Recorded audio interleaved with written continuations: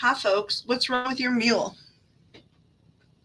I'm sorry for the delay, you guys. We had freaking every form of pestilence that the Bible could throw at us tonight.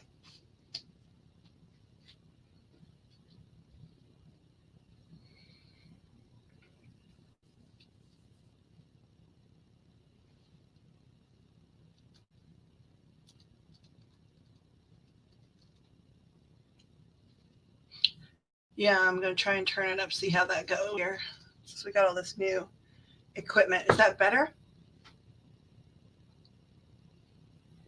I know we lagged by about 15 seconds here on the YouTubes.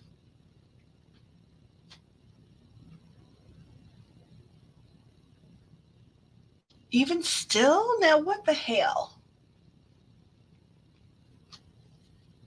What the hell? All right, hold on. I'm going to look in on it on my phone here and see what's going on.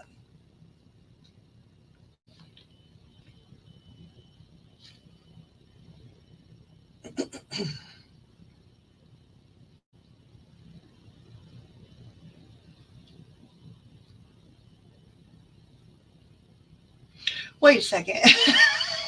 Wait a second. So y'all, can everyone else hear me all right? Wait a second. Okay, I'm playing it on my phone. Can everyone else hear me all right? Okay, girl. I'm so glad you have a fancy new computer, Belle. did you did you have the seizures? Abby, I'm so sorry. We meaning me, the royal we made you wait so long. I'm so glad we already decided. We decided that first reads are free tonight because holy shit.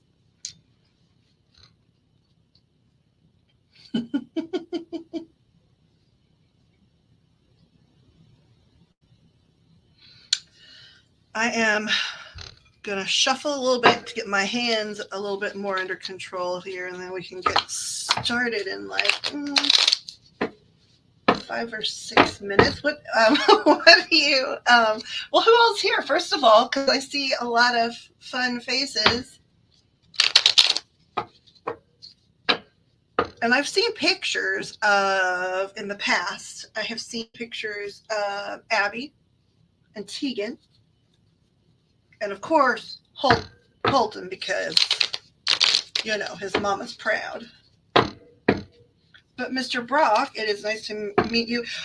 Is Brock in the picture at the restaurant? Hi, Miss Claudia. How are you doing?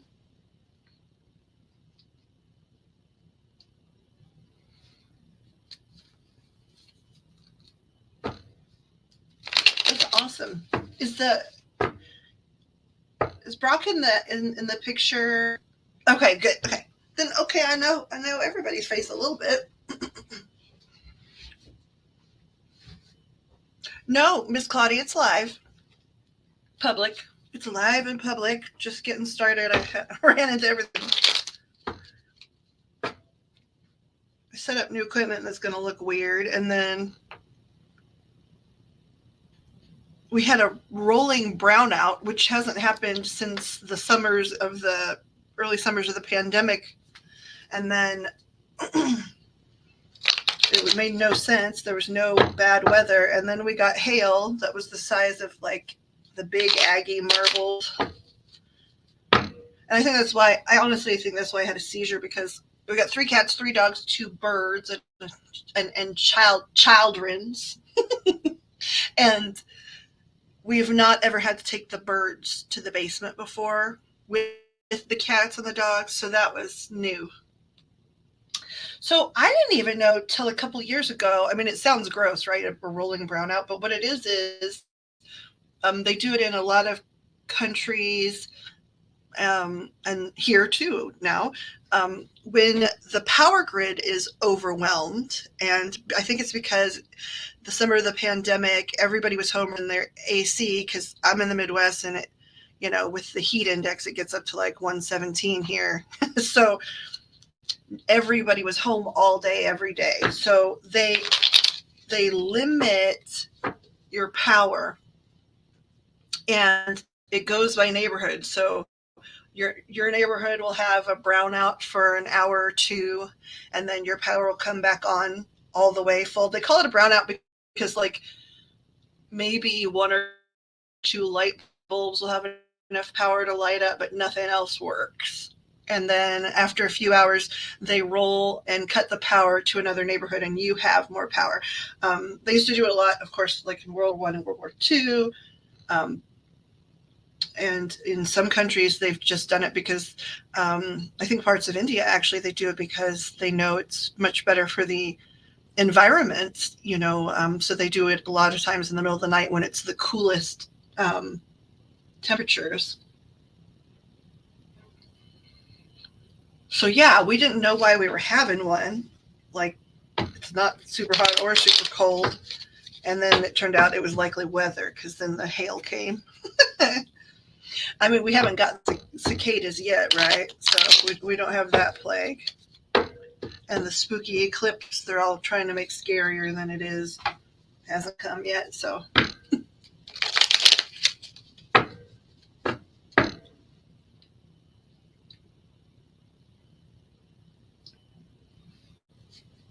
Claudia, your gentleman had a medical procedure today, correct? Is he doing okay? Or yesterday? I'm sorry, I'm losing track of days.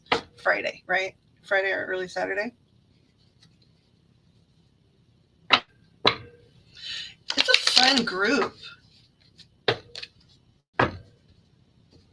Where did you? Well, I mean, actually, I'm going to read some people, so it's probably not fair to ask too many questions.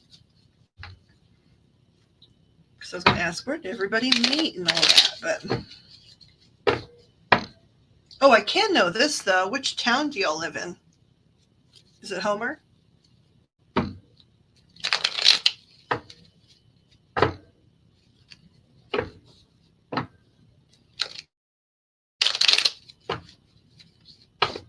Yeah, that's true. That's true. I didn't stream last night though. You and I both slept instead of being here till 6 in the morning. Rustin. No, no, ma'am. Miss Claudia, I knew he had. Okay, what did he have going on then? I thought he had something Friday. Wait a second. So I know Homer and Minden and I think it's Haynesville. How far is Ruston? Tuesday. Right. And then we saw you in here after Tuesday. Sorry, I think the lag is about 15 seconds. So if I'm sort of answering questions in a weird way. But I thought when we saw you midweek, you said he had something else Friday, or was that just he was going to get his results on Friday?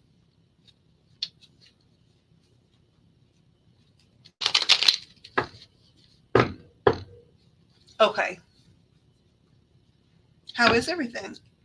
I know, like, I don't want you to give his private info, but is he all right?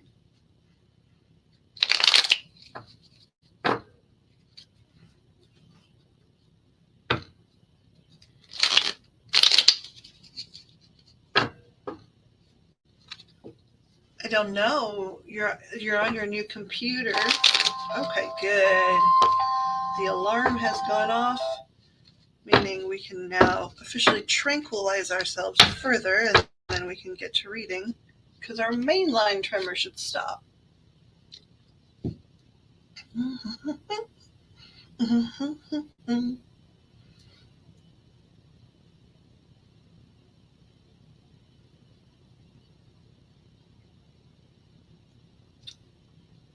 Hooray!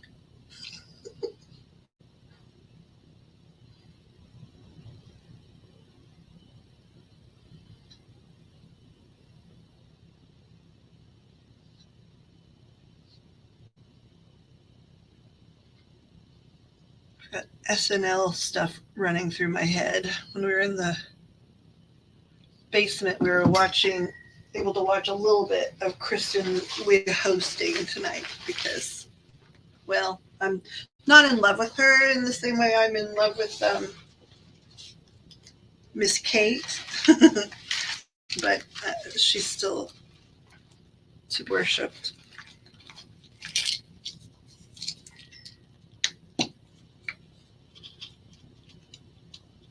No cancer or anything. The doctor doesn't know why he's having upset stomach all the time. His stomach is inflamed.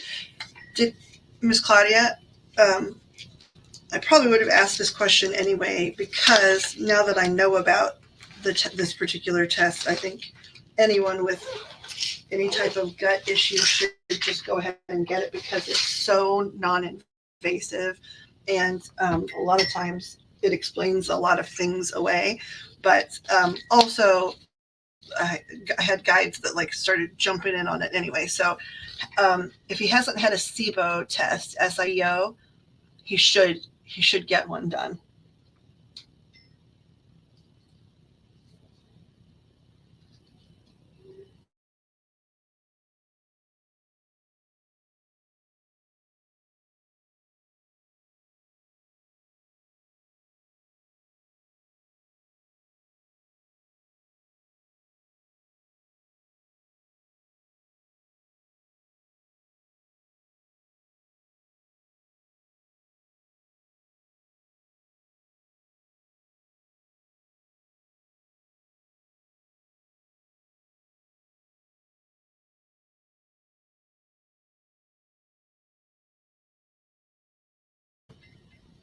Okay, so yes. So what type of read are we going to, like, where do you want to start here?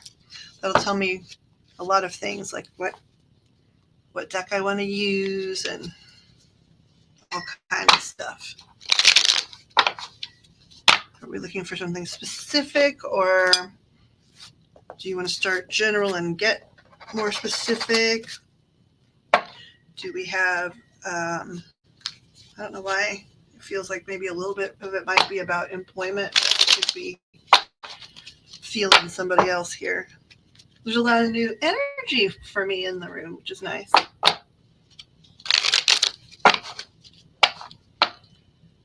Yeah, I don't know how long the lag is, Pix. It's been averaging, even in other people's lives, about 8 to 15 seconds from the time that someone speaks to the time other people hear them.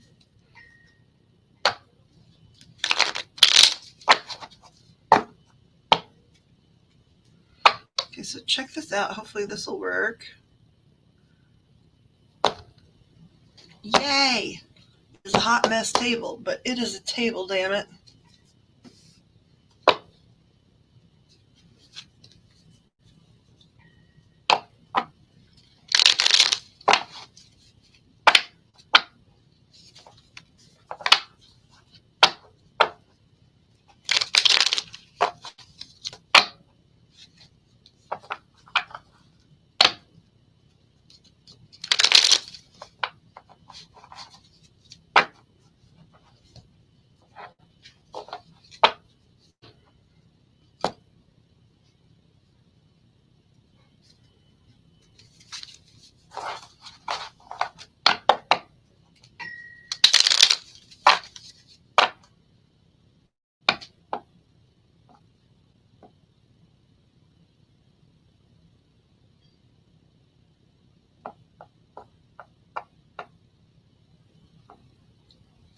For one of my lists would be wanting to know more about my grandmother on my mom's side. She died before I was born. I just want to know if she's around me. Also, career. Aha! See, it is her. Thank goodness. Okay. I was worried. Sometimes I worry that seizures might interfere with my energetic connection, so it might take a second tonight, and I apologize for that. But sometimes I warm up slowly, and then we get cooking. Okay, let's see. If I end up changing what I want to do, if I stick with what I'm doing now. Miss Claudia, the test is it's a SIBO. It's nope. I don't want to share a screen. I want to type, you silly thing. I'm trying to remember what the acronym stands for. Hold on here. I'll answer that question really quick so that we can dive into. Okay, so SIBO stands for small intestinal bacterial overgrowth. And It's frequently implicated as a cause of chronic bathroom issues and malabsorption. They may suffer from unintentional weight loss, nutritional deficiencies, sometimes even osteoporosis. Um, I have taken that test. It is so non-invasive. You don't even have to drink anything yucky. You go in and they do give you something. I can't remember what it is, but it's very small amount of something. And then you breathe into a machine, almost like you would if you were going to test your lung capacity or do like a breathalyzer test or something. And then they come in every like 30 minutes for about an hour and a half, and you do that, and then that's it. Then they measure the types of sort of gaseous things that come from there, and can treat it thusly, and it really has helped a lot of people. Just want to know if this might be a long term. I'm going to end up not liking it since it just started.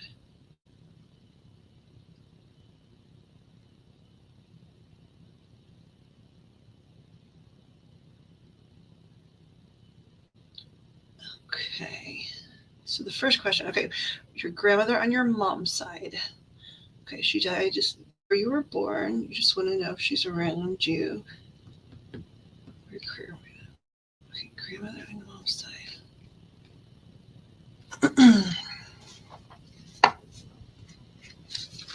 Your mama's mama.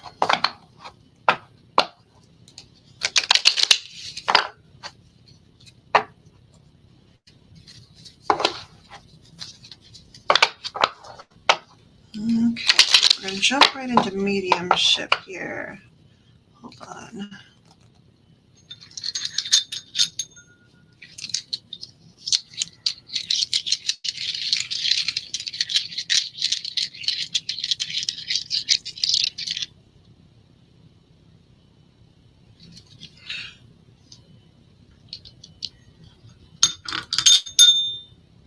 Wait a second. You're talking about these?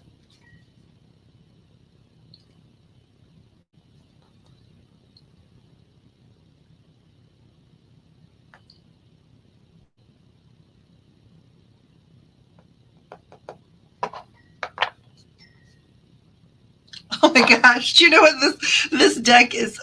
Sort of a funny deck. That's interesting, though. I'll definitely pull from it just for fun. The deck, the deck, the deck is called the Roast Iconic Oracle Deck by Marcella Kroll, and it's just ridiculous. Like, they've got troll, unicorn, simp, bitch, feral, trigger, get fucked, like all kinds of cult leader. Like, it's a really interesting, goofy thing. Now, actually, it gives better reads than I ever thought it would, because I thought I was buying it because it was funny. But that's crazy. That's crazy because, yeah, it's sassy. Sassy. Hold on, I'm gonna get the rods. Get the rods out because I have a feeling since we're jumping right to grandma. Would you have called her grandma? I feel like that might be wrong. What would you have called her? Like, I mean, I know she's your grandmother, but would you have called her something else, like Mimi or Nana or? One second here. Where do I have black stones? Okay.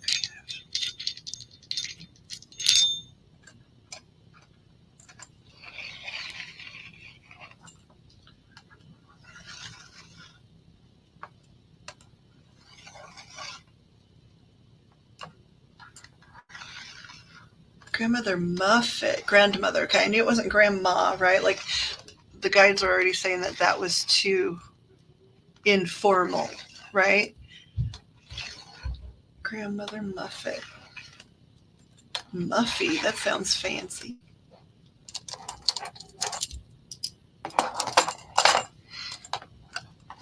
So it's like, so she passed, of course, as you're saying, she passed before you came around. But it also feels like, and I know they called her grandmother, but just tuning in so far, it feels like she passed or crossed much younger than they thought she would, even if she was a grandmother. In here.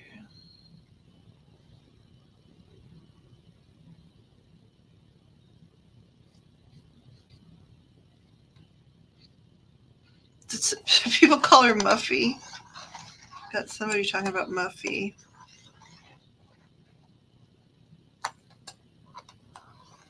Yes, she did. Okay. Because when somebody's called, grandmother, we would assume that potentially she was an old lady, but I don't think she was an old lady. Or transversely, if she was an old lady, the rest of her family died when they were like ancient, and they were very surprised by her passing. Or at least at the age of her passing. Okay, hold on here.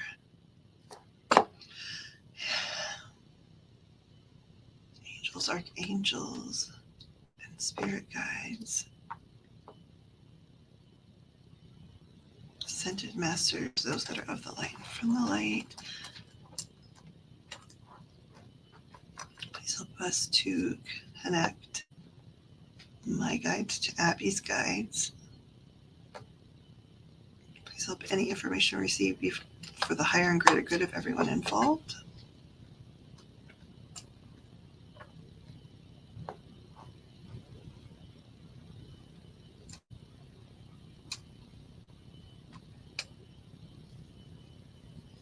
Please, I'm going to let you guys watch the door. I'd like to work with angels, archangels, guides, preferably with the rods initially, but I am trusting you guys to keep the door. And if someone comes through, I'm going to assume that it is for the higher and greater good and for the safety of all that is involved. If for some reason that is not the case, please let the rods go still.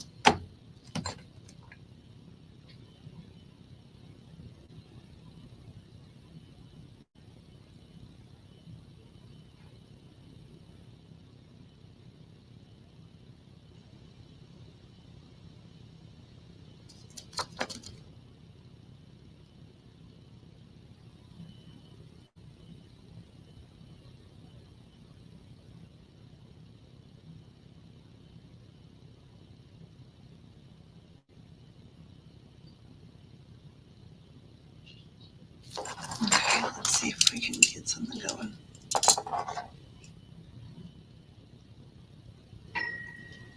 Let's see. All right, we got a lot of new tech in here. Is this tech making the rods hard to manipulate for you guys? No. Okay, thank you. This is angelic energy, correct? Thank you. Can you please show me what a no is going to look like for you? Thank you. Is the energy slow because of the technology? Is the energy slow because I had energy issues myself earlier? Okay. Is there something I can do to regenerate? Okay, hold on 1 second. Thank you. I need to look around here.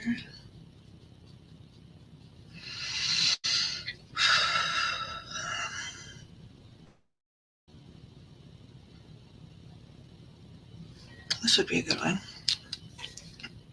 Just while I'm pausing to do this skull, I can't remember the name of the stone, but it's the exact same stone that they used that comes from Stonehenge.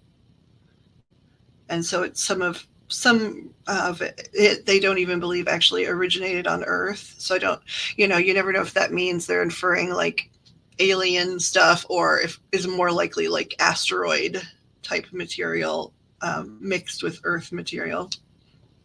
But it's really old.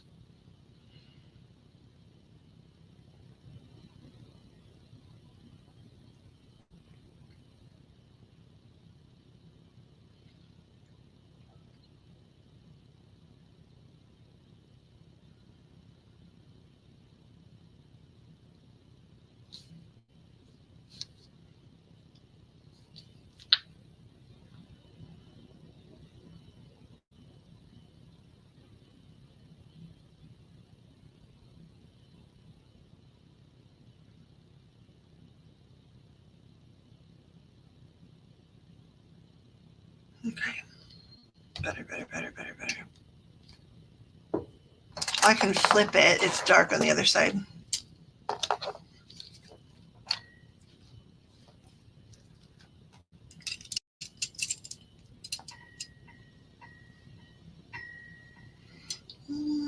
Okay, let's wait for somebody to tap in.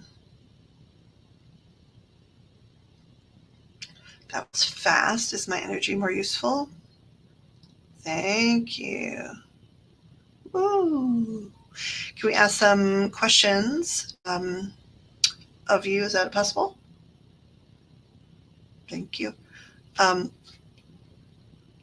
do you love, respect, and collaborate with what we most of us would refer to as God or gods? Thank you. Are you in a position where you are permitted to lie to us? No. Will you withhold anything that is not safe for us to hear? Thank you. Are you from Archangel Gabriel's group? Hello, thank you. Okay, so we need to ask some questions about Abby's grandmother, Muffy. Are we able to do that? Excellent.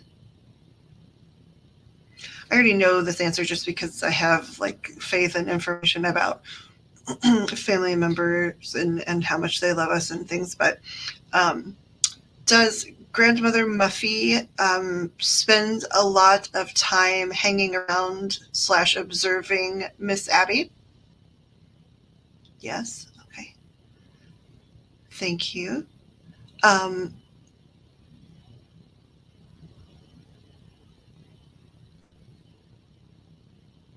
you guys saying there's something in which there's something. Okay, Abby, does your I guess I'll ask the rods first. Are you guys saying that? Am I hearing you correctly when I hear um, Abby's mother has said she does certain things or looks a certain way and reminds her a lot of grandmother Muffet? Muff, Muffet? Yes. Okay, thank you. Um, just because I'm trying to test where my energy is, just because like the seizure sort of got in the way, and I'm sorry about that. Abby, can you validate that? Has your mom had a history of comparing you to grandmother Muffet and saying, I'm not sure what it is yet, I'll be honest, but there's some comparison that happens all the time, like you sound just like my mother when you do that, or you look just like my mother when she was blank blank blank. I just need to know if we're on the right track. If not, I need to back it on up. Yes, she does a lot. Okay. Okay. Thank you. That just helps me follow the yellow brick road a little bit.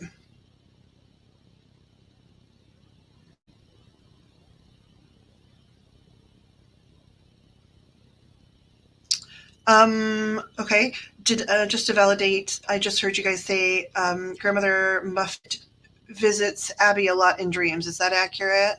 Okay. Abby, are you able to remember those dreams? Do you know what dreams I'm talking about? Because she visits you in your dreams a lot.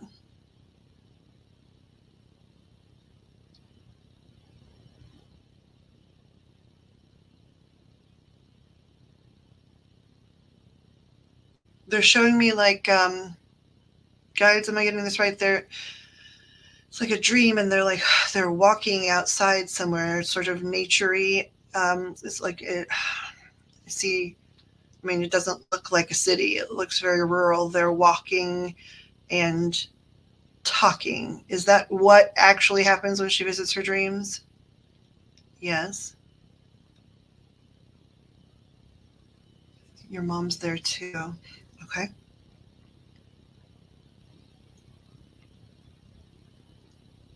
Okay. Um, is that an energetic meeting? Is her mom actually sort of there in spirit like we all can be in dreams, or is are they using her mother in the dream to indicate, like, to better solidify that she knows who grandmother Muffet is? Oh, that was a complex question. um, does she bring mom into those dreams so that Abby can recognize her? Yes. Okay.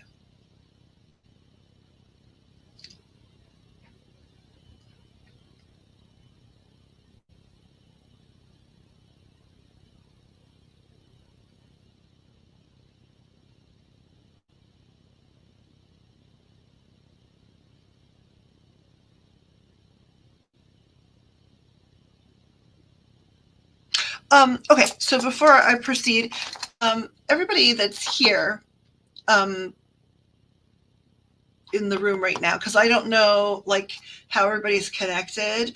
Um, um, and I really want to ask Abby, like, is your current or recent romantic, or however you want to put it, partner in chat right now?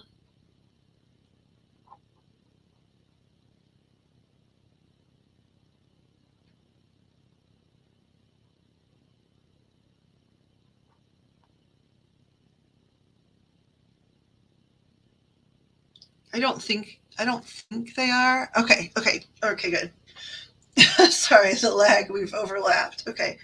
Um, Well, they're wanting to talk about one, so there might be one from the past. Have you had trouble in the past? They're talking about they're talking about a partner or a former partner. Well, you don't have one right now, but I just mean a partner that you've had at some point, and he was not good at boundaries, meaning like a little bit stalkery. Um, what they consider to be way too possessive. Is this ringing true? Because they sort of want to talk about that, um, in terms of a theme.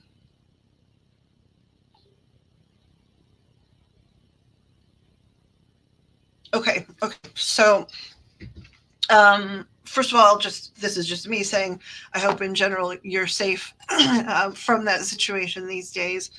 Um, but they were wanting to talk about it because it feels like it was likely one of your most recent, um, I'll just use the air quotes, longer term, right? That's relative, but um, it was one of your most recent longer term situations. And because it was so complex, because he just honestly, he strikes me as a restraining order Randy. You know what I mean? Like, um, it's just, it put a weird, sort of taste in your mouth in general, on dating. And they're talking, and I don't know if this is true, so you'll have to tell me, like, tell me, hey, you're way off, like, please do, if it's not. But like, they're talking about how, um, while of course on many levels you want a partner, that situation was upsetting enough that you're worried about future engagements with other people. Because so basically what I'm hearing is sort of like, um, you sort of are making jokes all the time, like, "Where's my person?" Like, I always never a date for Abby or whatever it is, kind of joking and also kind of wanting a partner. But so they're saying you say that kind of stuff, but really, like at the center of you, you're not sure that you could handle another one of those dudes, or dudettes. Um, dudette, like how old am I? My God. Um, old is the answer. But, you know, it's sort of, they're talking about sort of, they're sort of talking about manifestation, right? In terms of wanting something very badly, but also standing in your own way because of fear.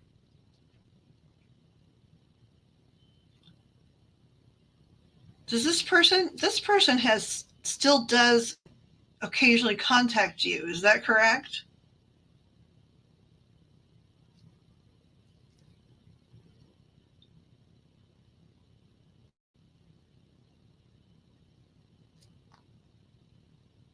Oh yeah, yeah. Okay, so first of all, where do you guys asking guides? Where do you want me to go with this? Because I know you want to have a conversation about. Um, so they want that, they were bringing it up. They meaning grandmother Muffet is bringing it up. She comes to spend time with you. I think some of those dreams that you had with her and your mom were after. A lot of them were like if you had had a particularly upsetting occurrence with that partner on that day. Um, they're indicating that those would be the nights that you would have dreams where your grandmother was appearing because, um, and there was a reason for that. Like she was there trying to, um, soothe your energy and make you feel safe. Um, trying to sort of clear pathways energetically in your life to sort of make sure you could get sort of eventually work your way out of that situation. And so I don't know if you like sort of directly call when you had those dreams, but that's sort of what they're saying. They're saying she definitely is around you, and she definitely um, really has always been working with you on that issue. Of course, she's your grandmother. She loves you. She, works with you about a lot of things. She engages with every part of you. But she's saying also there was something in her life. I'm not sure yet if it was like her one of her a spouse, right? But she had a similar issue in her life. She had a really possessive um, uh, sort of obsessive partner, at least one in her lifetime. And so I've never heard this before, actually, in a reading, but um, okay, there you go. But what they are saying though is that it's not just, I think the reason they want to talk about it is it's not just like, hey, you stumbled into that. This is like, how when they talk about uh, breaking family cycles and things, a lot of times they use that in reference to really significant things, right? Like addiction or like child abuse or whatever. And but it can apply to slightly less intense issues, right? If your family carries that energy, and more so than family, right? I believe in soul clusters rather than soulmates. I believe that, I mean, we have lots of soulmates, right? Different types of soulmates. Some are like friends, and some are our children, and some are our lovers, and that kind of stuff.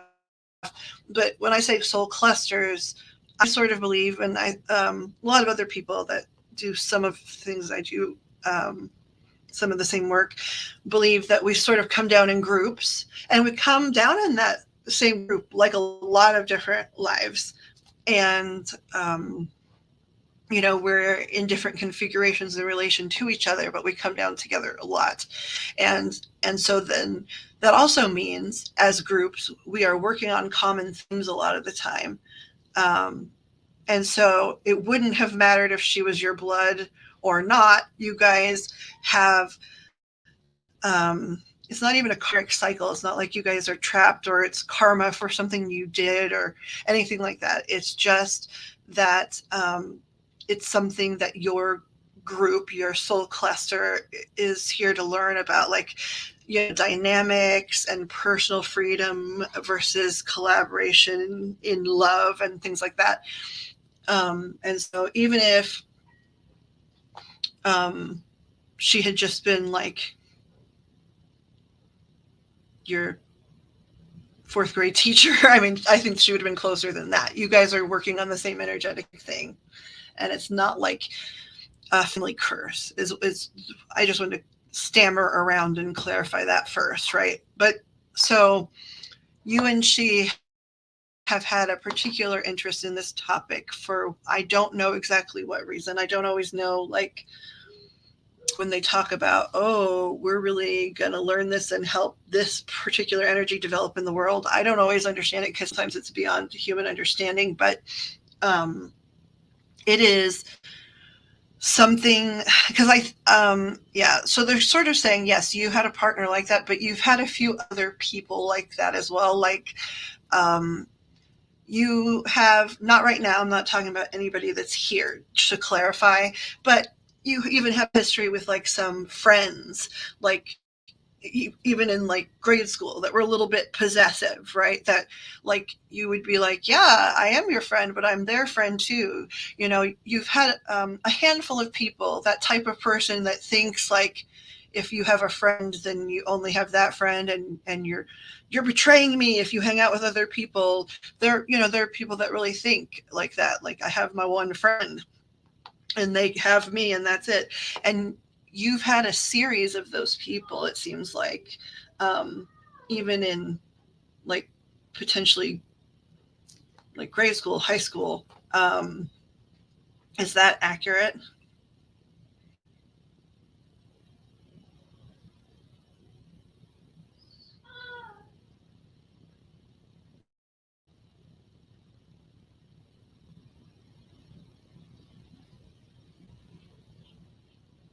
Yeah. Okay. So, and that of course also contributes to you being nervous about relationships, right? Um, and I suspect one of the reasons why they really want to talk about it is, manifestation is like a magnet. And so sometimes we attract what we're worried about just as much as we attract about, what we want. And so I think they're likely talking about this because they want to work with you to clear the fear a little bit, so that, number one, you're not as afraid to move forward in certain things, but also, um, so that you're not drawing in more of those people. And sometimes it's a hard one to. This is a particularly. I've played this game, this energetic game in particular, um, a lot in this particular lifetime. And it's, for me anyway, you're probably much smarter, but it's been a really hard one to untangle, um, because, um, I mean, I know, I can see it, and they're telling me you don't do anything like to encourage this in any way. There are some people that are real attention whores, right? And then like, when people pay attention, they freak out. You're not like that. I mean, of course, everybody loves to be noticed by the people that they care about and spend time with, but you're not somebody that is sort of setting herself up, right? You just want to live, freedom, right? Like, personal freedom is what they're saying now. Like, you don't need to be in control of anybody else. You don't want to boss people around, but you just want to have autonomy and be in control of you. And you've run into a lot of people that think that's not the way it should be. They should be in control of you because they're your friend or your boyfriend, or it sounds like, have you ever had trouble at work too? like a coworker who was slightly superior, right? There was a coworker that was slightly superior that was also really possessive-y, it sounds like.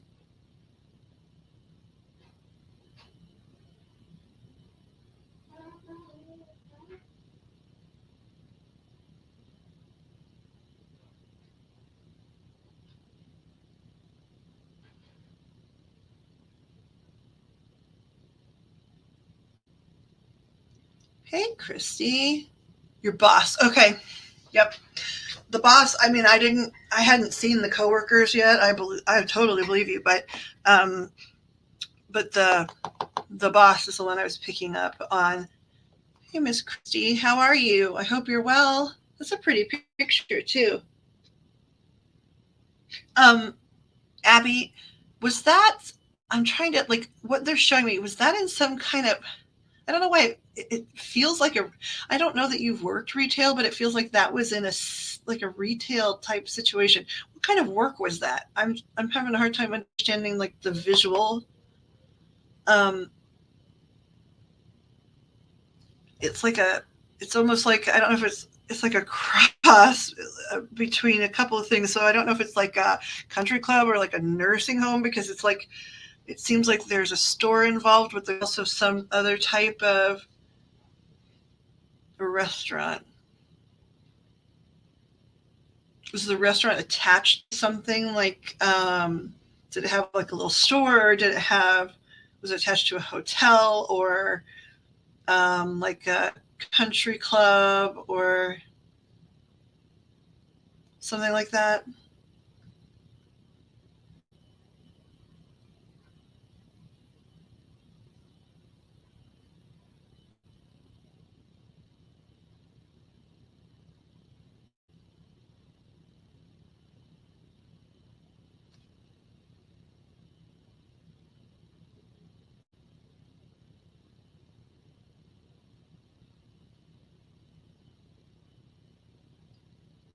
Seafood market and a pizza place. It was in a shopping center with parts store and a storage unit and dollar store. Okay, that's why. Okay, so it seems like surrounded and all mixed mashed with like a lot of different like sort of different energies. Seafood market. Yeah. Okay, that makes some sense because it had weird traffic. You know what I mean? For a restaurant, it was like different. Um, but they, but there is something about who golfs. Does somebody golf? Because um, sometimes I get like like I'm seeing different parts of your story overlaid or whatever, right? So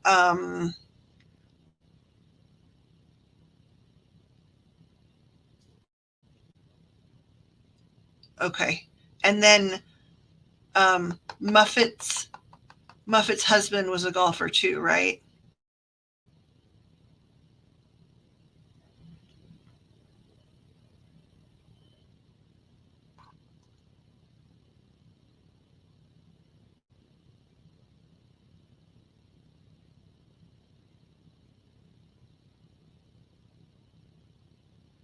Yeah, I don't like the boss at all.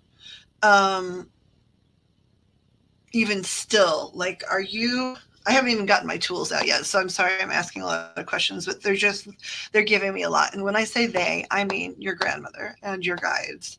So, and I think she's giving us a lot because she wants you to know how very with you she is almost at all times.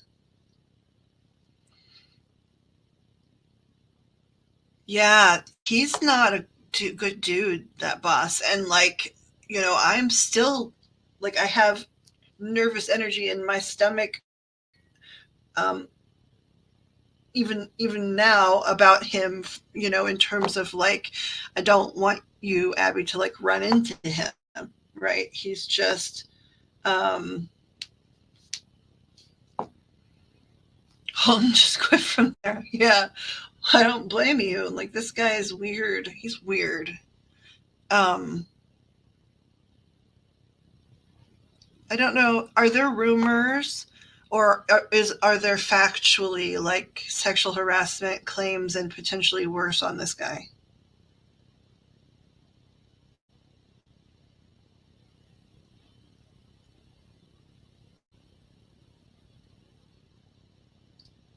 because grandmother is saying, literally, she's showing me. So, like, anytime you cross paths with this guy, you get, um,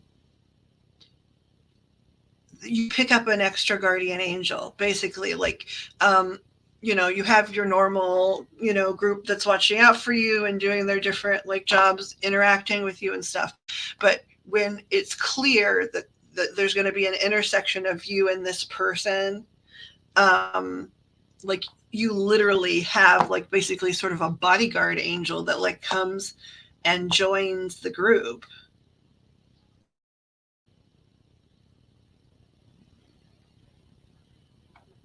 And she wants you to know that, like, um, because she said, this was the quote from Muffet. She said, um, "He's a real bulldog for you." So it is an angel that identifies that presents as masculine, right? That's large, and he. Okay, they're saying, you guys you were close in a past life to begin with, and so he has a very strong interest in keeping you safe. And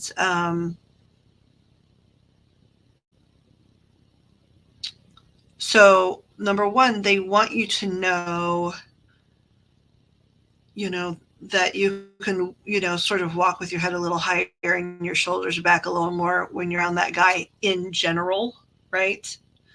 But they are saying, I'm trying to decide because I really want to confirm this with cards, this particular thing, but they are saying something like, you know, if you're ever looking around and you like are in a situation where like you realize for some reason, and I think this might apply to, you guys saying this applies to all females, or are you talking about Tegan in particular?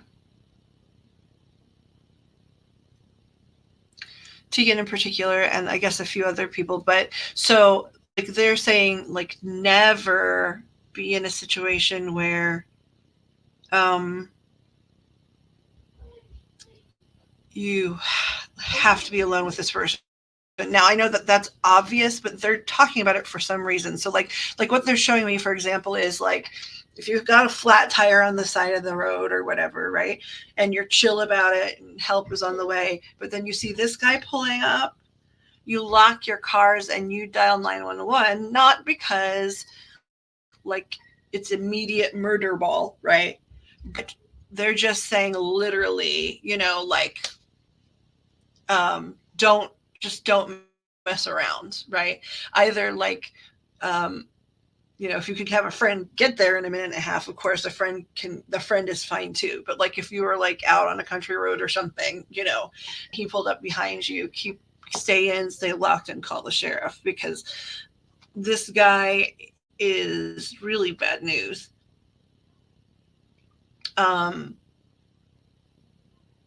And so they've got you, they're just sort of saying, um, they've got you, at all times. You get extra protection, like when you're within, like, they joke instead of 5 mile radius, but it's like a 4 block radius or something.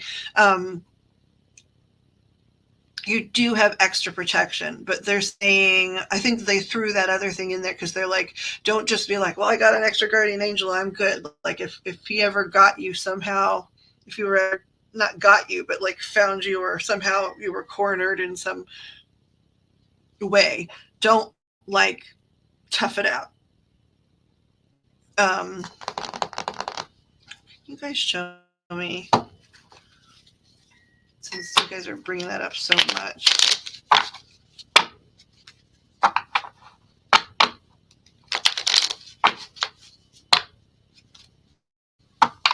Have you?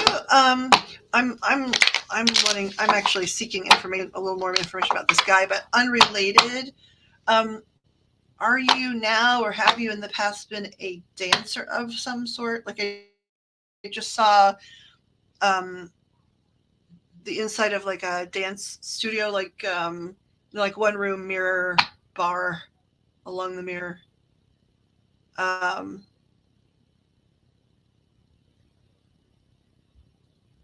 is that you, or are they trying to talk about one of them? Okay, hold on. One thing at a time, guys. I guess we're gonna. What do you guys want us to know about this guy, this particular boss guy? Okay, first of all, can you show me? Um,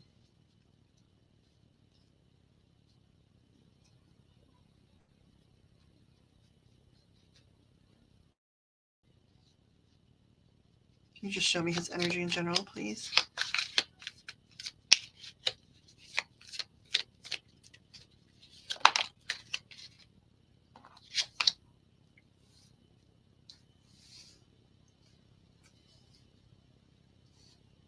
Um, okay, I won't ask you that yet.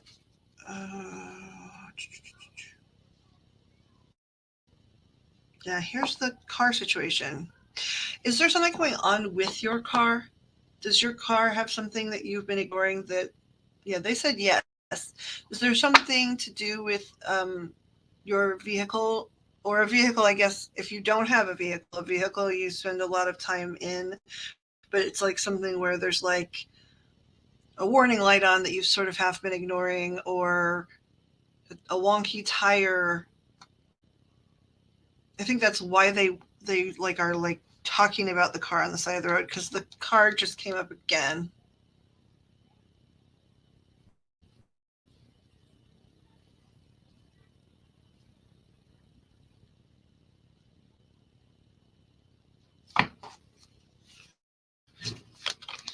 We're still talking about this guy. Mm-hmm. Oh, is this a double? Oh, I didn't even know. Oh shit! Yeah, he's gross.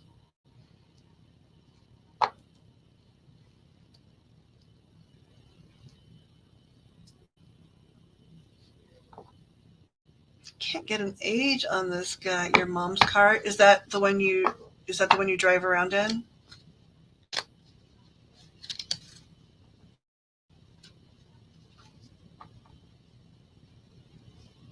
Because they're talking about, something being wrong with the car, and that being something that, like, is directly related to your safety, not meaning like the car is going to blow up, meaning like it could stall out on the side of the road, and this is not the right time in life for that to be going on.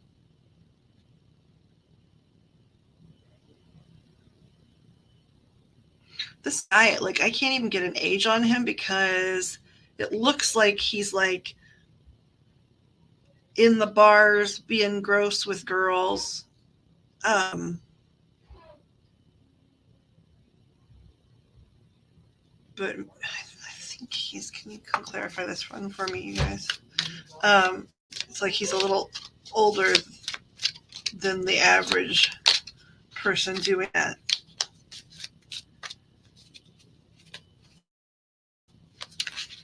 Okay. So we'll have to see then. We'll have to clarify what they're talking about with the car, because they do. They want to talk about the car.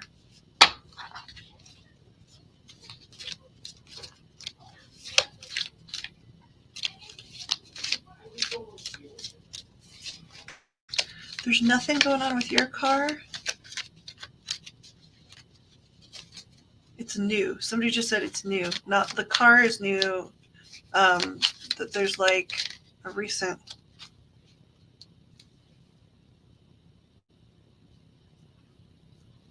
Hey, is Creepo McFreak married?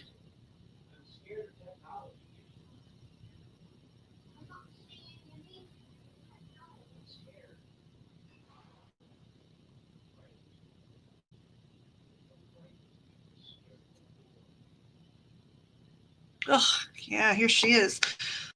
Like, he's gross, and she doesn't. I mean, I'm sure she cares, but like, she seems like she's kind of a piece of work too. I can't tell if like she's just like equally an asshole, or if she's just tough because she's got it tough being around him. But like, this looks like creepo pervy uncle lives in a van man with hyper Karen, like super Karen.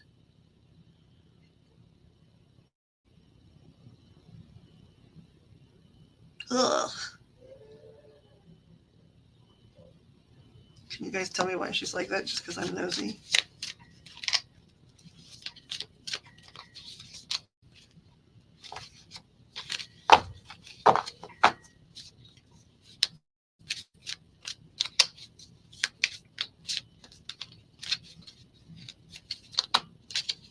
Is she hyper Karen? Okay, yep. It's a situation she creates herself. She's a dick, right? Is that accurate? Mr. and Mrs. Dickbag?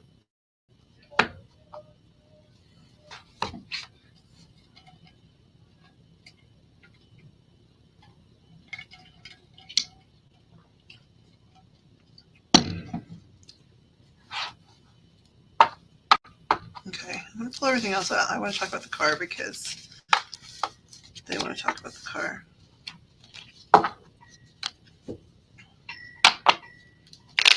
Please tell me what you're talking about with the car. Because she has a different car. You guys still talking about her car? Abby's car.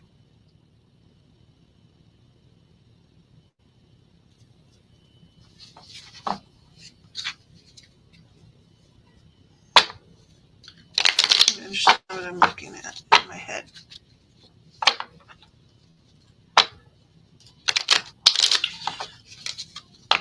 Do you like, because your car is better, do you trade it with someone? Like, okay, so like if you have a friend or family member or something that needs to go farther than you, do you swap cars?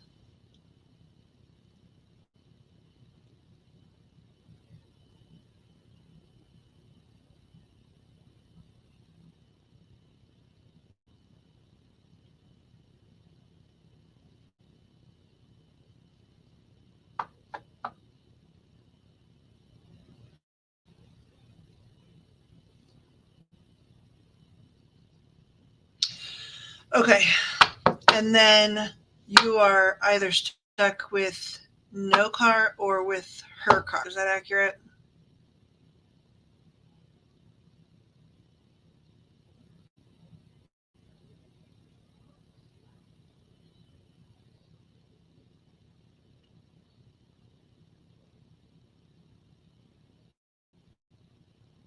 Yeah, okay. So that's okay. So we circled back, even though it's not your car, right? We circled back to Clunky, sweet little Clunky the car. Okay, so let's find out about what are your guys' concerns about this. And it's Grandma Muffet, right? Um, on the other side of your family, paternal side, um, there's an older man. I would assume that he's a grandpa, but I guess he could be like a great uncle or an uncle that's like older than the average uncle, like a different generation. Do you know who I'm talking about? Because um, if this is not like on dad's side, then mom's family is split in a way where there is one good older guy. So like one good grandpa figure that you liked. Do you know who I'm talking about? Because there's an older guy that stepped forward just now with Muffet, with grandmother Muffet, okay, and talking about loving you and wanting to keep you safe. And he's passed. Is that correct?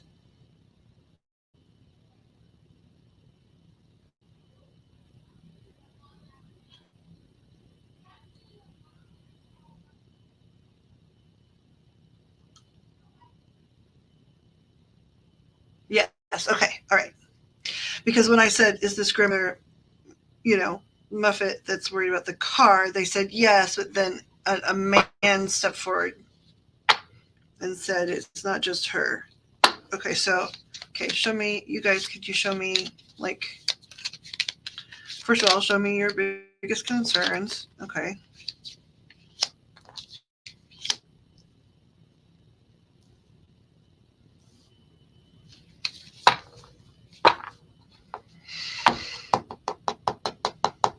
Can I get a clarifier? I think I know who that is. Can I get a clarifier?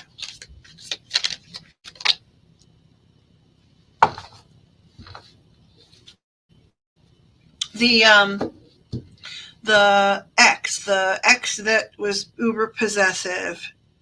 Um, I'm pretty sure this is who they're talking about.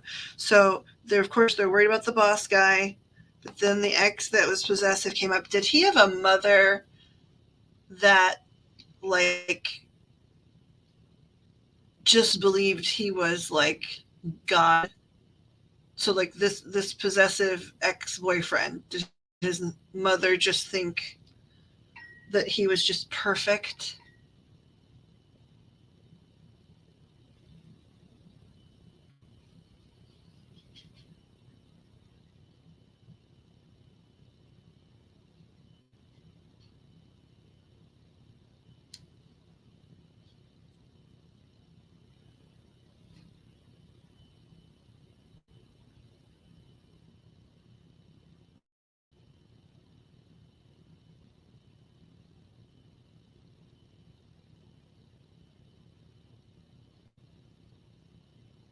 Okay. Hmm. She took his side. And she bankrolls him still?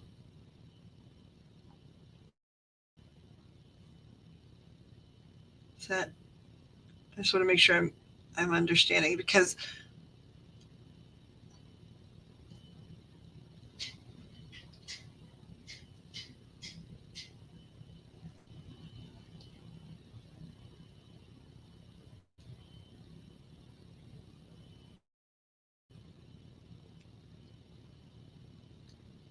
oh okay, it could be good. Let me ask for a clarifier. But I think this is him, right? Like this is him. Okay, hold on. My cameras are different now. So hold on. Okay, there we go.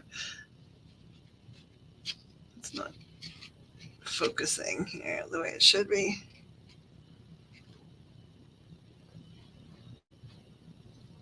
Thought he was perfect. Okay, that's who I'm talking about. I'm talking about Grandma. This is him though, little twerp. And this is Grandma. Okay, that makes sense. Okay, so the chariot.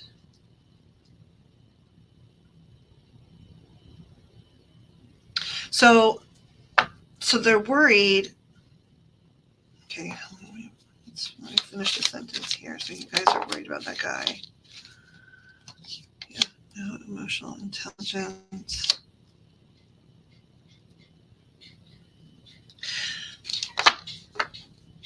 They just really want to talk about like, um, do you like? Okay, so I don't know the way. Like, I know a little bit about Homer because I've taken like car tours online with Pixie and stuff.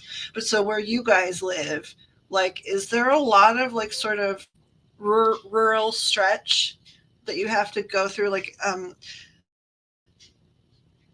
just to get to the other side of things? Like, if you left Walmart or whatever to get home, you need to go sort of through a rural area. I can't. Every time I say rural, I think about 30 Rock and the rural juror. Because they really, usually, like, I'm not trying to scare you, and they're not trying to scare you, but they really want to talk about this um, car safety. Because, like, here you are again, like, on the side of the road, and twerp,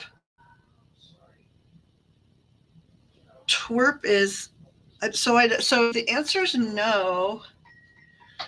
Okay, so between there and home where it is. Like, Abby, do you have like a regular path that you do like that? Like, is it to get to your mom's house? You have to go that direction or something because they just really like. I think that this is like maybe a one-time event, and they're trying to prep or a potential event, right? Okay, they're already here. Are you from Archangel Gabriel's core? Thank you. Can I ask questions about this car thing because they're really wanting to talk about? Is that correct? Yes. Okay. Um, and this is grandmother grandmother Muffet, correct? And then Uncle. I almost Uncle Al, but I don't think that's it.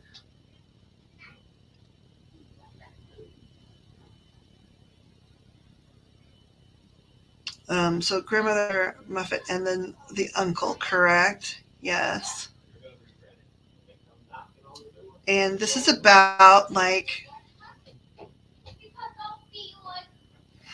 I mean, you guys keep talking about like being stranded on the side of the road, correct? Yes.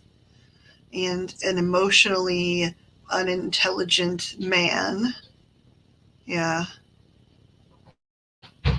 And so at first, like we were talking about the boss, is the boss the one you're mostly worried about? No, you're not. Okay. That makes sense because the kid showed up in the cards. Does Twerpy follow her around a lot more than she thinks he does? Yes. Now, because you guys are keep trying to talk about this particular event, are you talking about it? Because a lot of times, like there are things we were supposed to live through and we don't stop and stuff. But it seems like you're trying to ensure that there aren't interactions like this. Is that correct? Yes. And so it's for Abby's higher and greater good that you intervene about this car thing. Okay. Yes. Just because her mom drives the car too, is her mom like? Are you worried about her being stranded in the same way? No.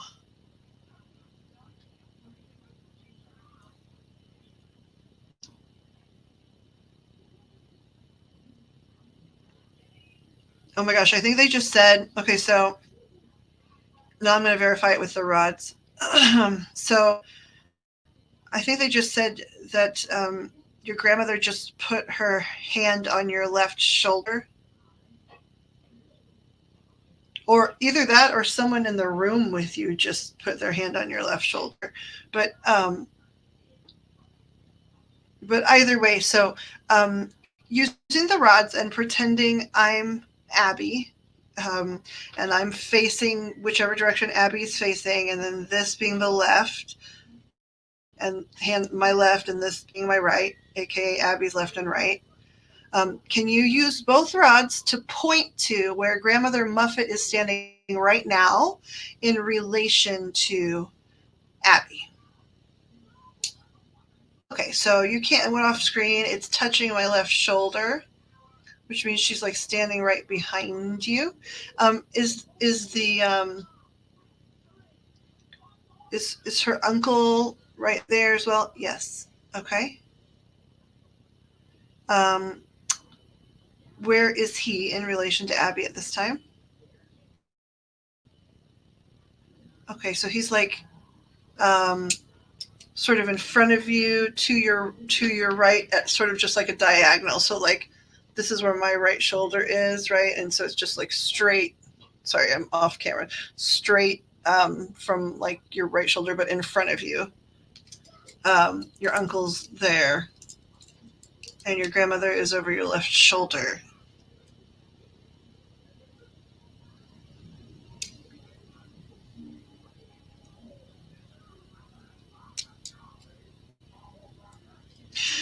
this car thing that you guys want to talk about so much, um, are you worried about one very specific potential event? Yes.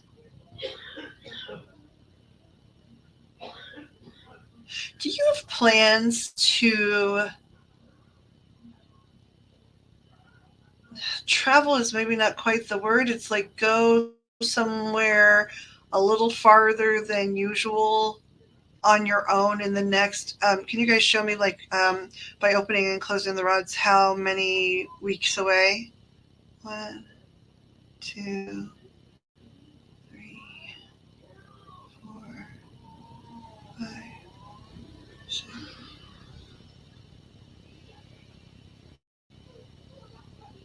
So in like 2 months, do you have a plan or a trip or like a wedding or something?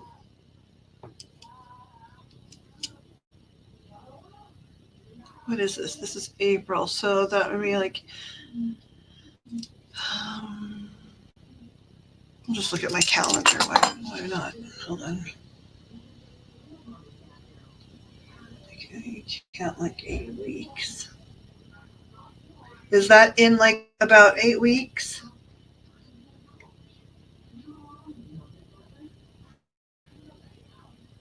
Okay, here's this.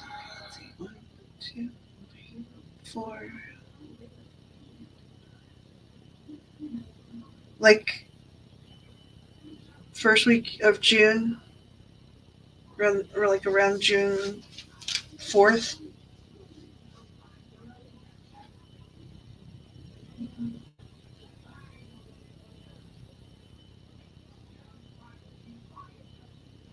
Um, so that's what they're wanting to talk about. Okay, so like of course they want you to be safe at all times, but they want to talk about that. So if you were going to go visit your cousin in Florida, well, you guys are in Louisiana, so um,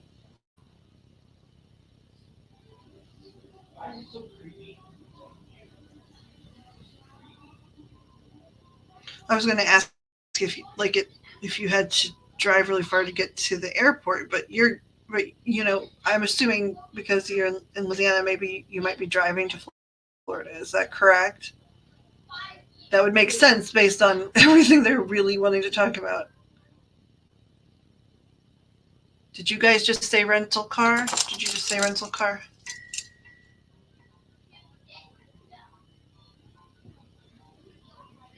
Um, did you guys just say? Did I hear you correctly? Did you say get a rental car? Yes.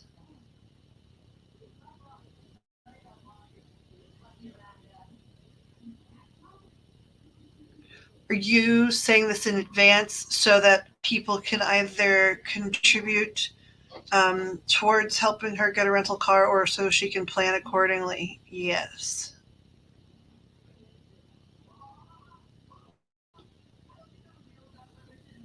But what does that have to do with Torpy? Like, what does that have to do with Torpy?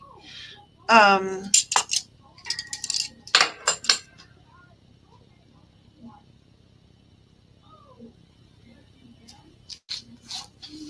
okay, we're going to leave Torpy here.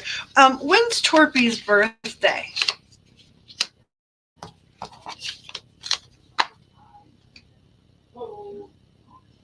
I can't tell if this is just representative of his attitude or if he's an actual air sign.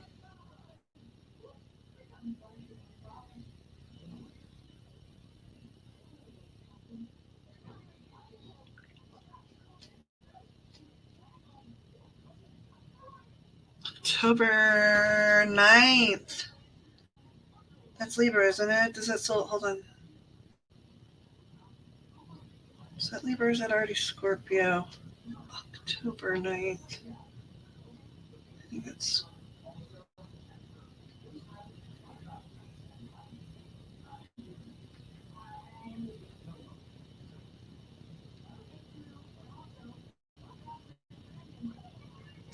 Yep, yep. That's an air sign. So, okay, that's for sure him. That's why I said he's an air sign.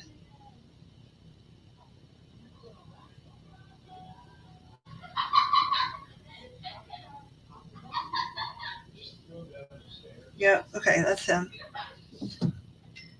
Okay. So it's definitely there's definitely Torpy. So not only is this him, right? I knew it was him when I saw him, but this is swords, which is the element of air. So it means it could mean sometimes depending on how you interpret it, that this person is an air sign and Torpy's an air sign. Yeah, the little man's laughing. Hey, by the way, I saw what you said, Miss Christie, and that's lovely. I didn't want it to pass by and be ignored for too long. I'm sorry. May 9th, my daughter and I are putting my mom's ashes in the ocean. We did get 3 gemstone perfume necklaces that we put tiny ashes in. That's lovely. Um, my my fellow 6.5 years passed on Valentine's Day, and so I would love to be able to do that. We can't in this case, but that's awesome.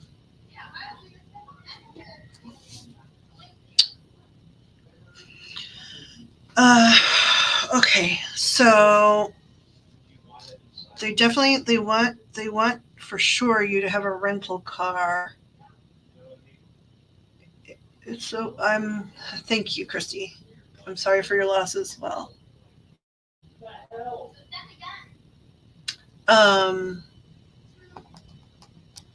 so Torpy. Does Torpy have any connection? I'll ask you first, Abby. Does Torpy have any connection? Because they don't usually spend so much time talking about one issue, but they really want me to get this right. So for sure, they definitely say you must have a rental car if you're going to travel like that. Um, and because I know you say your car's good, um, but they're saying something like the rental car, um, would have immediate roadside assistance, would have, um, all kinds of things that they want you to have um, if you're traveling that far. But before, and I want to get you more reading about other things, right? Like I know this is sort of a like weird topic to stick on, but it matters to them a lot. So, um, is who frozen? Me? Are you asking if I am frozen?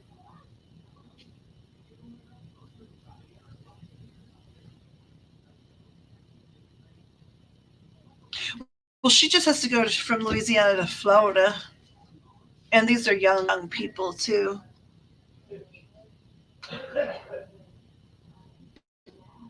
Can everybody hear me?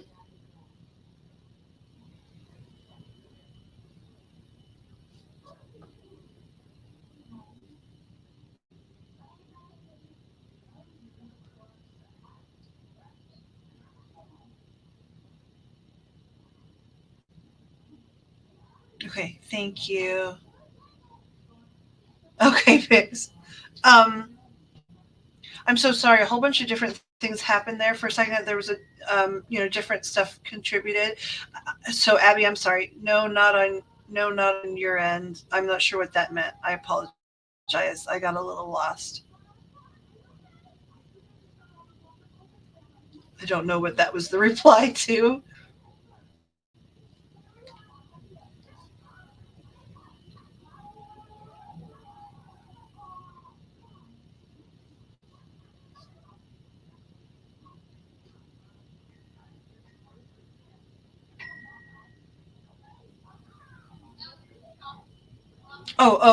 Okay. Because I was like, I don't know what I asked her in the reading. I didn't hear myself ask a question. Sometimes when I'm talking to spirit too, it's a lot of voices. Okay, so um, they do want you to take a rental car. Um,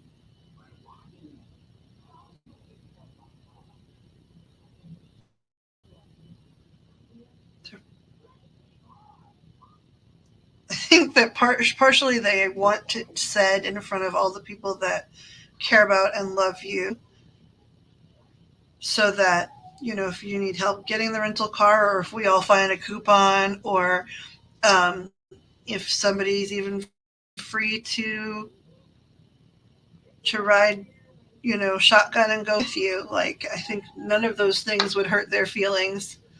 Um,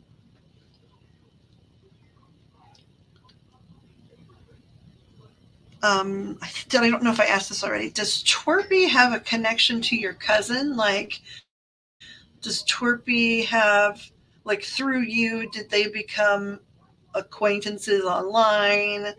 Um,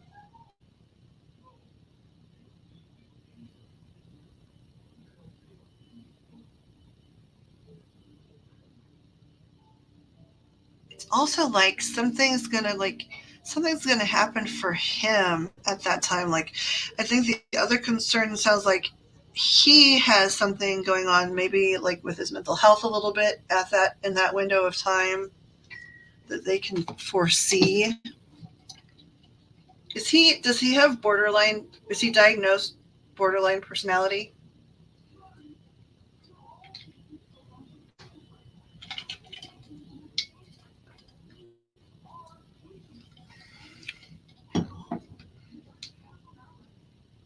They were not friends by any means, right? I was just wondering if there's a connection. Okay, so you guys show me. I'll shuffle a little bit. What are your concerns in this particular? Because you're talking about Twerpy, you're talking about car, you're talking about this trip. What are your particular concerns about Twerpy in regards to this particular scenario, this period of time related to the car? What is it that you guys are so like wanting to make sure? Oh, that flew out. Okay.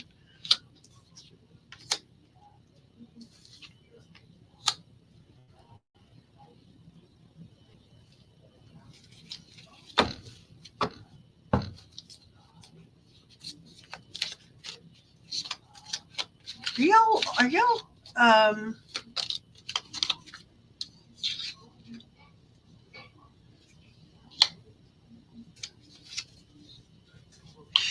are you guys, how close are you guys to the line of the eclipse?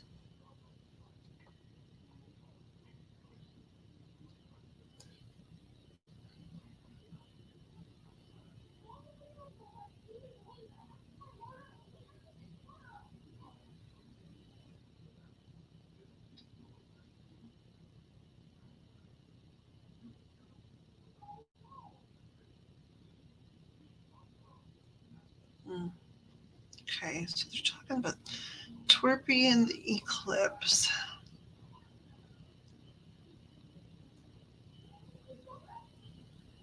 which I'm almost like a little bit bummed, guides, because like everybody's telling about the eclipse, and I was so happy there hadn't been one in the talk about it in any reading. But I get it. Okay, Abby, are you a fire sign? When's your birthday, doll?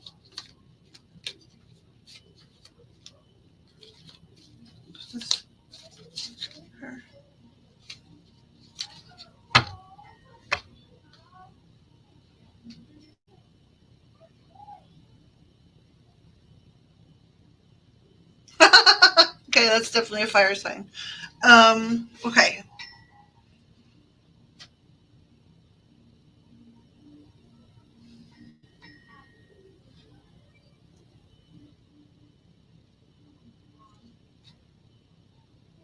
so this is him. This is you. This is the eclipse. This is the new argument that he wants to start right around the time of the eclipse. They'll have you flabbergasted. What does that have to do with Florida?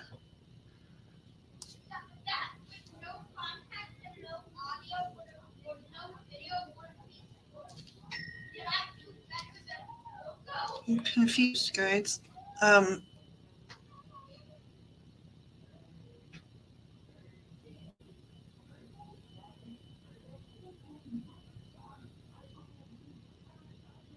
has he tried to like invite you out to, or has he tried to?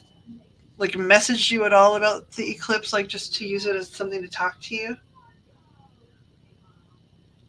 like via maybe like social media or anything?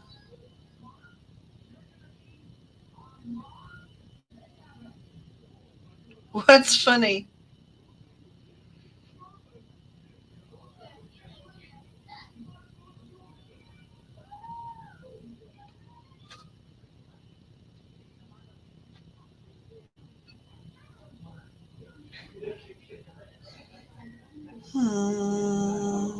I don't understand this.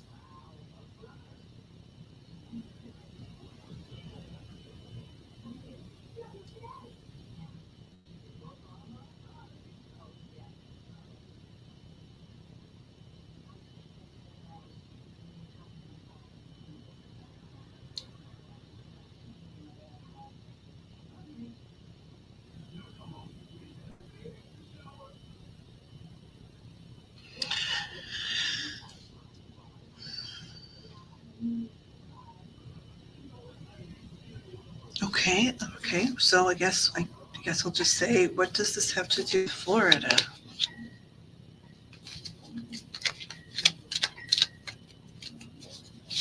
or rental cars?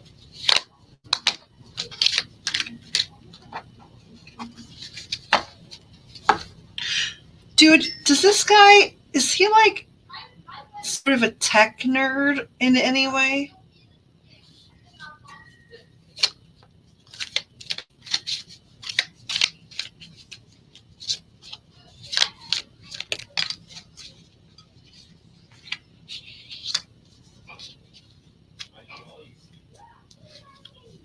Anyway, okay. That's okay. Interrupts his plans. This is what came next.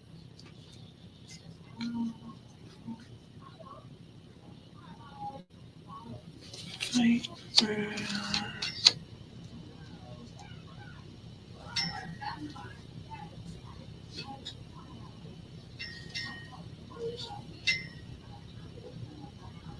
So I'll tell you what I heard, and I don't understand. Um, it's I'm gonna get the rods out because I don't understand this. I mean, they want. Okay, you guys are right here again. Like the rods are just. Um, do I have angelic energy?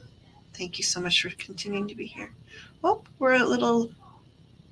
Are we letting human energy practice rods?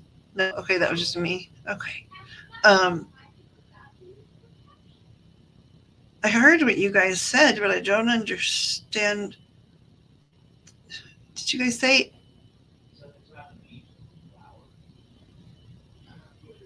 Let's get in my head first because it sounds so nuts.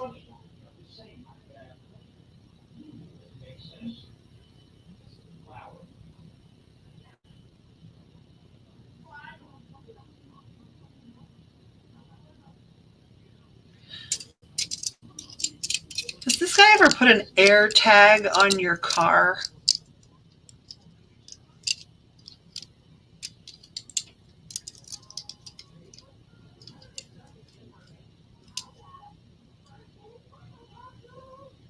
By the way, it's interesting because they're not going to. The sad thing about this is until like we figure it out, a lot of times they won't let it go if it's important to them, right? They're just going to keep repeating it or and adding more till I understand or you understand. However, um, on your phone, okay. Um, so, but I do want to say this though. They keep showing me a guy um, down the road, like a good guy, your guy, or a guy that's going to be your guy at least, for a while. That's a good guy. So it's sort of like your grandmother's like, we have to talk about this right now, but like tell her like there is eventually like there's this cute. He's cute too, and he's got his act together. Um, I don't know what your type is at all. So I don't know if this person is your type, but like he looks like he's quite tall and he's fair, like pretty close to blonde, like really light brown, if not actually blonde, and tall. I'm trying to think. Sometimes I can like go, oh, they kind of look like this guy from this show, or seeing an actor in my head, but I don't know his name. Hold on a second.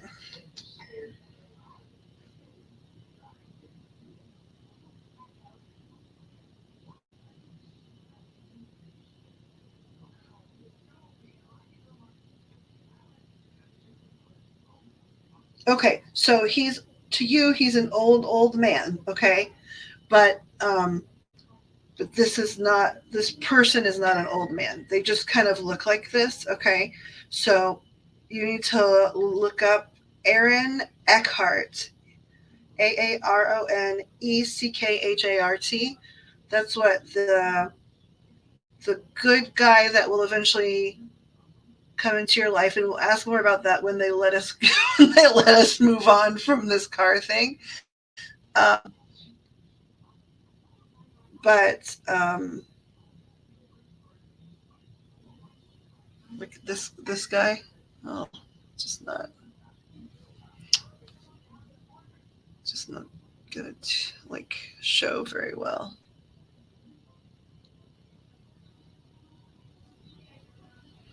Um, but taller. So Aaron Eckhart, it says, because TV stars and movie stars, they're all short, or short-ish. Um, this gentleman is going to be taller than that.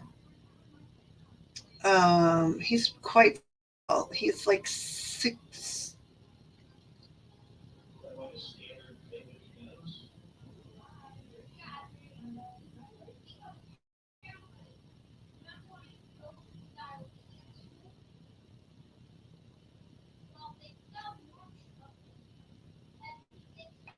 I think he's like 6'2" or above.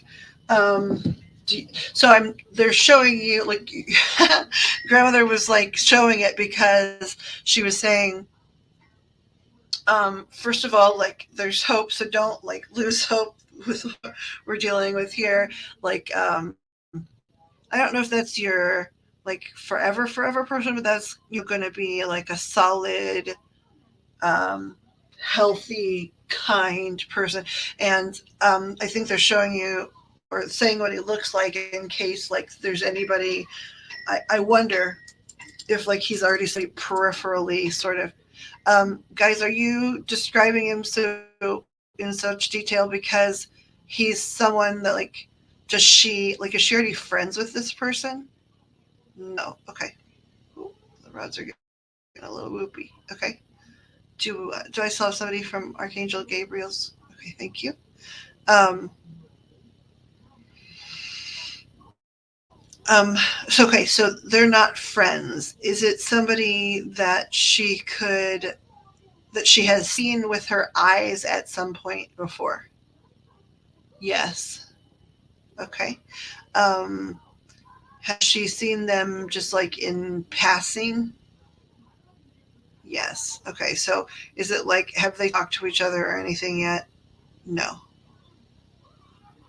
Did you guys say something like about a veterinarian office? Yes. Okay. Um, is one of your friends, does one of your friends work like at a vet's office?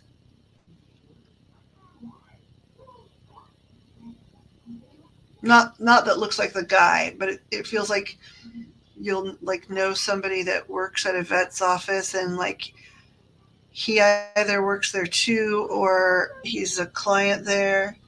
Um,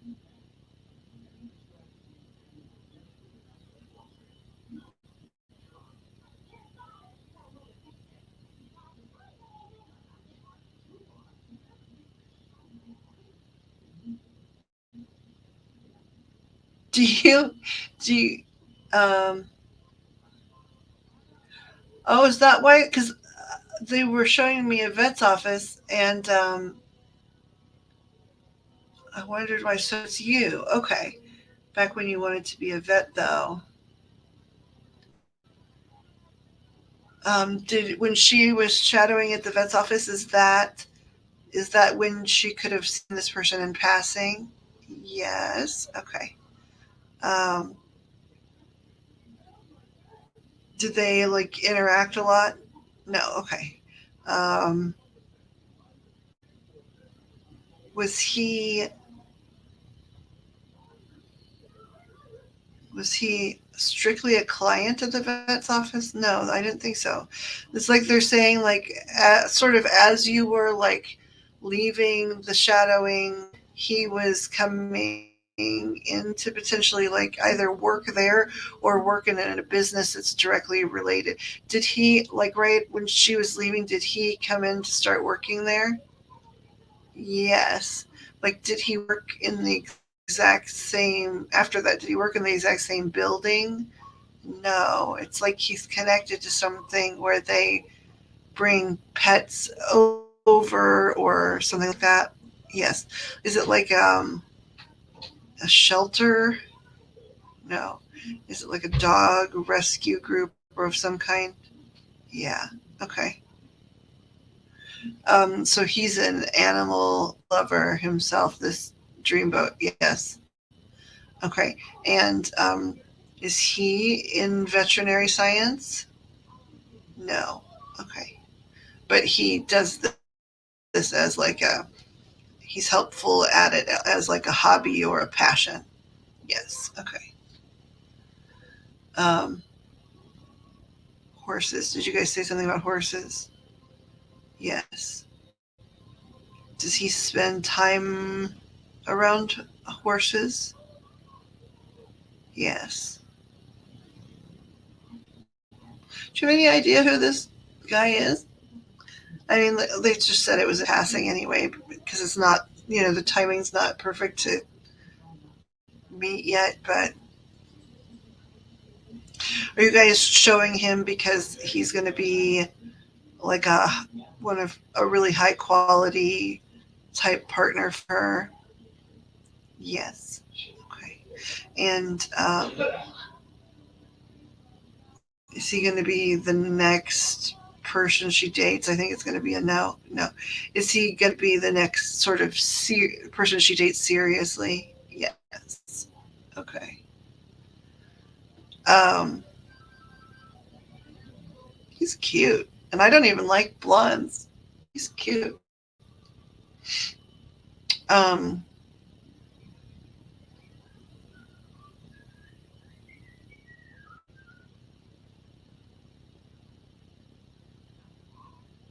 something about horses. Okay. So, um, you guys are answering questions about this guy. Can we move on and give up on the issue of the car? No. Okay. Um, okay, so we'd asked about the air tag, but he had tracked her through his phone. Um,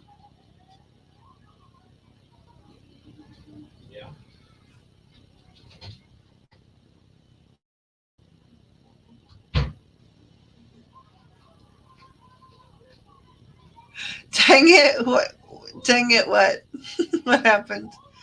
And did you ask a question in your head, Abby? Did you like ask a question that you'd like answered? Because the rods answered you, and that can happen because I didn't ask a question, and you're the one being read. So, did you just either say something to everybody else? Um, like, yeah, dang it about the car. That's true. But did you ask another question? Like, did you say to them, like, "Hey, I wonder if it's so and so," or did you think a question? Because the rods answered you. That's why I would like to, I'd like to clarify that for you.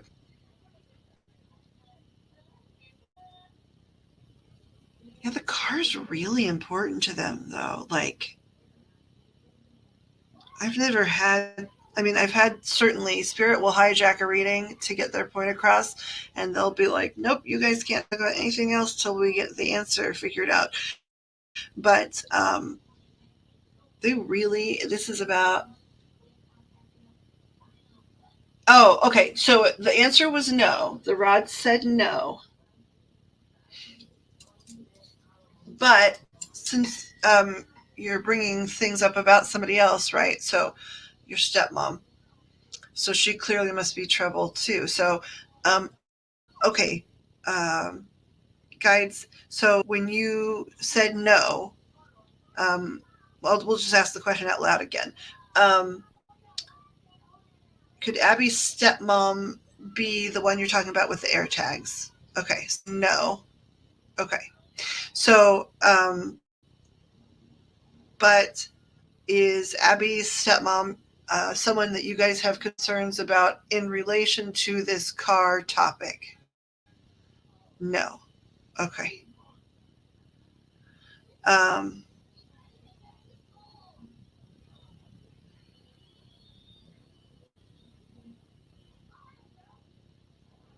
so just to clarify, because we were early days in the reading when we were talking about the boss, um, guides.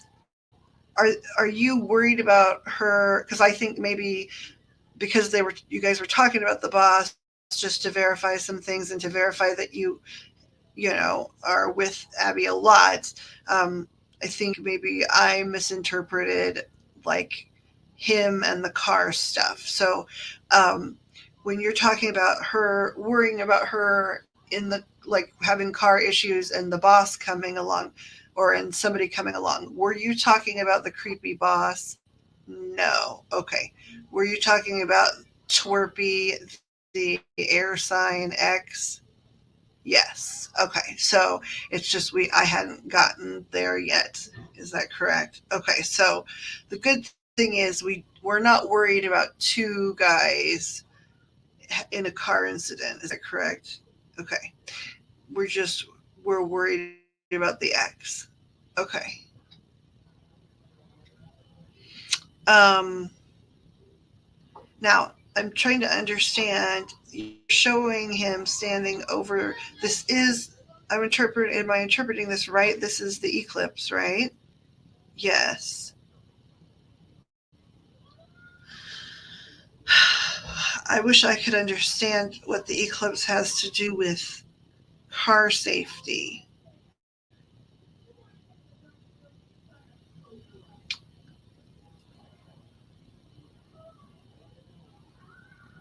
Okay.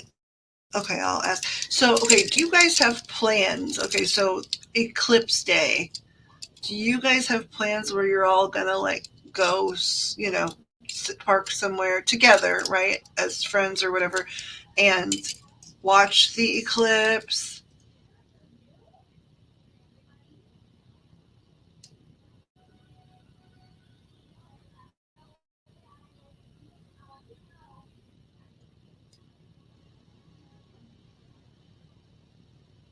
To be at work that day.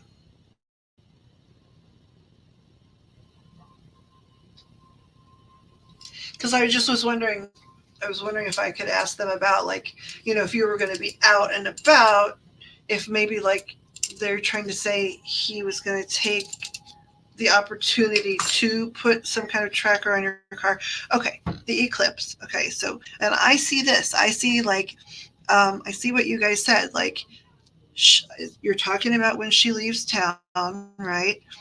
And um, something about when she leaves town to go to Florida, like he feels really weird, like about like she's going to be too far away or something, and um, he feels like it'll make him feel like he lost her, even though she's long gone, and that he's gonna like. Does your cousin, when you're going to Florida, do they live like in a part of Florida on the water?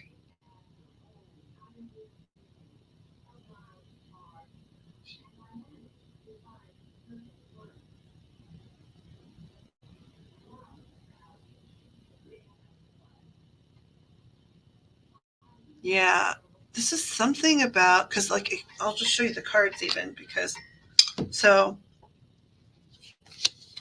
okay, I keep forgetting because I usually have the camera over here. So Torpy's here, right? This is like a new, like sort of like starting a new problem. This is the sun, but it's upside down. This is the eclipse. This is you. Actually, the Queen of Wands upside down, um, because he's going to, the eclipse marks something that happens where he might somehow decide to, you know, like you'll feel like you're in the upside down. Like it's like they're saying, and the whole thing is we're trying to prevent whatever the crap this is, right? Okay, so then, but this is talking about your trip. This is you leaving on your trip on, on the water actually. And then him feeling like, see, this is like a happy couple. You guys aren't a couple, but Crazy Pants feels like when you leave somehow, like that threatens your couplehood, even though you're not a couple. And he feels like he's lost the battle for your heart. Like he's gonna, I don't know if he goes through, does he go through cycles like this in the past where he's always sort of unpleasant, but he has like mental health breaks where gets sort of worse for a while? Because then this is him again, like going, thinking like about romance and following you all the way to the water. That's why I asked if she's on the water. But the thing is, I don't think, I'm going to get a verifier. It's not like going to literally follow you. Yeah, it's like kind of like this is you though. Like it's like there'll be threats. So, and I think what's happening is they're trying to ensure that, this just isn't a problem for you. Yes, he does cycle through health things. Is he like get real weird about conspiracy theories? Like, um, because I'm wondering if, how there's a lot of crazy things that are being said about the eclipse, right? It's the end of days, and the eclipse brings in this part of the Bible and whatever. And so if he's unwell, and then he is somebody that sort of gets freaked out by that stuff or gets obsessed by that stuff, um, it's not the smartest, right? I don't think you have to be smart in order to believe like some stupid crap. Like it's like something about the eclipse. I don't know. Let's see. What about the eclipse, guys? Can you show me? It's like going to trigger him to be all worried about everything, because he's not well. And then, that will include you.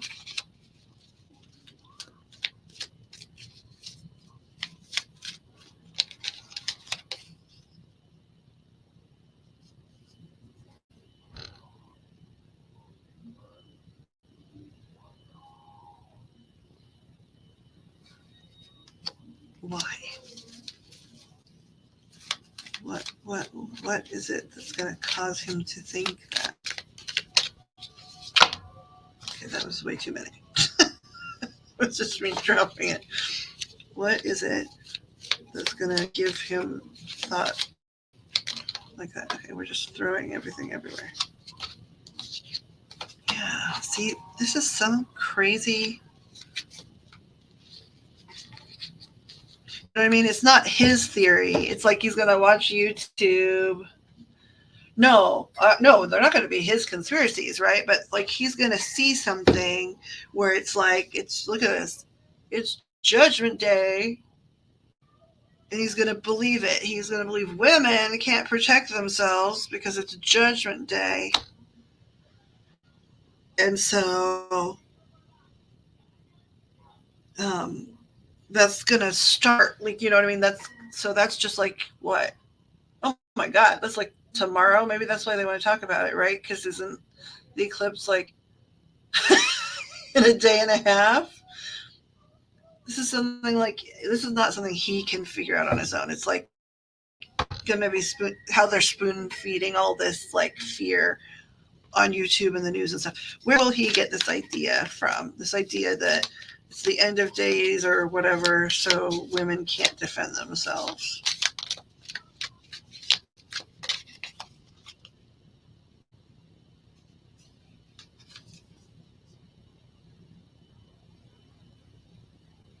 Oh, that's crazy grandma.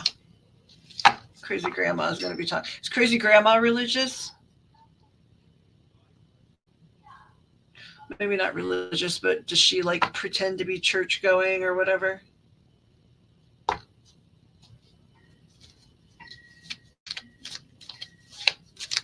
Yeah.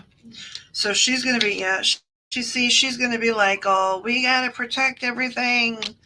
You know, the Bible says, the Bible says. And listen, I'm not making fun of the Bible because, like, it's one of those, like, I think Jesus is pretty cool. It's just his followers that freak me out, right? So I'm not like being nasty about the Bible. I'm being like weird about people that are overzealously fear mongering. Let's say even they were right and it was the end of days. Why make everybody scared about it? Like, what can we do about it if they were right?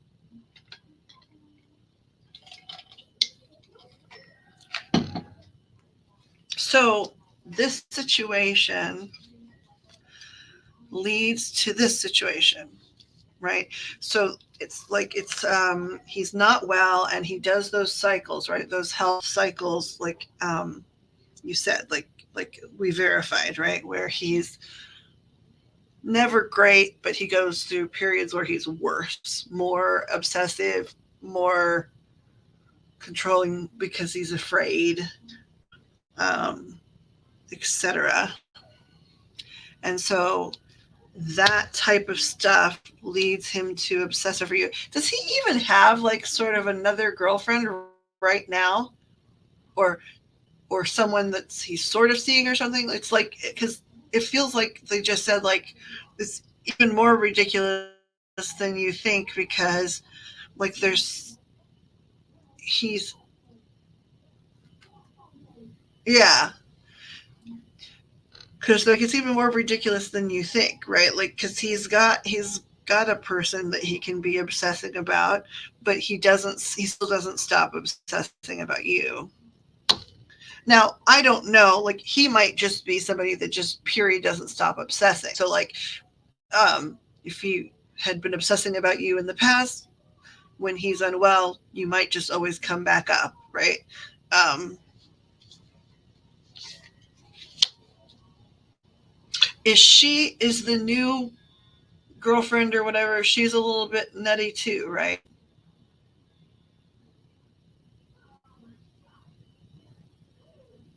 It's like you very clearly don't want to have anything to do with him, but feels threatened by you in some capacity.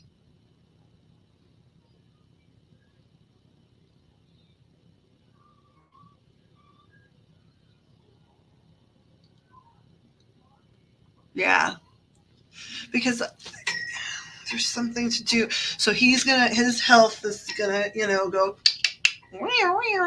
um some because of all kinds of things, but the events that are happening now. So that's probably why instead of being like elaborating on the other things, they want to talk about this like right now because it's happening like in a day and a half in terms of like he's already afraid. um and grandma being all churchify weird is not helping, and um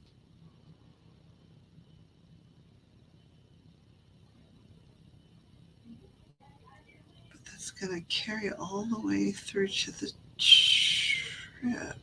Okay, guys, can you show me? Because like the other things, your grandmother has said, like she brought up the dancing thing. I even know why, like because she wanted to talk about having been able to see you do some of those things. She talked about like um two things in terms of the dancing just really fast, but then wanted to move back to this, right?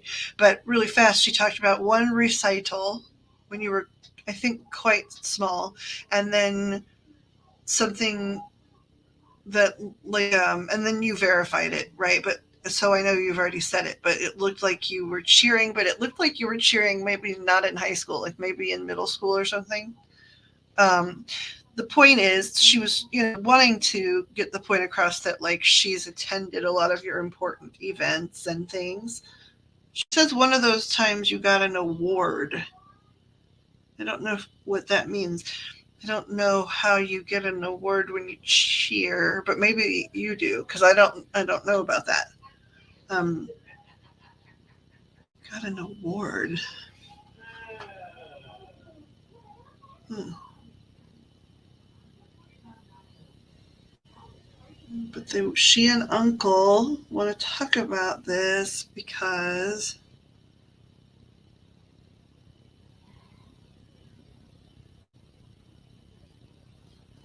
they just said something. They just said, "Oh, cheer captain, there you go. Got an award. There it is." Um,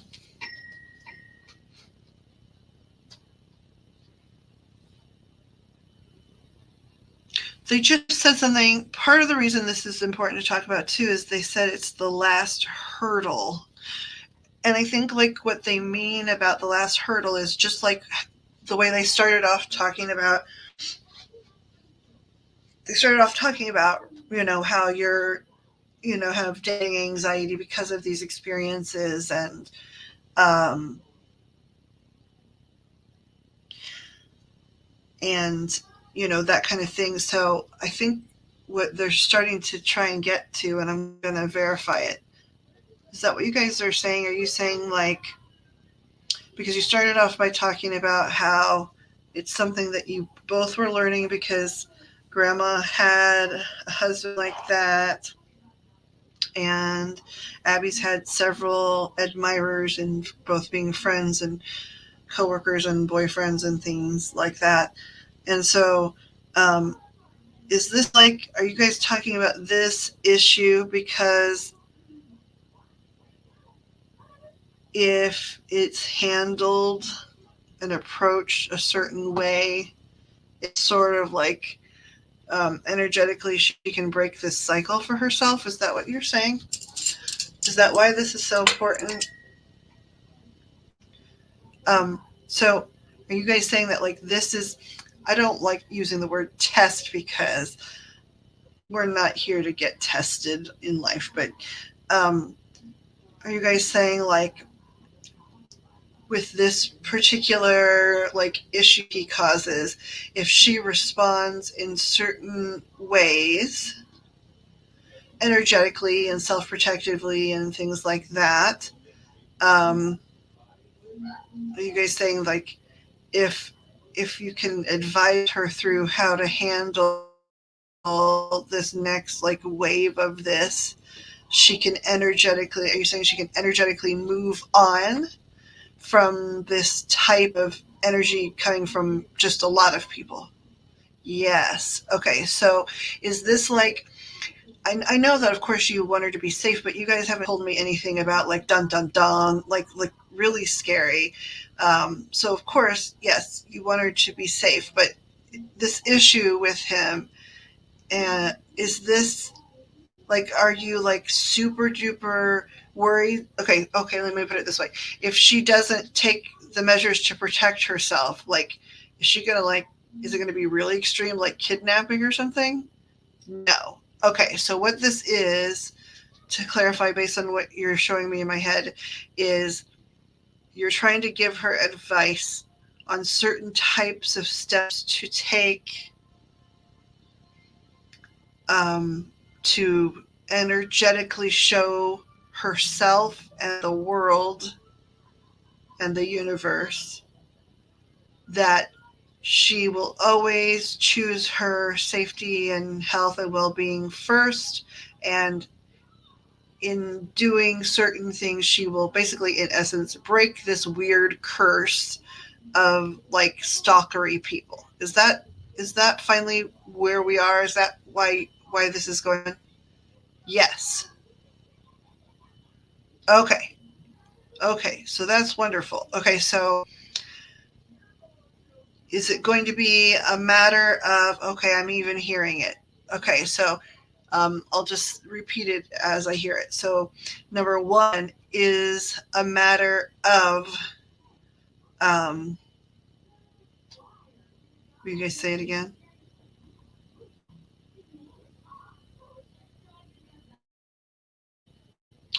Okay, so number one is when you know that there is an issue going on with a stalkery person, the number one thing she's supposed to learn and do, in this next round is ask for help. Is that correct? Yes, because she deals with a lot of it on her own in the past, not wanting to bother people. Is that correct? Yes. Is that correct, Abby? In the past, have you just sort of dealt with it so you don't bother other people?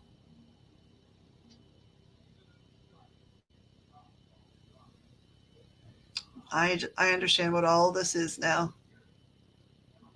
Yep. Okay. So this is like big, they're saying what this is big life lessons coming up soon and um, an off ramp. What I mean by that is, like, for example, if somebody was going to, let's say, like, have a daughter, somebody was going to give birth to a daughter, and they were destined to do that in their lifetime, there might be like three different points in life where they could have the daughter. So like it could be things line up once and they miss that exit. They miss that off ramp because they're doing something else in life.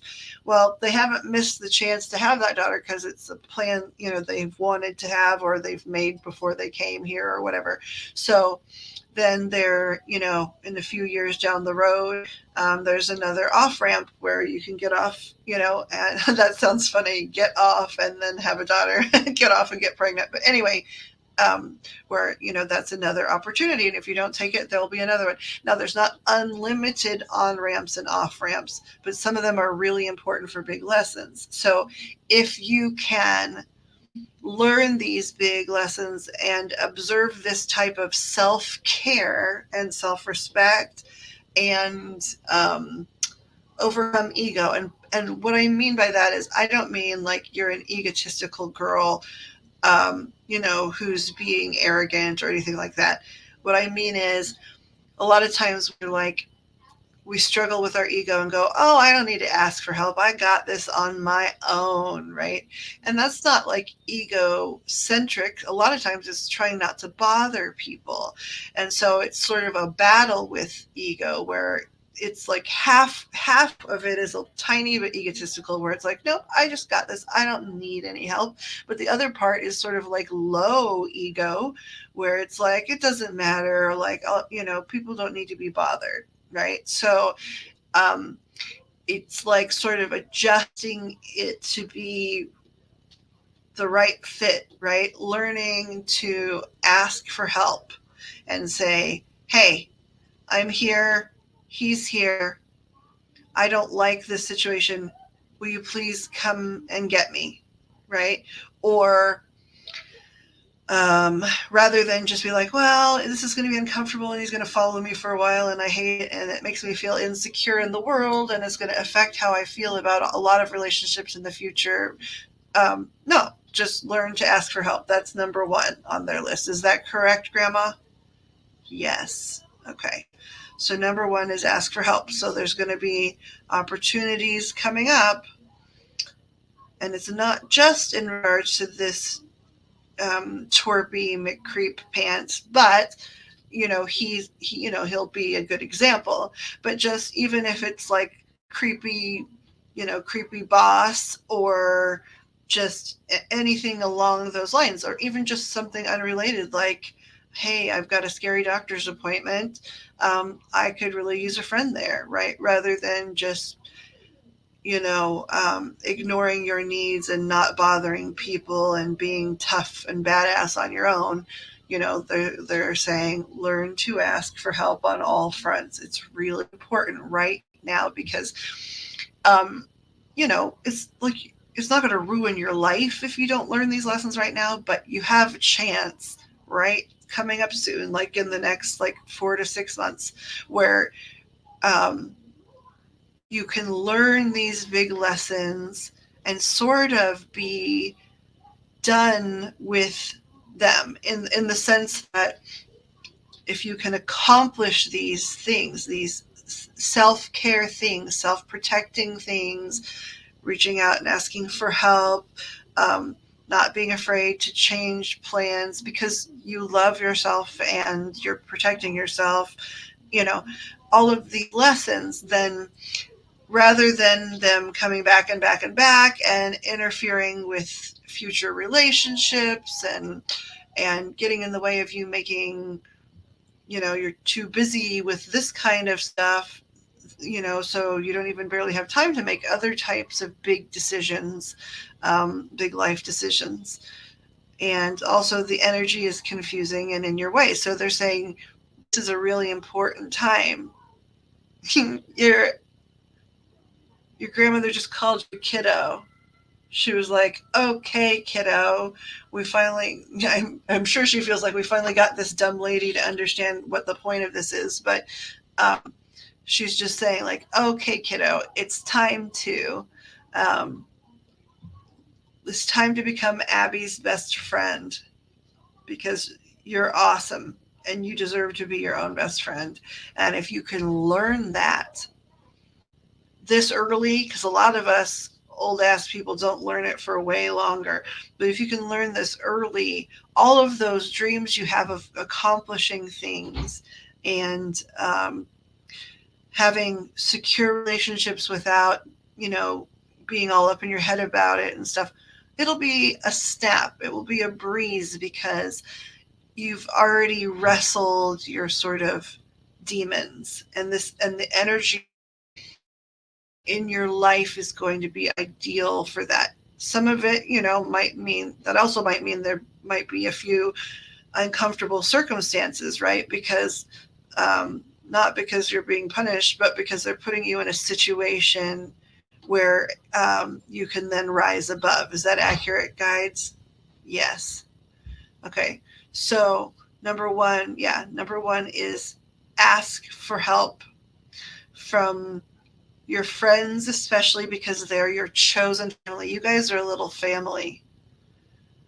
You guys have all been, like even beginning, I was having seizures and picking up, hail from my front yard, and you guys were, kicking it in here, being a family. You have a great chosen family. And you would do, I'm being told, anything for the people that are around you. You would do anything for them. Is that true, guides? Can we get a confirmation? Yes. And so sometimes you should let them do anything for you. I'm sure they're wonderful friends, and I'm sure they've done many wonderful things for you. But I wouldn't be very surprised if some of them are looking at you with a raised eyebrow right now, where they're like, see, I told ya. A lot of times I've been like, let me help, or I want to help you, or I'll help you do it, or I'll be there for you. And you've been like, no, I got this on my own. I could be wrong, but I feel like at least one of them's looking at you like, girl, I love you more than my luggage, and I always want to help you. Let me help you sometimes. Just little things sometimes, too. Because it's amazing to be super self reliant in a lot of ways, but like also, um, that's amazing that you can do that. But they're saying like, you're amazing and smart. You've accomplished a lot for your age, and you have your feet on the ground, especially for someone quite young. However, you're stubborn as they come, is what they're saying. And so if you've decided, nope, I'm going to do it on my own, like Holton could be on his knees going, please just let me help you open that jar, right? Or let me help you do blah, blah, blah. It just would be so much easier and faster if we just like collaborate, girl. I let you help me with things, right? And you're like, no, I'm going to do it. So And your grandmother saying she had tendencies like that, and that's why this whole reading, oh, that's interesting. That's why this whole reading, she started off by saying, hey, you know how your mom's like, you remind me of my mother, or oh my gosh, you're but like my mother. It's the stubborn part. Like, I'm sure there's other beautiful things about your grandmother that you have too, but I would imagine that the stubbornness has been pointed out quite a few times. And so she's saying, listen up, Toots. You want to know if I'm here? I'm absolutely here. We have had lives this time where we are relatives. Yes, I am in your life all the time. Um, Partially because before either one of us were born in this lifetime, we had decided we were going to work on learning some similar things. And I went first, right? Like, I was born first, I was older.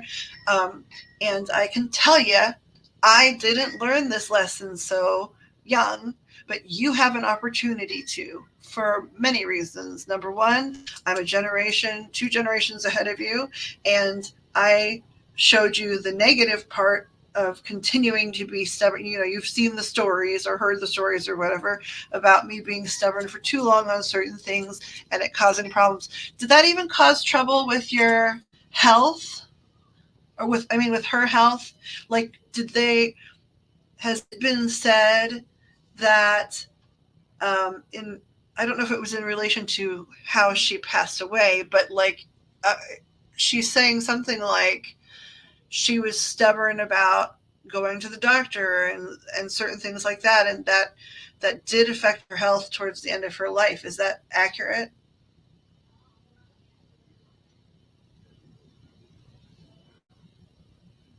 I mean, I guess she must call you Toots because her mom called her Toots because your grandmother was like, Toots, listen up. Um, she was stubborn about going to the doctors. Okay, so that's what she just said. So she's like, listen, I came first this lifetime. I was born first. I You can see from my legacy a lot of the wonderful things I did. You can also see from my legacy some of the negative things that occurred from me being a stubborn ass. And you, my beloved granddaughter, have that same stubborn ass. And you got to learn to ask for help. Um, but it's not just for you.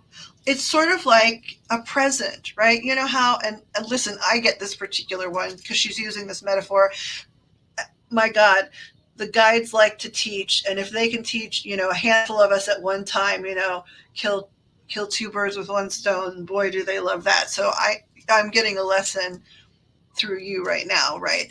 Um, because um, they're talking about letting people help you is almost like gift giving, in the sense that you love to give people gifts. You love shopping for them. You love thinking about them and what's important to them, and you're a pretty good gift getter or gift maker, right? You really think about people and they feel seen, right? It's not always about being fancy, it's about really seeing what they love, and you're good at that, right? But you don't love getting gifts, right? You don't love it. It makes you a little uncomfortable, and even though it's very sweet, you're like, oh, you didn't have to do that for me.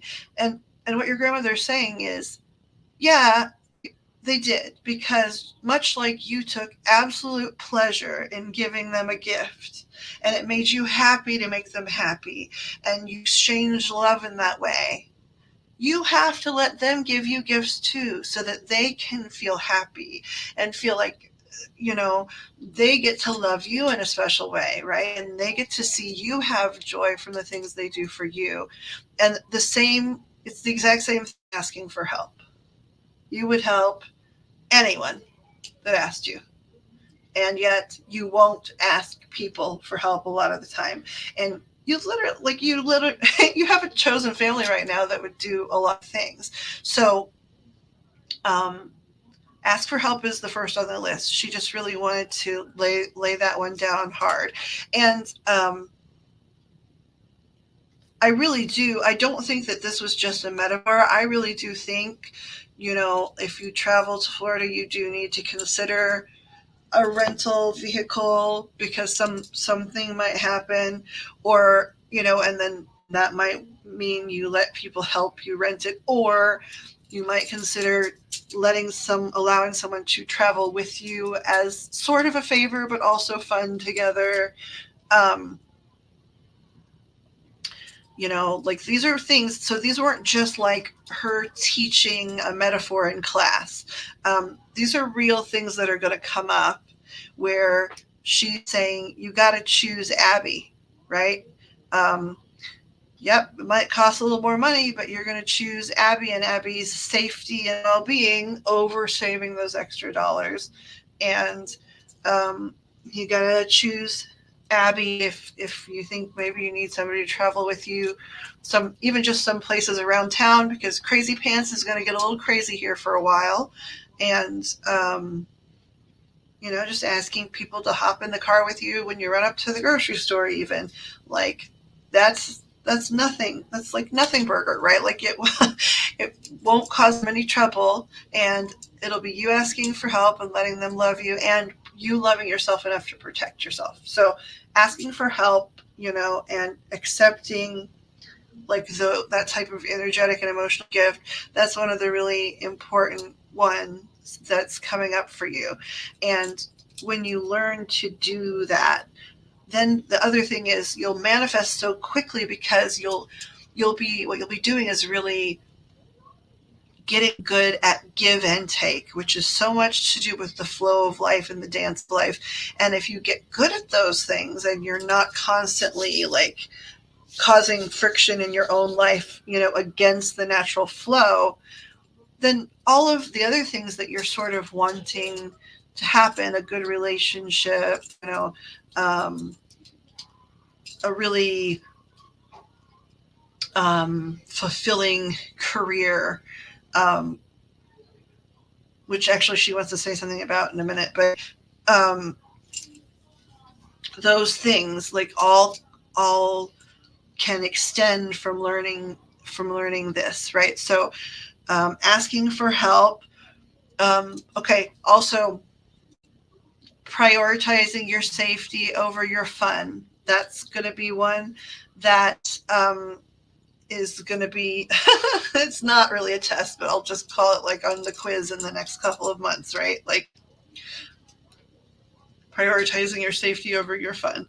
Um, and and staying very aware. Oh, they're even saying like, um, oh, interesting. So they're saying, if you focus on, that type of extra awareness, right, which you already have because of fear, but what they're hoping you learn, because number one, you'll already be asking for help, right? So you'll have people that have your back, but also, um, they're hoping that you'll learn to be very attentive to your surroundings without it needing to be based in fear, right? Because they're saying being attentive to your surroundings, yes, of course, it's about looking around, seeing who's there, who's watching you, that kind of stuff. But also, it's very, very, very much about living in the moment and taking pleasure in every moment and noticing all the things that are happening. So, of course, it's going to keep you safer, but it's also going to make your life a lot more beautiful rather than worrying about what's going to happen next. You're in that moment and you're absorbing everything that's going on. It will protect you, but it also will mean that you see the little white butterflies, that just landed on that dog's nose or whatever, and you will start to see some of the magic in the world. Like they're even talking about like spirit stuff, like seeing, you'll start seeing signs of like the grandmother you've been asking about, right? Like, does she hang out with me? Yeah. And when you can live in the moment and go, wait a second, that thing I just witnessed is just a little off. Like, birds don't quite fly like that. Or did that, dog really run across the park just to boop noses me or whatever it is, right? Like, um, so you'll enjoy your life more. You'll be more safe when you live in the moment, and you'll start connecting um, to loved ones in spirit, to all of the wonderful things like um, that we can't see in the universe. You'll start connecting to those things um, by living in the moment.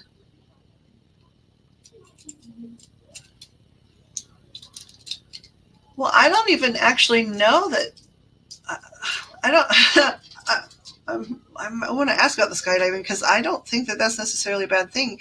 You can skydiving. You really live in the moment, because you're about to you're not thinking about your grocery list when you're skydiving. You're thinking about not pissing your pants because you're falling out of the sky. Um, Guides, does she? Because I'm going to ask that. Does um, either the metaphor or the literal skydiving? Um, are you encouraging her to stop skydiving? No, you're not. You're encouraging her, is this accurate, to, when she's skydiving, to not miss seeing every little cloud. And so when she's skydiving, metaphorically or literally, you want her to just live in that moment. Yes. Um, are you somebody that, have you been interested? They're talking about like yoga. Um, is that something that you do, or is it something you've been curious about? Why are they talking about yoga? I mean, I get it, like in terms of like it teaches people to live in the moment, meditation, and that kind of stuff. But they're talking about you in particular. Have you had curiosities about that? Why am I seeing? I'm even seeing you teach a class at some point.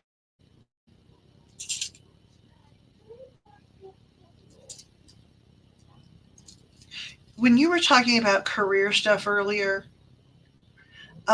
were you thinking of a career? Um, it may not. I don't mean like in yoga necessarily, but I mean, were you contemplating the difference between what you're doing now and something that is, I don't know how to put it, like more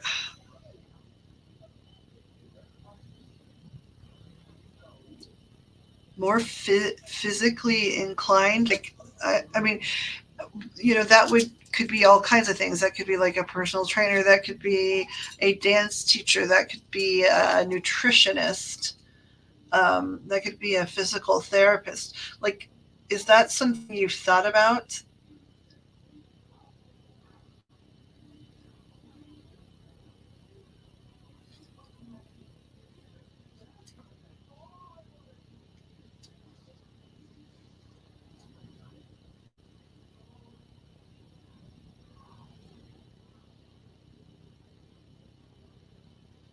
Okay, well, that's definitely can be very physical. Um,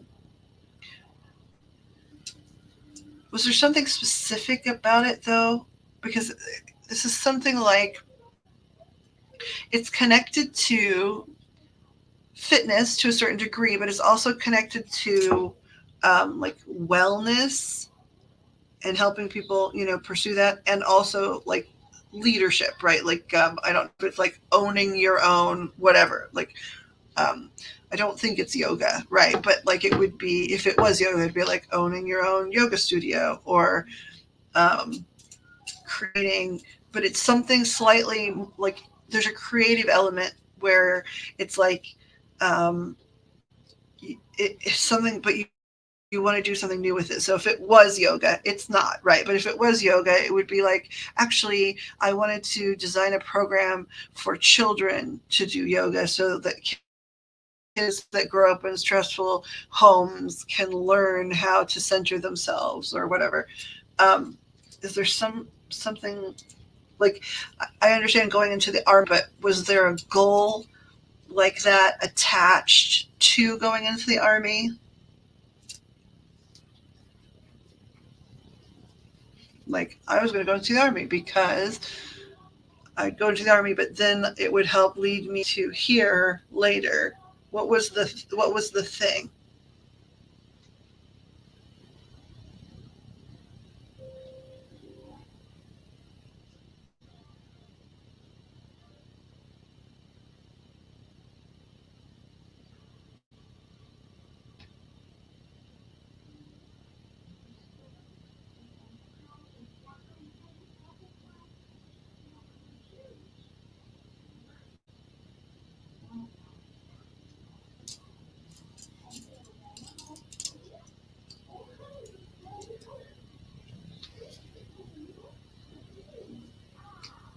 Veterinarian school. I mean, that's wellness for pets, but that's not. I guess that's not physical. I'm trying to figure this out. Okay, I think it's probably time we need to use the cards. Um, because they basically I'm sorry that was so tedious, but sometimes when we're talking to spirit and I don't know you from Eve, right? I know nothing about you, so I'm sorry because it took so long, but it's a cold read, I don't know you, and I just met your grandmother. Like the more, like like if we interact again, right, I'll be able to read you much faster because she and I will you know know how to talk to each other faster, and I'll know more about like what is your energy and what's not, so I can move quicker through the reading. But um so I'm sorry it took so long to get there, but like see how now they're willing to talk about work because they just want you to understand about like self love, self preservation, self protection. And I imagine those things too would be incredibly important to get a handle on if you were going to, like, if you did decide to go into the army, right? Like, um, having those skill sets already really solidly internalized in yourself for self protection and asking for help and teamwork and those kind of things, they'd be really essential before choosing a career in the military.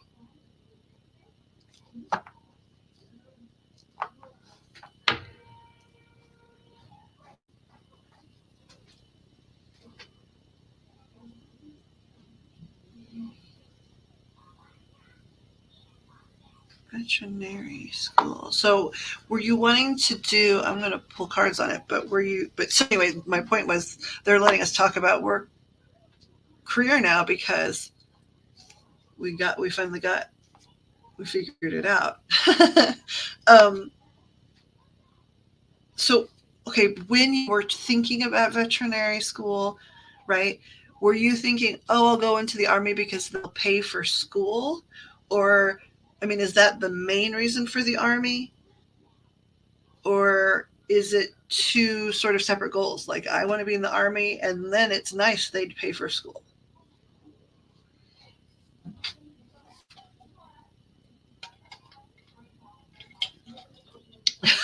I'm sorry, because of the lag I'm not sure if yes to which one. Is it yes? I'll let you clarify. Actually, you get my question.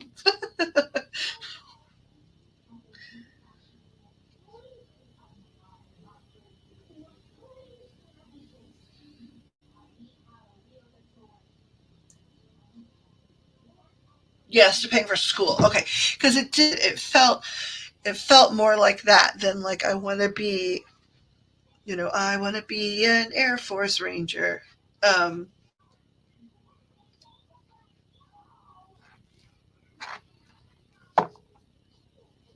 for school, we're talking about another way. Okay, hold on here.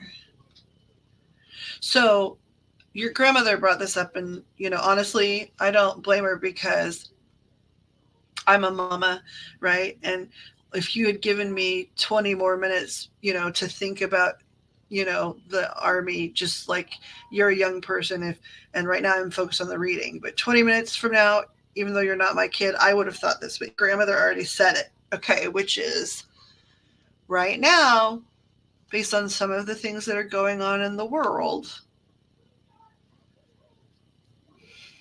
being in the Army is a lot more likely to lead to you being in a war than it is at other times in history.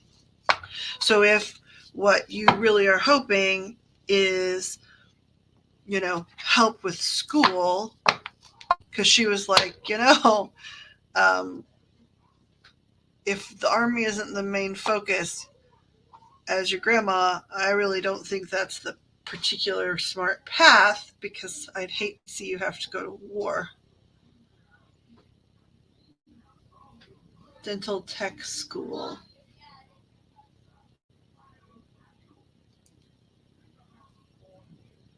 I'm going to pull cards on it in just a second. I got to take some meds, but I have a question. So you did the dental, right? Which is great, because it's always the more things you have. Number one, the more things you learn, the more you can create your own path, right? Like, you literally have no idea. Like, if you don't really want to be a dental tech, if eventually, though, you still might see something really cool come of the fact that you have that certification, even if it's not your end goal. Like, literally, um, if you still have love for animals, but you're not sure you want to be a vet, and you're not sure you want to be a dental tech, you literally could go clean dogs' teeth. Like, one of the places, because you it's the vet, but there are some places where there are like those fancy ass dog groomers that where you can freaking punk rock dye their hair and make them look like a cool zebra, but also they get their teeth cleaned. And rich people will pay actually more out of pocket to have their dog's teeth cleaned than their own a lot of times, because of insurance and stuff.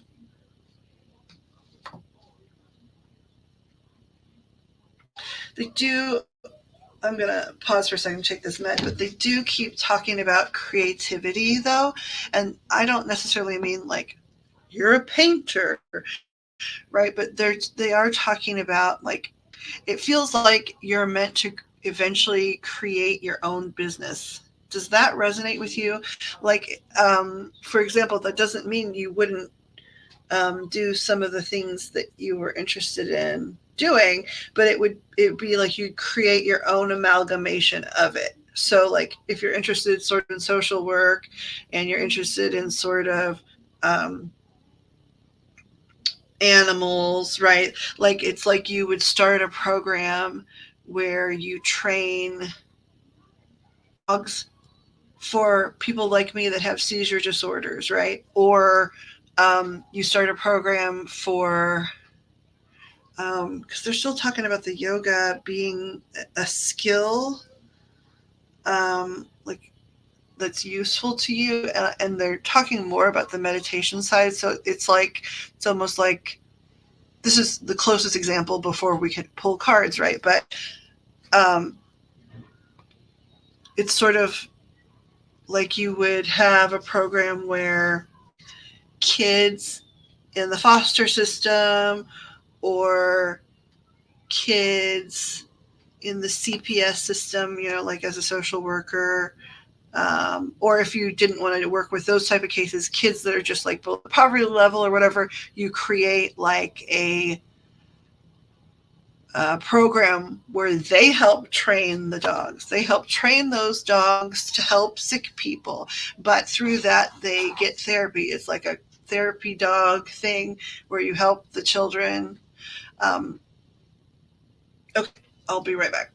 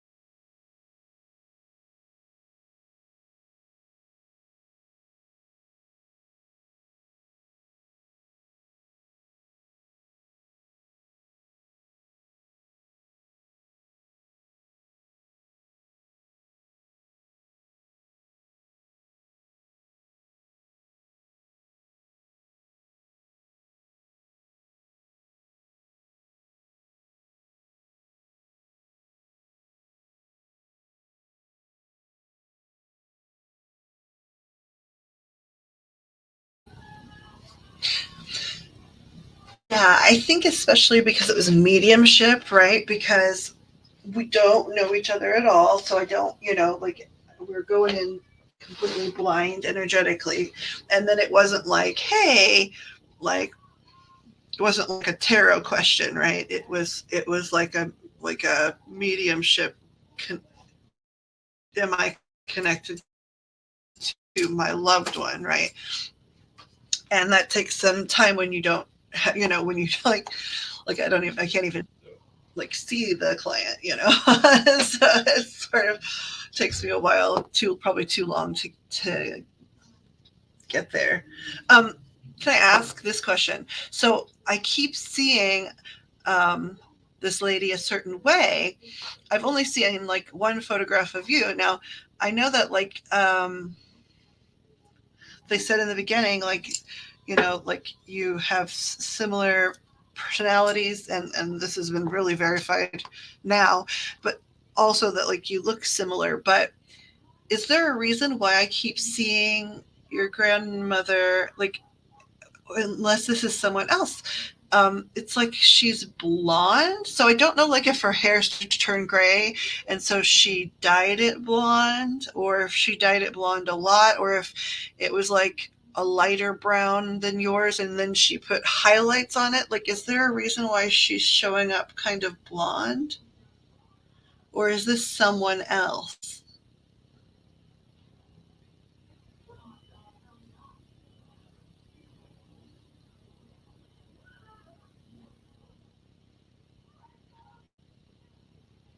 Because also the hairstyle is like not little old lady hairstyle, right? But like a late 80s or 90s. Yeah, why would she show up as blonde? Because like it's definitely her, right? She's verified things about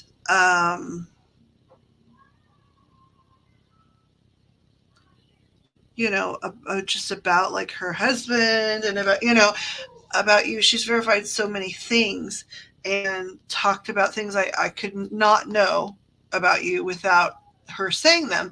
But um, has your mom dyed her hair blonde? Like, could she be showing you your mom? Like, um, it's weird because I knew like it didn't seem. That's why I'm asking. It didn't seem like. I wonder if this is one of your guides, maybe, because it could be that like the guide was helping us communicate, because it just didn't, like you're saying, she had black hair, and again, I've seen one picture of you, but if you looked alike, you have dark hair, and it was like, I don't understand. Your mom's sister.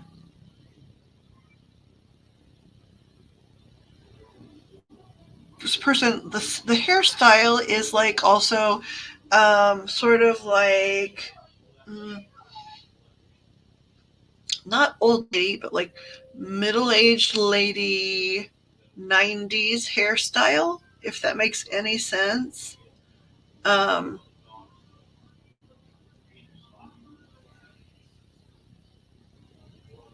like it's still stylish, like 90s stylish, and it's not like big, like with tons of hairspray like the 80s, but it sort of was a little bit like that. Like in the 90s, it got toned down, but they still, had, I don't even know, I'd have to like choose like a 90s TV show that had like middle aged ladies that were stylish in them. Um,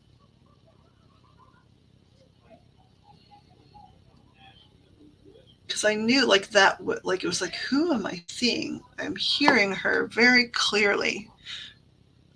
Who am I seeing? I knew she couldn't be having this light hair.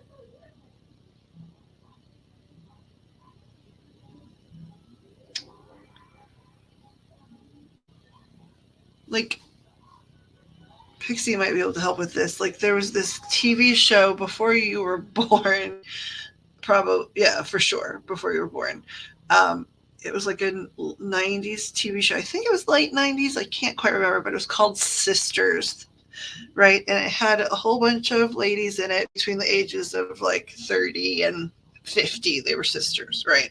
And they were sort of like an upper middle class family, so they had, like 90s style, and it was a certain look to like their clothing and their hair. And like that's what this particular lady keeps reminding me of. And it was like, okay, well, we're hearing grandma because she just knows too much. But like, who is this lady?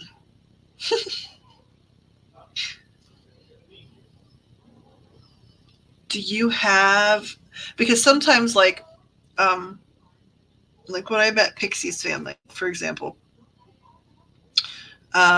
I could hear her mom talking, but like I saw her great grandma and her grandma first. I saw them first, even though I knew her mom was in that group, right? Um, yeah, that's a good question. I don't know. Let me look it up because, like, in the late 90s, I certainly was alive, but I was not a grown up yet. Okay. Sisters, hold on. TV show. Um, and so, it made me wonder too, is like, could this be like, does Abby have, um, like you said, like an aunt in heaven that could be, or like a favorite music teacher, like a piano teacher or a teacher from school, you know what I mean, some lady, or a mom's best friend, or you know what I mean, some lady that um, was important to you, so she'd be in the same group with your grandmother.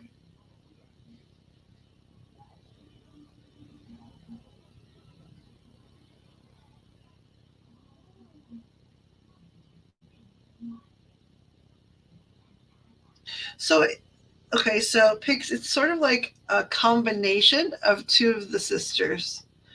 Okay, because like the hairstyle itself is like swooshy Kurtz, right? Oh, you sent pictures to so the hairstyle is like swooshy Kurtz when she had like the sort of bangs and like the chin length, but the color is like, you know, the dirty blonde of another one of the sisters, and then um they all sort of dressed in that like generic late 90s thing where they all look like, I think she's got to be, because I just keep seeing her, like the whole time the grandmother was talking. So she, like I said, she could technically be a guide. I don't know. She could be. Does it make you think of Tegan's mom?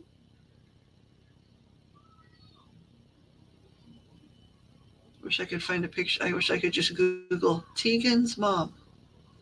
Um, but you know how like all of the ladies in that TV show, basically they, like if you look at a picture of, like, for example, Abby and Pixie, if you look at a picture of ladies who are realtors, right?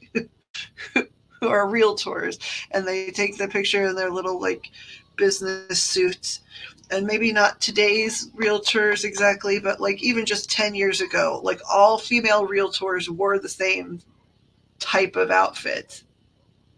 Um, it's like that. And the woman to me looks like she could be in her 60s or 50s, um,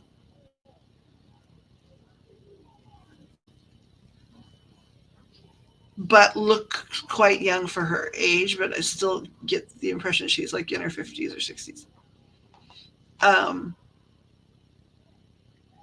I don't know if the person's passed. I don't know who it is. Let's see. I'm trying to think of what deck I have that could tell me real fast. Like, because I don't think I brought my decks that I made over here. Um, okay, wait here. Got this.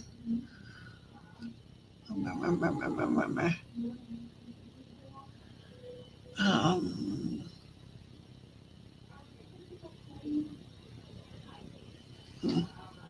Okay, I'm going to try um, this deck and real quick and just see if it can give me information.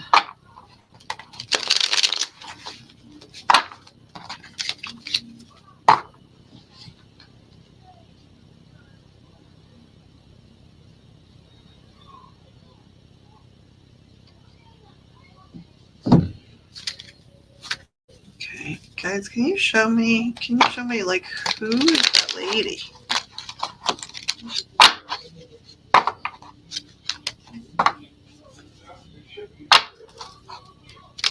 Did your grandmother have a sister or a sister-in-law? Like I know that like she and her spouse had a hard time, but like did she have a sister-in-law that she likes? It's like somebody. I'm pretty sure it's a contemporary of your grandmother's. And heck, you know what I mean? It could even be like if it even makes me wonder, not about your grandmother necessarily, but it makes me wonder, like, did someone, when I look at her, it makes me wonder, like, did somebody have cancer at a certain point and they wore a lot of wigs and they tried a lot of different looks? I don't know why, like, it sort of has that vibe. Hold on, I got an image.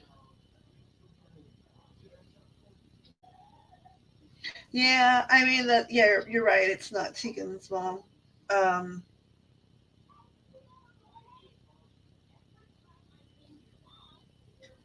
I don't know who this is.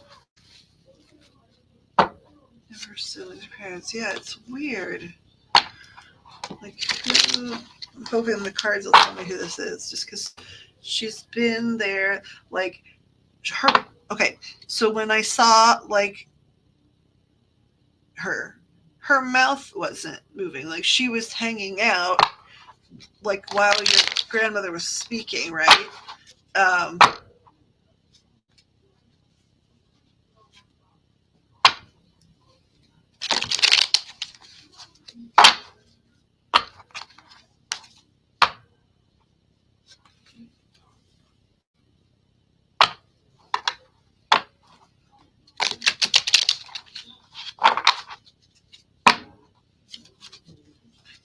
is there anything you can show me? Is this the right deck? No, you guys are going to tell me to use the relationship deck. Okay.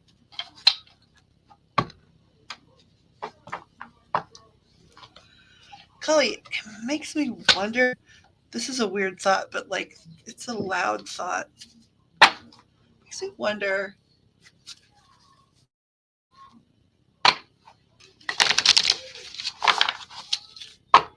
I'm just going to ask the rods before, because I have a wild hair thought, but it could be that they just like said something to me, and that's why I have that thought.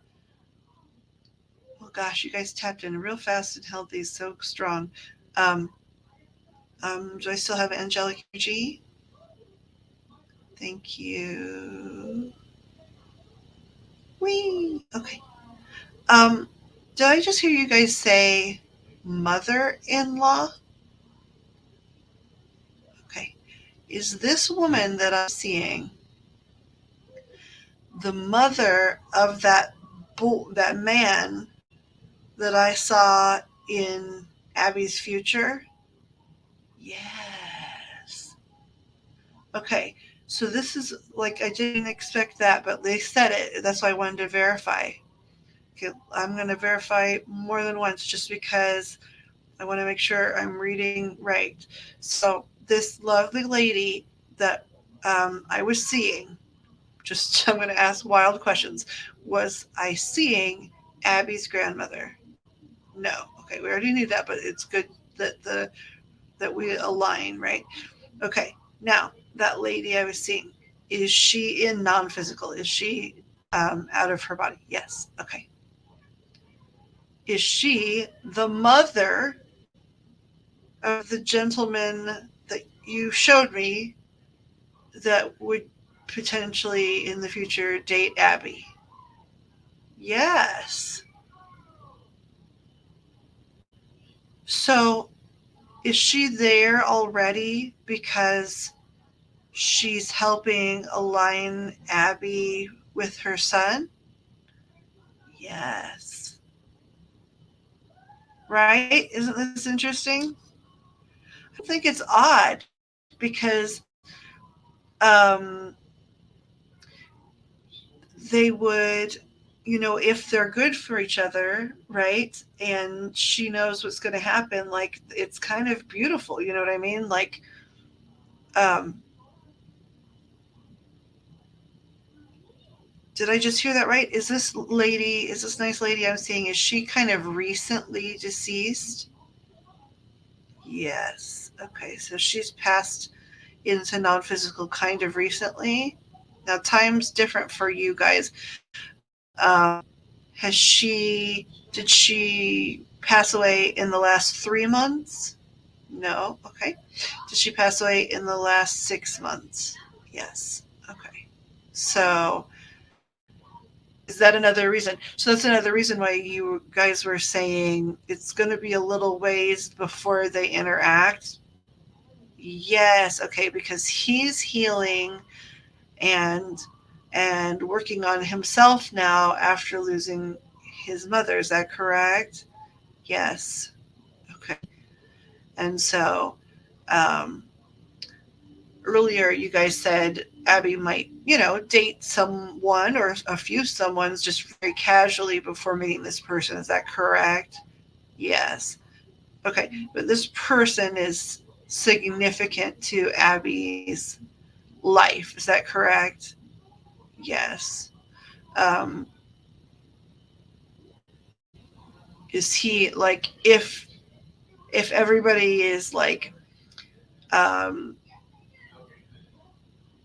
has taken good care of themselves and like has learned a lot of lessons and is in a great place, like to be in a good relationship, are you guys saying like that he could be a permanent her one of like a permanent partner for her? Yes. So like, is this somebody that potentially she could be either married to, or if they don't like marriage, just like a life partner? Yeah. You never heard of anything like this before? Well, I know that, um, like every day I learn something new, right? Like when I was talking to my cousin the other day and she was like, I thought I saw a spirit in my front yard. What is that? And they said territory angel, right? Like I've been doing this for a long time and like, I'm always learning something new. However, like here, I'll let the rods show you. Okay. So my, my husband's mother, um, is in non-physical, and I've never met her in the flesh. She was deceased before he and I met. Is that correct?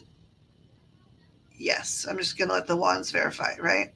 So, but these interesting things happened. Like, for example, years before I met my husband, I slept in his bed. Is that correct, Rods? Yes, because I knew a lot of people that knew his roommate. And at the time, he had a girlfriend, and we were partying at that house. I never once met him at that house, but I factually slept in his bed with his cat Xena at least 3 or 4 occasions. See, look at the rods. Okay. And this is probably, let's see, how old was I when we met? This is like at least 7 years before we met that I slept in his actual bed with his cat. Yes. Okay. And then actually, he's worked in a lot of 5-star restaurants and fancy restaurants and stuff. When I turned, I don't know, 15 or 16, my aunt took me to an Italian restaurant, um, for lunch, right? And it was a nice place. And what they did, there, when your birthday is, I think you got like a little like piece of tiramisu, and then they took your photograph like a Polaroid. See the rods? Yes. Okay. And so you took your picture like with whoever you were with at the table and your server. Now guess who my server was? So I have a photograph of my husband and I. He was my server when I was turning like 15 years old, and it's my aunt and myself and my husband in a picture. Yes, when I am 15 years old, which would make him about 24 years old. He was my server. We had never met, right? If I was 15, we wouldn't meet for another almost 20 years. Watch the rods. Yes. Now, when I was 15, his mother was living. So she had nothing to do with that particular thing. Is that correct? Yes. But his grandmother, his mother's mother, was she working on that stuff? Yep. Did you see that? Right. And then when I slept in his bed with his cat Xena, did my grandmother, my mom's mom, and his mother, did they already know each other in heaven? Yes. And were they already working on getting getting us together so that we could make the kiddo? Yes. So, because like they, you know what I mean? Like they know life plan stuff. So while this has never happened in a reading before, I've never had somebody say, um, hey, that's your future mother-in-law in a reading. In my life, that literally happened. Just like when I got pregnant with kiddo and his dad completely bailed immediately. But, all of a sudden, like in my house, in my laundry room, which it was just a very small room with a washer and dryer in it, right? And nothing else, I could hear like evangelical preachers and Christian music in my house, and I would go all the way over, all around my house trying to find this, right? And it would be basically spirit music because there was no radio, but it was playing in my laundry room, right? And so um, the next time I did see kiddo's dad, I said, hey, is there anybody in your family um, that like would be playing like Christian music, and spiritual, like Christian music in my laundry room? It's happening all the time. And he went pale and he said, oh my gosh. So his mother had a really great laundry room. She knew she was going to spend a lot of time there, right? She had 4 kids.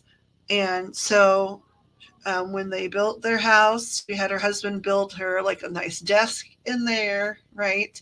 And she was a very religious lady, spiritual maybe more than religious, but still devout.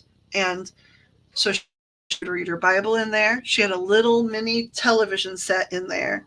And apparently, if she was awake, the television set was on, and it was on a Christian station, and it either played evangelists or Christian music. And it happened in her laundry room. So when she was in my house hanging out, because she was waiting, even though he had bailed for a while, her grandson, was in my abdomen.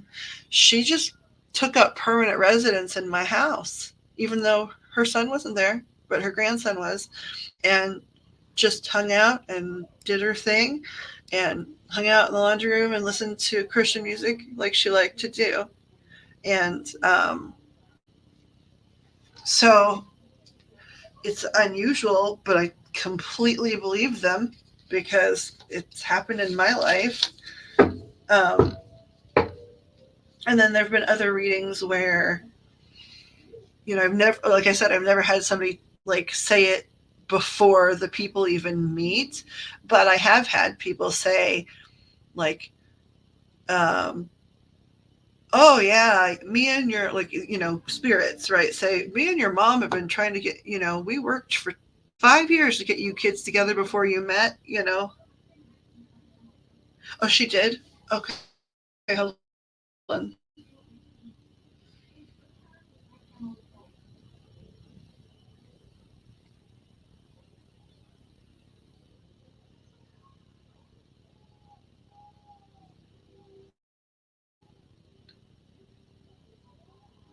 Oh, it's crazy how accurate this is. Oh, that's good. I didn't see that because I was worried that like this was boring. Okay, let me find the questions. Mine and my dad's relationship.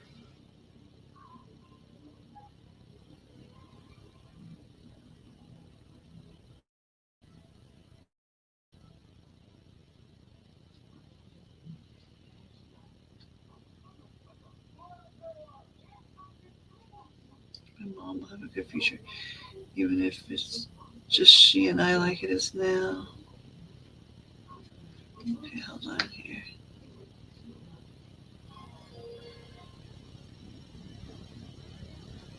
Well, she might be gone because didn't she say 5:15? It's 5:09. I'm not sure if she's here still. It's hard for me to tell when I'm on because I'm on the StreamYard side. Um, okay, so like I'm gonna answer these, right? But that's interesting. Your mother-in-law is already working with you. Um,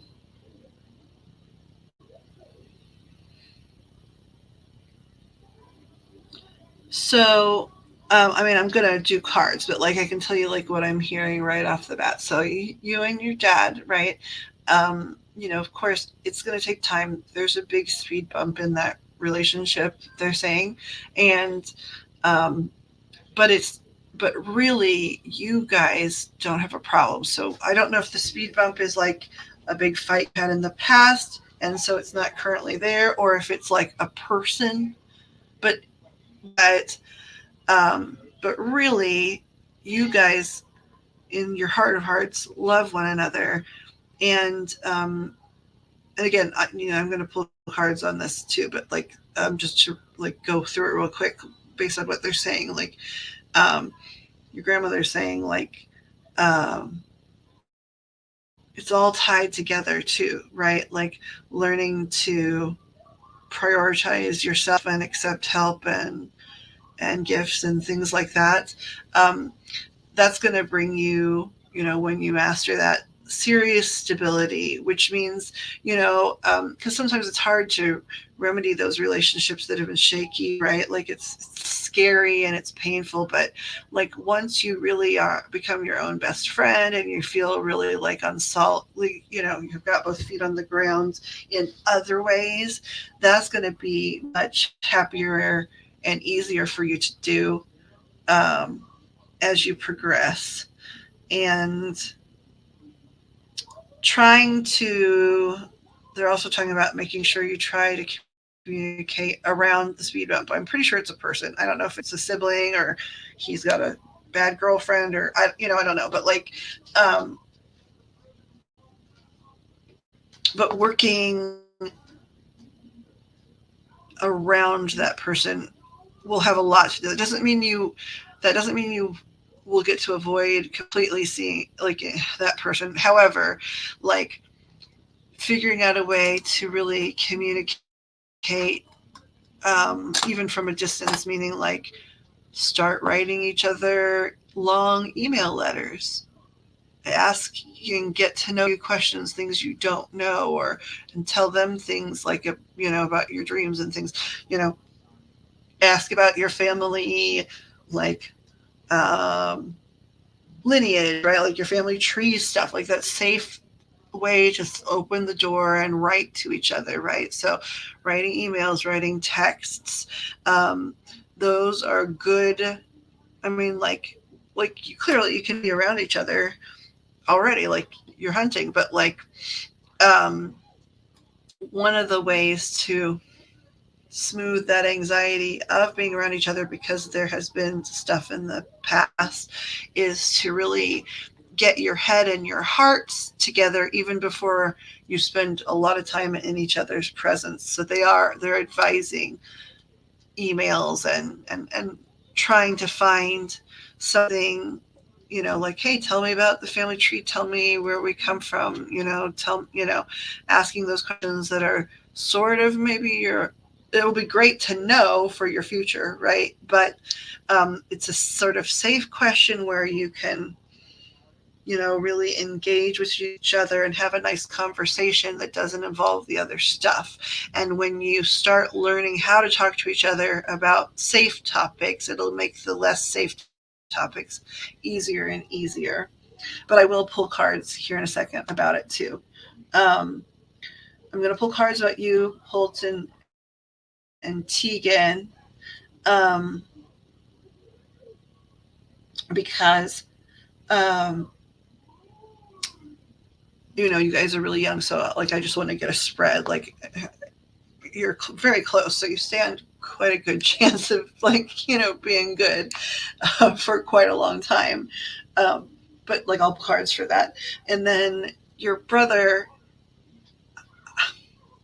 The first impression, and again, I will pull cards for all of this, but I'm just trying to hit all the points. Um, it feels like, and I don't know, like if you can verify this, or maybe Pixie can if you're gone, but like it's sort of like they're showing me him as little brother. So I don't know, like I don't know if he's actually younger than you or he just behaves younger than you. The impression I get is that he's so I'm having a hard time.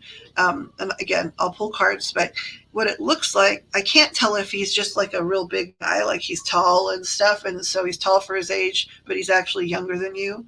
But the way it's reading to me right now is he's actually older than you, but his behavior makes him like a bratty little brother. That's the general energy they're giving right now. So we pull more cards on that. Um, And in terms of good relationship, they're saying, we'll pull cards, but number one, anything is possible. Anything is possible. Um, and um, what I'm also hearing, because again, that lesson about like respecting yourself, loving yourself, um, protecting yourself, those things, asking for help are so important, right? Um, your grandmother did say, like, if once you get those things really secured, right? Like taking care of yourself, respecting yourself, and stuff. Um, uh, you may have a point in the relationship with your brother where, because you've learned to respect yourself, and being around him is like disrespecting yourself, there might be a phase where you take a break, but then it will come again.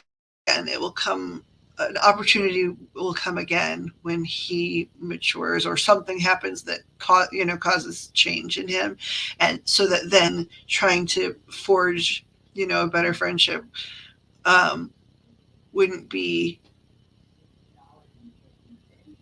as bad for you as it could be in some situations, right? So she is saying, hey, there may come a time where, in respecting yourself, in doing what you need um, to do, in having a lot of self-respect, there might be times where you just don't have a relationship. That doesn't mean you have to start a big fight and get a sibling divorce, right?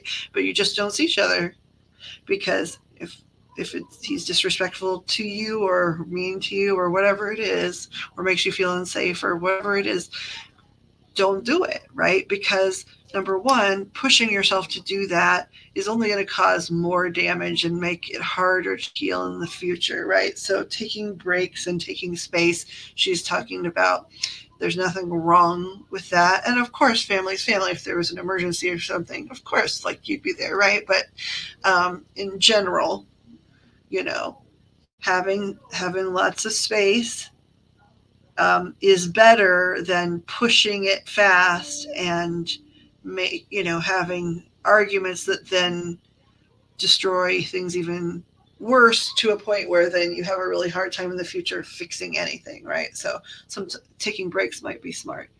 um,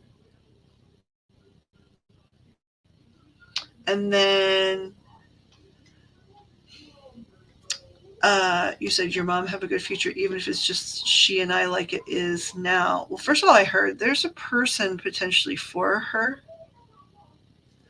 And like I said, for all these things, I'll pull a few cards, but um, again, we're just going through the bullet points. I don't know if addiction has been an issue. Um, I don't know if addiction has been an issue, but so I don't know if like maybe she's chosen addicts in the past, addicts or like alcoholics or something, um, or if like she is addicted to like a pattern of negative relationships. You know, there's something here about addictive patterns. Um, and it's saying like, hey, the just you guys is good for now, but just much like there's someone in your future where, gosh, the mother-in-law is even already like sort of teaming up because like your soul family already, even though like nothing's happened yet on for you, like they know. Um, they are saying there is a person or even a couple different people at different times that would be good for your mother, um, and in, something that she could really enjoy. But um, you know, uh, the longer, not longer, the more quality. I hope I'm reading this energy right. If I'm not, I'll find out. I'm sure, but the the more time she takes to make sure she's healed from certain patterns, you know, the better the chances are for to be able to have those, solid, happy things with uh, healthy people rather than unhealthy people. Let's see. Okay, so I think I'm going through here to see if there's any others.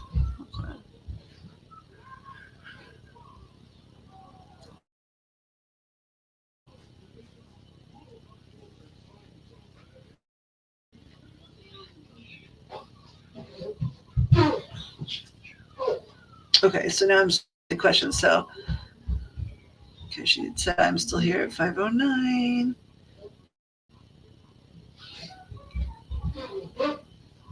Okay, so oh my god, right. Okay, what was that about pics? Oh my god, right. How cool is that?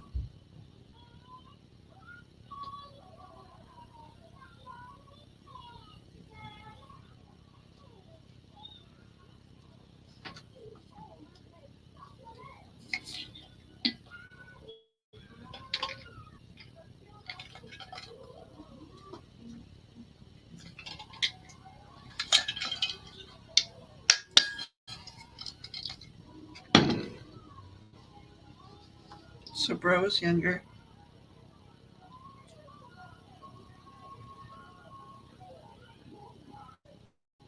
Oh, that was about the future mother-in-law. Okay, sorry. Yeah, when I scrolled back to see the questions, I couldn't see what was going on. Here in the present, I was living in the past. Um,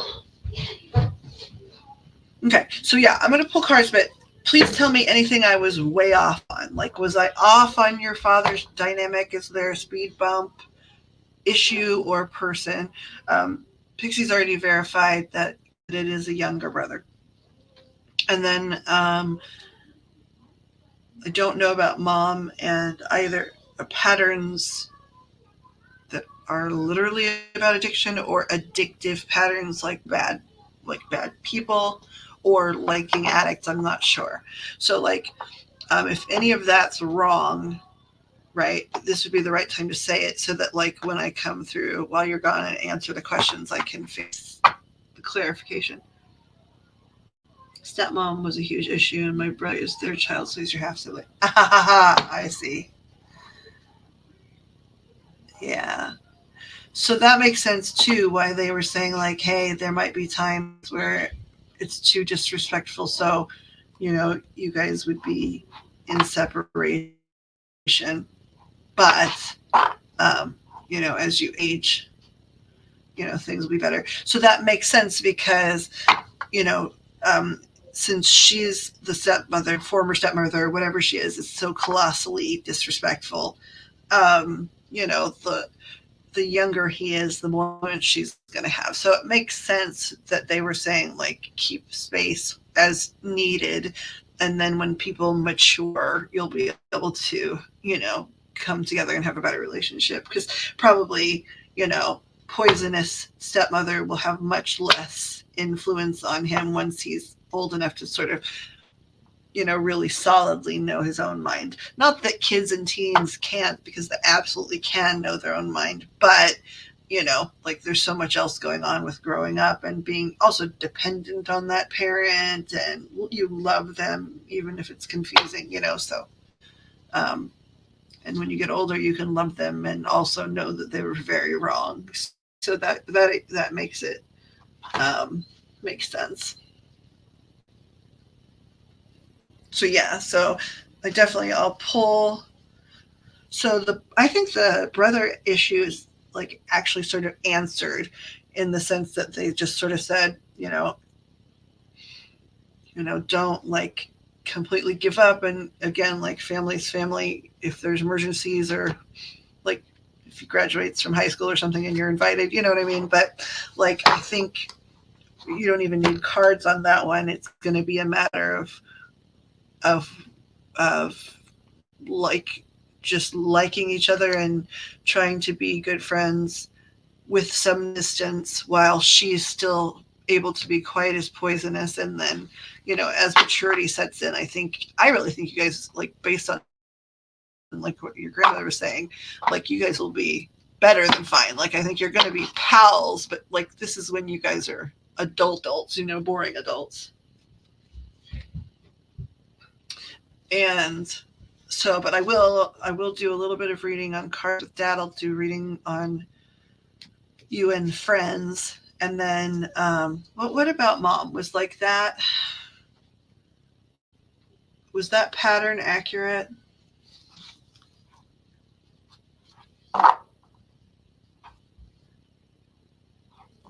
Like, is Mom in an addictive cycle with bad partners, or was there an addiction issue, or like it's addiction, right? But like I can't tell if she had some addiction issues, or if she likes addicts, or if she's addicted to like dramatic bad relationships.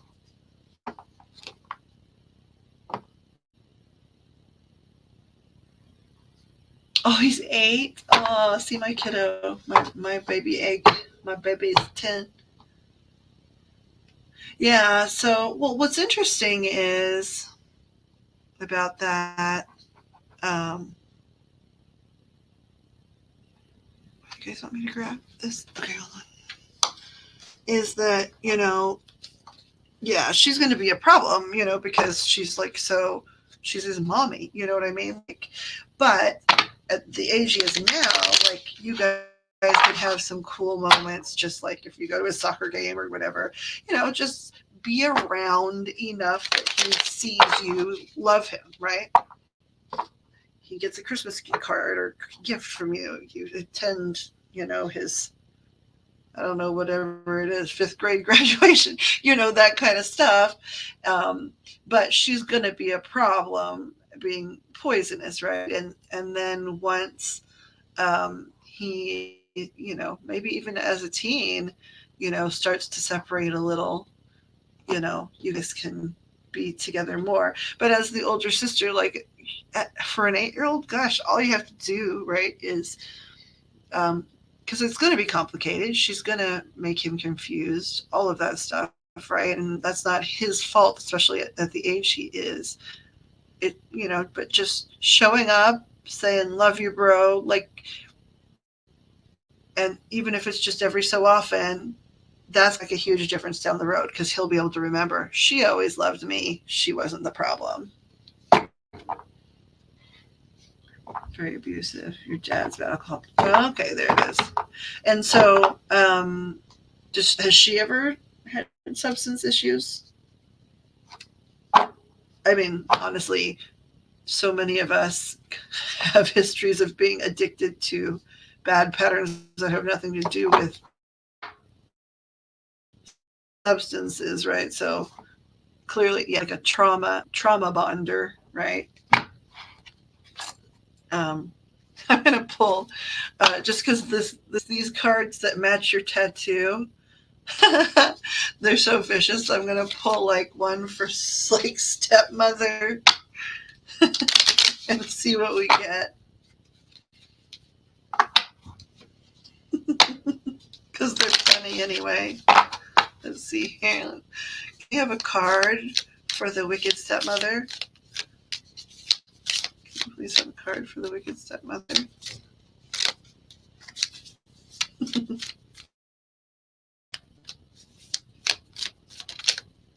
Oh, this flipped over. It didn't fall all the way out yet, so I don't know if it's relevant, but it says podcaster, blah, blah, blah. Let's see.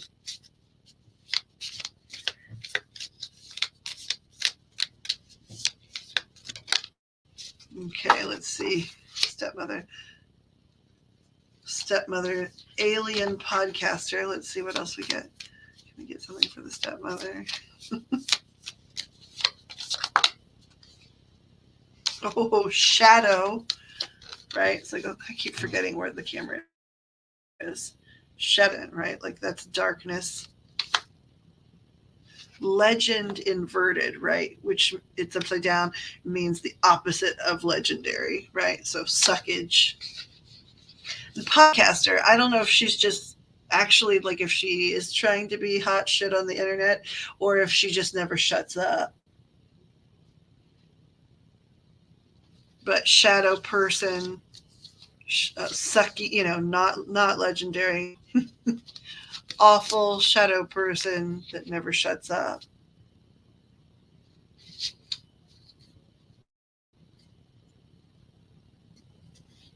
Both. Oh, so she's trying to do social media. That's interesting. Hopefully we can get a nice one for 8-year-old brother. Can we get an? I mean, there's a few here that are nice. But even, it might just catch his bratty side. We'll see. Let's see. Can we get one for 8-year-old brother? Privilege. Would you consider him privileged?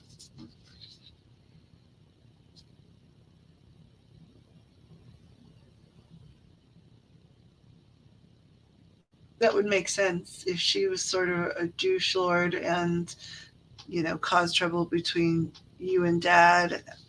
It would make sense that she was, especially if she's trying to be like a social media person, that she'd spoil the snot out of him. But that's not his fault, especially at 8. Yeah, when he stays with her, he's a douche lord. Yep. Well, that's not fair. I shouldn't have said that. When he stays with her, she encourages him to be a douche lord. That's probably the better way to put it.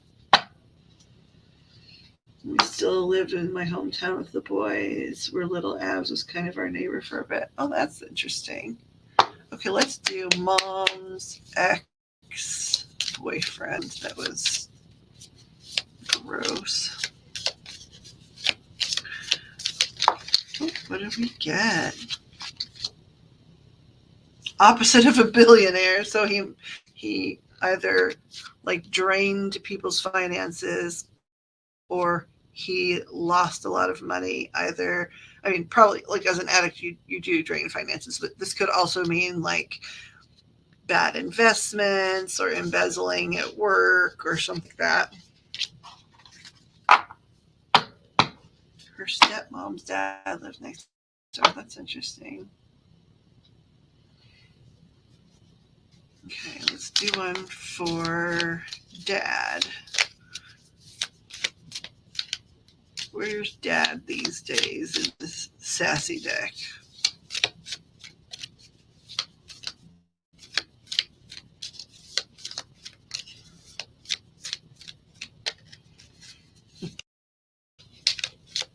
Where's Abby's dad in this deck?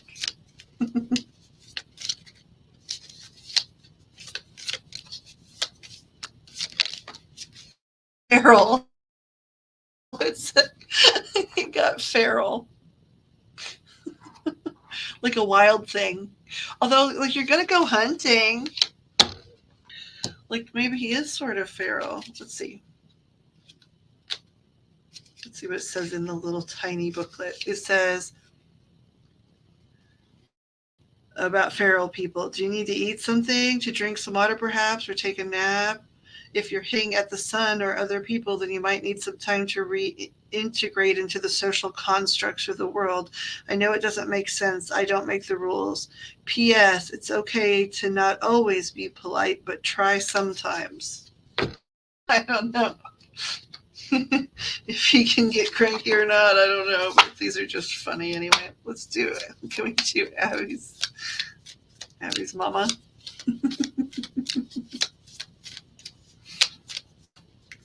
Go in with Abby's mom.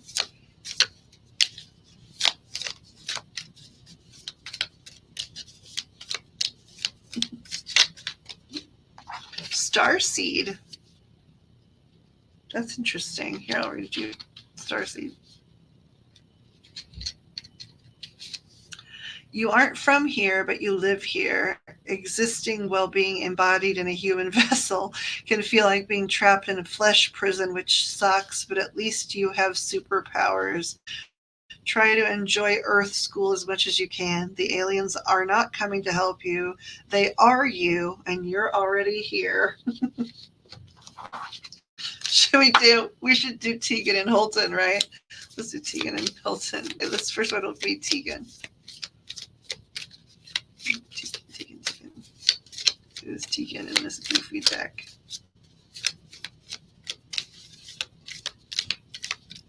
Who is Tegan in the goofy deck? Oh, we got like a whole bunch of things.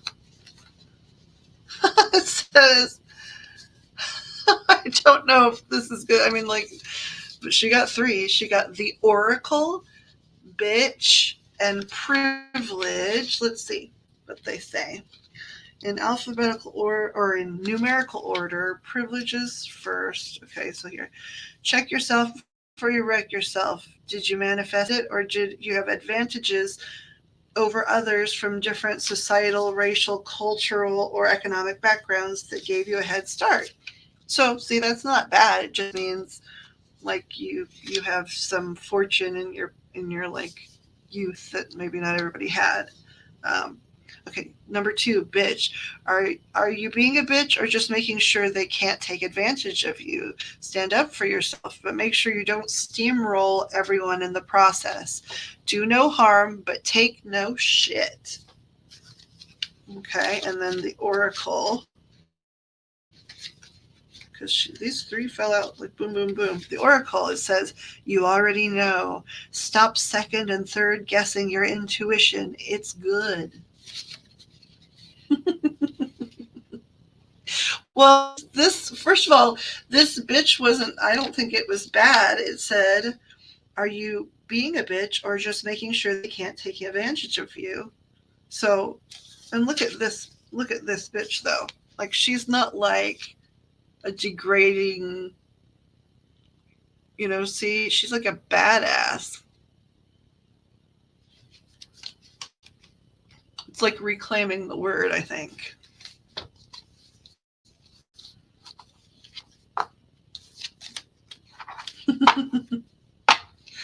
Okay, let's do, we're doing Holton. How many cards? Okay, it was just 1. I wonder what it's going to be. Empath. Let's see what it says. Empath.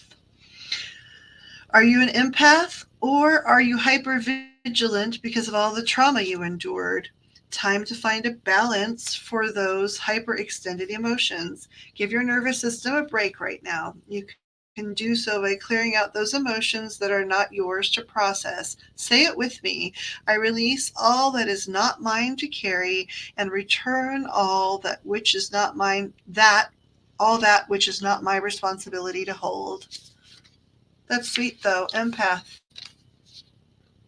Yeah, I figured he was asleep, but like his friends are here. We need one for Abby. I think she's the one that didn't get one. Let's see.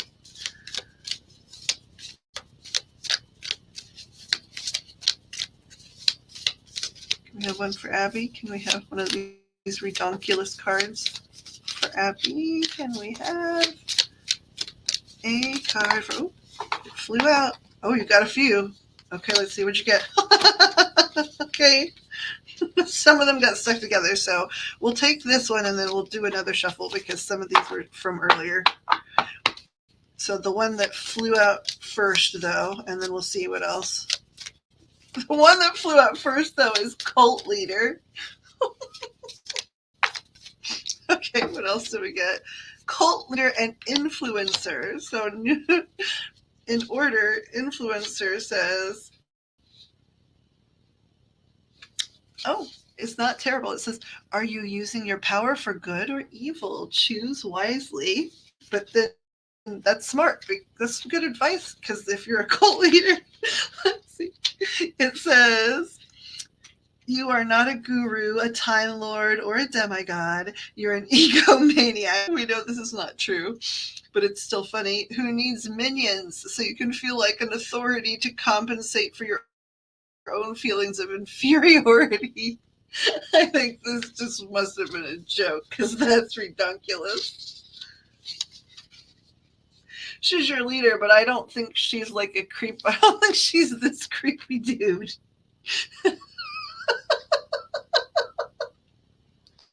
But influencer, that makes sense, right? Like you've got strength and you're a leader. Use it for good, not for evil. But cult leader, that's somebody's idea of a joke. Because I don't even have to know you to know that you're not somebody trying to be a time lord or a demigod. And I don't think you have very many minions unless they're like the little stuffed minions from like, oh my gosh, what's the name of that movie? With all the minions. I mean, there's one called Minions, right? But like, I can't remember the original. Oh, Despicable Me. There we go.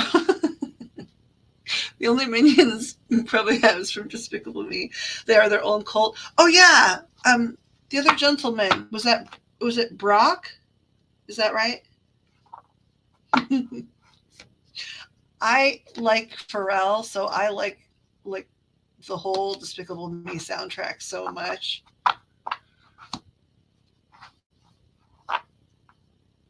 Was it Brock? Okay. Can we have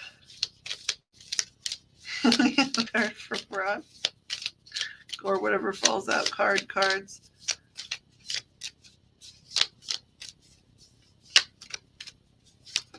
Oh, it flew out. Okay. These are stuck together though. So, okay. I need to shuffle these because the oracle is and the bitch card were stuck together. Okay, let's try one more time here. If it comes back out, well then that's his, I guess. Okay. Nope. He got ridiculous. He got vampire. Let's see what it says.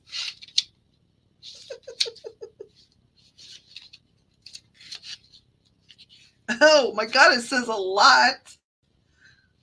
Oh, he's your boyfriend, the vampire?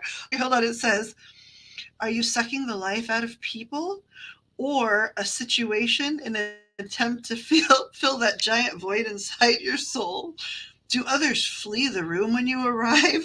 Do the ones who stay begin to yawn in agreement instead of nodding because your words drain the energy to speak right out of them? If this resonates, it might be time to reconsider how you get your nourishment, unless you don't mind living what feels like centuries of loneliness because no one wants to be around you. The upside is that you can still praise the witch who cursed you with immortality and timeless beauty. You're the worst, but at least you still look great. Oh my gosh. See, these are ridiculous, but they, like, on bad days, they make me feel really happy. Like if I'm mad at somebody, like, look at Simp. Like, it's ridiculous. It's like a gimp suit, but it looks like that cartoon guy, Salad Fingers, right? And then we already got Feral. Let's see. Hold on. And the oracle triggered. Look at her, like she's orange. Jealous. Now, why does she have an eyeball in her mouth? I don't completely understand that one. Narcissist. This guy, you know what's funny to me about this one? It's hard to probably see on the camera, but he looks like Frankie Grande. He looks like Ariana Grande's brother to me every time I see this picture, even though it's just a doodle. Troll. Ah, see, I want to get the troll card. Pixie and I have plans to just troll two old ladies trolling the internet. Like, that's what we're going to do on Saturday nights. Behold the future for old ladies. Okay. Fashion witch, which means basically poser, right? Like, you don't have any skills, but you know, like sure do like have a lot of herbs in your house. Stay in your lane.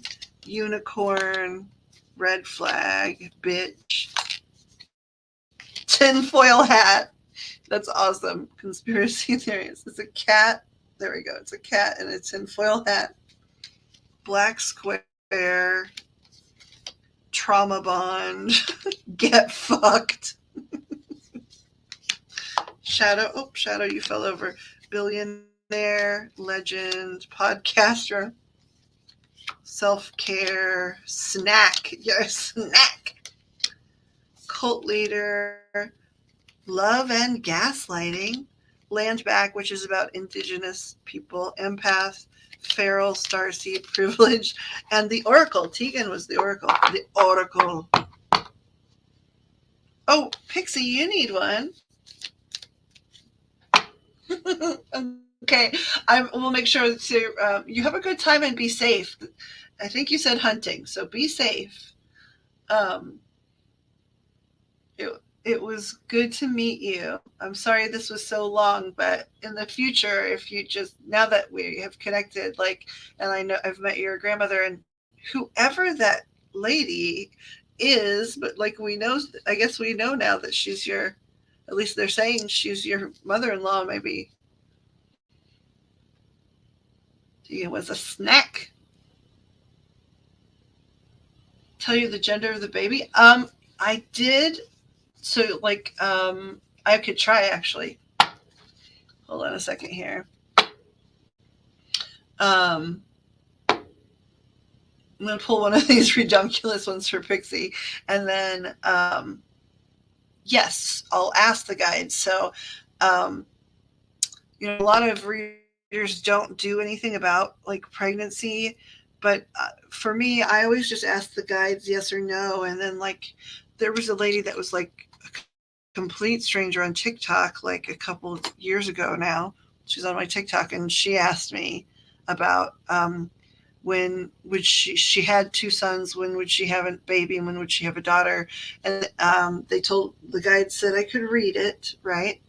um, and and so the reading said um, like first of all, yes, you will have a daughter, and then it said like not only will you have a daughter, you need to spend like 5 months, um, with your partner, just like really enjoying hanging out and kicking it and just enjoying your relationship for fun again, and then after that, be pregnant. And so um, that was a couple of years ago, and then I got a note from her. So it was like almost exactly a year to the day. So 12 months. So the 5 months of them messing like around and having a good time, and then when she hit 7 months pregnant, she wrote me a letter and said that she was 7 months pregnant, like almost to the day of the reading, and that it had been 5 months before she got pregnant, and that she was having a girl. So if the guides say yes, we can certainly try. Tegan was the snack, the vampire ate her, blah, blah, blah. Let's see here. Pixie needs one of these thingies.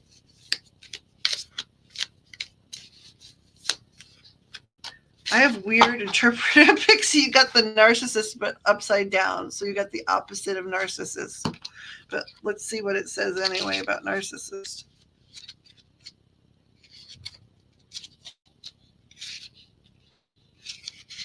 It says the world, in fact, does not revolve around you or your precious ego cargo. Look, look at literally you can see. Oh, probably it's too bright. No. Yeah, I can't read it. Oh well. But here it is, right side up. Frankie Grande. Here it is upside down.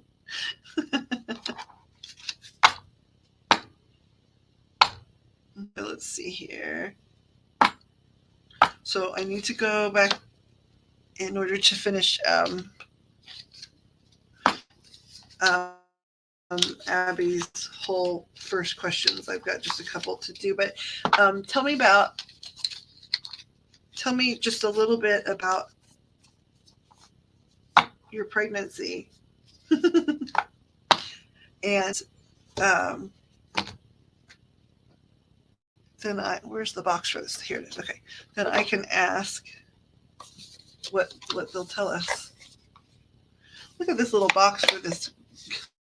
I just think this deck is funny.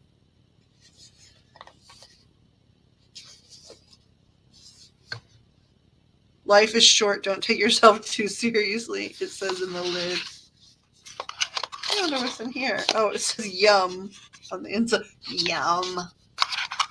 These are ridiculous. I like them so much. They were like $5 on Amazon too. I think that's probably why I was like, I want a new deck, but I want to spend $0. Okay.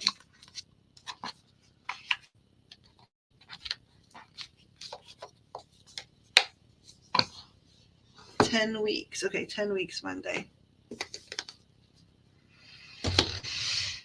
10 weeks Monday. So when I have dreams, so for a long time, a really long time, starting in my teens, I've been able to predict pregnancies and predict genders, but via dreaming, and they're weird. I'm only going to tell the story because it's so weird. So a lot of times I've told my friends they were pregnant like before they even knew to pee on the test, right? But then I started realizing like I had one of two dreams. So I would either have a dream where my friend would be standing there, just like in the dream, we'd be standing outside, and she would be smiling or whatever, and then she would slowly turn into a tree where like her feet would sort of turn into roots and sink into the ground, and her arms would sort of like go up and turn into branches, and then the center of she still had a head and stuff, right, in the dream, but like she turned into a tree. And every time someone turned into a tree, they were going to have a boy, and then that was always they were having a boy. And then if I had the same dream where my friend would be standing there, and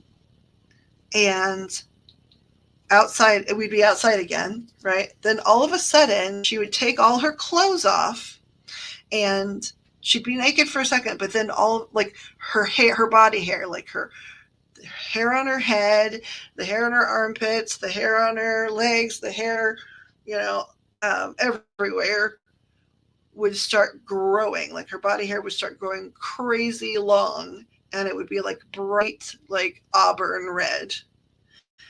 And if that was the dream, then she was going to have a girl. And it's always been right, which is super weird. November 4th.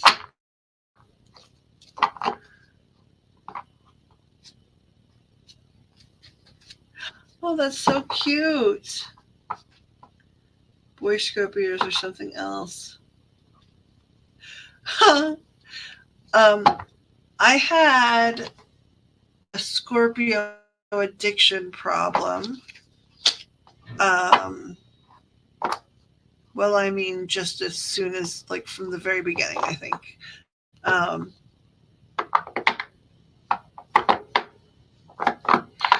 And so a lot of my early boyfriends and girlfriends were Scorpios. Um, they're Scorpios in the end for me make awesome, amazing friends. Awesome friends, like really good friends. But as partners, it doesn't end well. And the normal sex drive of a Scorpio, if they're combined with a different sign, right? Um, Usually it's just not there. But I'm a Cancer, right? And again, like two water signs, um, it's really compatible in an awful lot of ways, right? It's just not hot. Like they would look hot to me, right? And act hot, like I liked their behavior, but then the reality of it usually wasn't hot, right? But that's the Cancer and the Scorpio dynamic, is that like we were meant to be like two besties that understood each other, right? Because the Cancer's the crab, we're walking sideways waiting to pinch somebody, and the Scorpio walks right with you on the beach, and we just both, want to go out in the sand and get stabby together, whatever.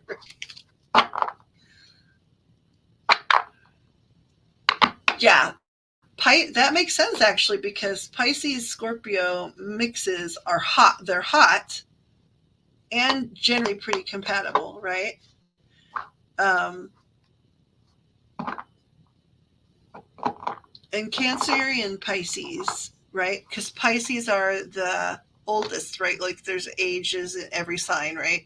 And in in the water signs, Scorpios are the kids, the Cancers are the teens, and the Pisces are the adult water sign or whatever, right? So they're compatible with either of the other two, but the other two just are pals, right? Um,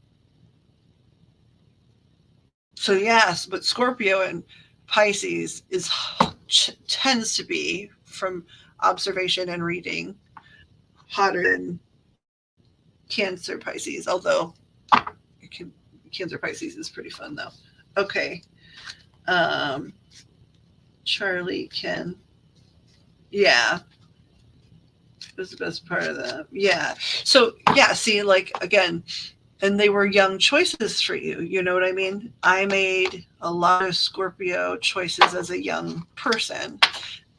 And for me as a Cancerian, but I have a lot of air in my chart because uh, I have a lot of weird in my chart, but I'm Cancer, um, Libra, rising, Scorpio, Moon, right? So um, the I said Scorpio moon. I'm Sag moon. I just had Scorpio in the brain. So Scorpios to me, like I said, they looked hot, right? They When they spoke, it was hot. You know what I mean?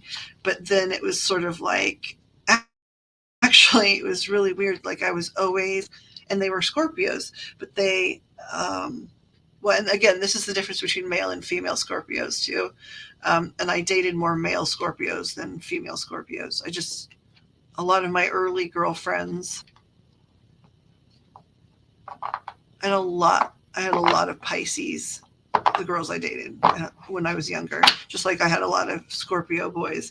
But this was interesting is in that particular arrangement, you know, the Scorpios talked an amazing game, right? And I was excited. Scorpio men, by the way, because women are different, but um, the Scorpio men, they talked like an awesome game, but then we'd get together and I was way like, kinkier or more intense than they were. So it was always like they were like, wait a second, I thought I was going to shock you, right? Because they wanted to be shocking, especially when we were younger and dramatic with their scorpion boy ass. But it always wound up that they'd be like so looking forward to shocking, the mother of the zodiac, the little Cancerian, and then I would freak their shit out and they'd bore me. And then once I got older, it was like, yep, I still like get it. Like I'm attracted to them, but if we stay friends, we'll be friends for fucking ever. Um,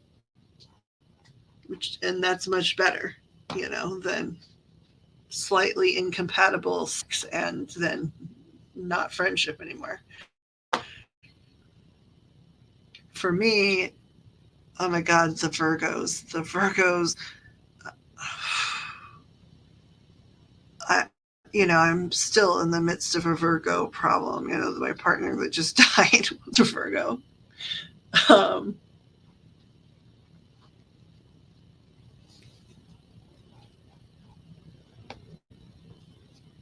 but they say put your money where your mouth is, but like Virgos don't worry about the money. They just put their mouth on everything, which I like a lot.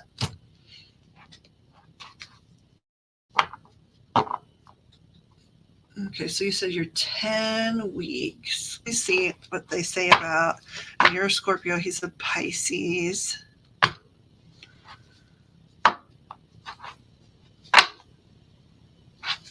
Trying to see.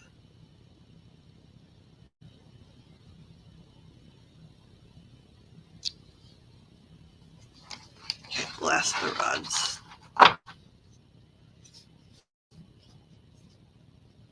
See if they let us answer. No.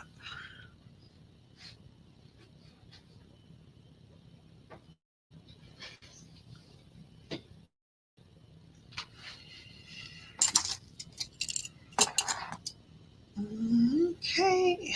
Okay, so it's been a minute. Are we tapped in? Yes. Okay, thank you. Ooh, okay. We're a little off kilter. Woo! Okay, hold on here. So is that, I already know. That's not angelic energy doing the rods? No. Okay. Um, who did you guys permit someone to come in? Angels, archangels, guides, ascended masters. Did you permit someone um, to come in and use the rods? Did you give them permission? Yes. Okay. Um,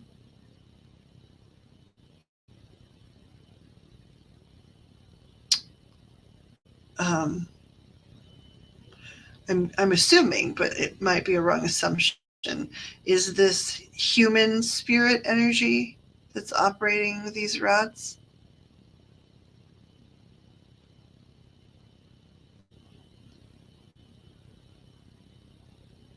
Okay. Okay. Um, can you please? Is the energy like from the tech? Is it causing problems for you? Okay. Can can you please show me? I mean, we've been using it already, but can you show me what a no looks like? Thank you. Okay. Can you please show me what a yes looks like?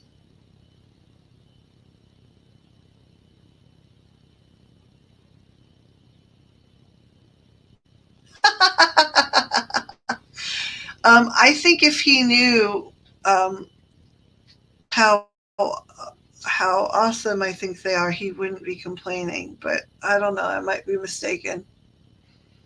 Um,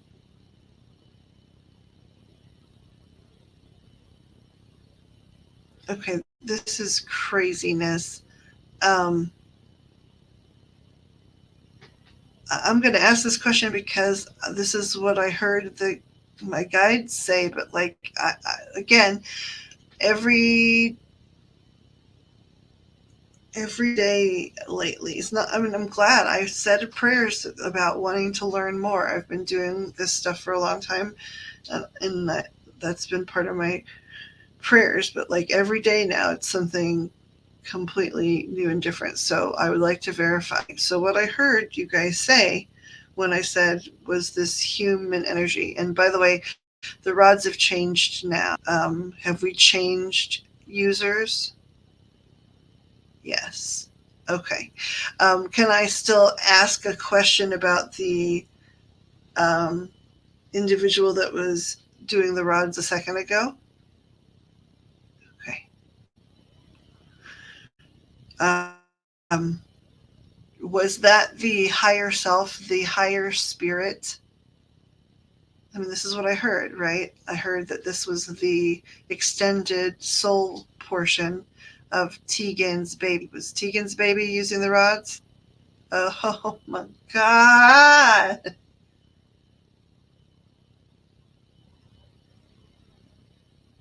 I'm going to ask one more time to clarify because, again, it's something new.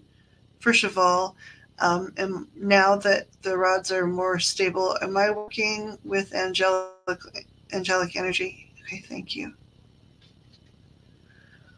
Can you please show me what a no answer looks like? Thank you. What a yes answer looks like.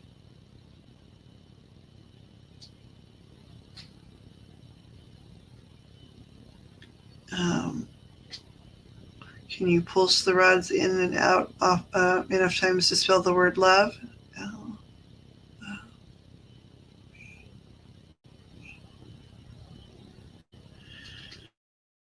Okay. Is the angelic energy going to stay on the rods for now? Yes. Okay. And are you? I'm pretty sure you're not, but are you some? Are you someone from Metatron's crew? No. Are you from Archangel Raphael's crew? Hi there. Usually I work with Gabrielites. Is there anyone here from Archangel Gabriel's group? No, it's Raphael. That makes sense, though. It's health and can be pregnancy too.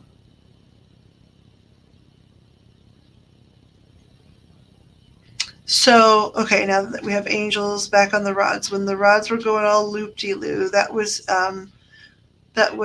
human. That was human spirit, correct? Yes. Okay. And of course, when we are pregnant and there's a fetus in us, does that fetus have a soul? Yes, of course it does. Okay. Now, just like a lot of us can do, like when people are like sick or dying but not dead, how they can astral project and we can see them like ghosts. That's correct, right? Because I've seen that a lot. Yes. Okay.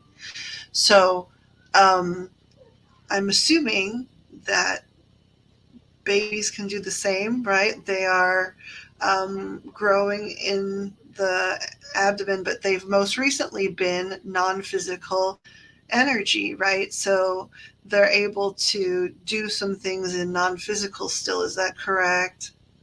Okay. And so was that, oh, I heard a gender already, but we'll see. Um, was, um, was the one using the rods, just to clarify again, was it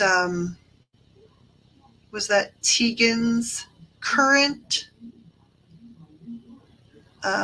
fetus? We'll use that word just to clear. Yep. Okay. Hey, Tegan, like, if are you guys like when you guys are being silly about it? Do you say like, um, if it's a boy, we'll call it? I mean, like rather. I mean, if you've got real names, that's great too. But like, really early on in pregnancy, it's like if it's a boy, we're gonna call him Rover Rex, and if it's a girl, we're gonna call her Bo Peep. I mean, like, do you guys have different names, even if they're just like silly nicknames? Miles and Clara. Okay, already names. Okay, so I have a really strong feeling about it already, which is interesting.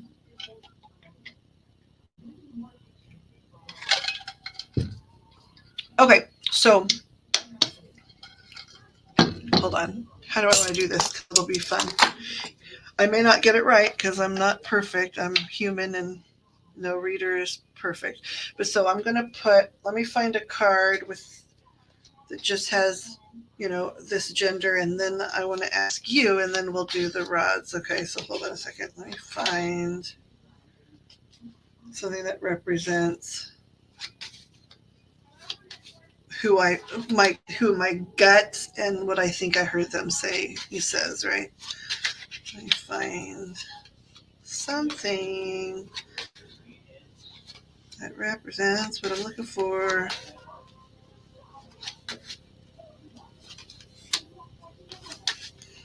That way, because then I'm going to ask you, but I don't want to see your answer before I put my card down here.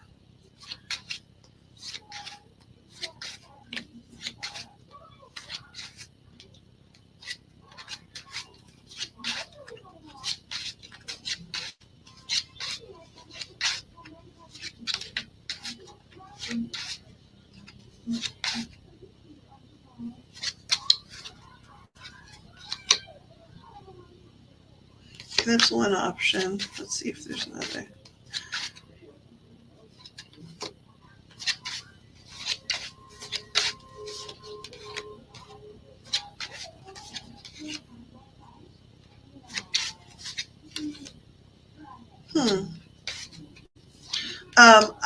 I have a very definite gender feeling, but is there any way that it could be twins?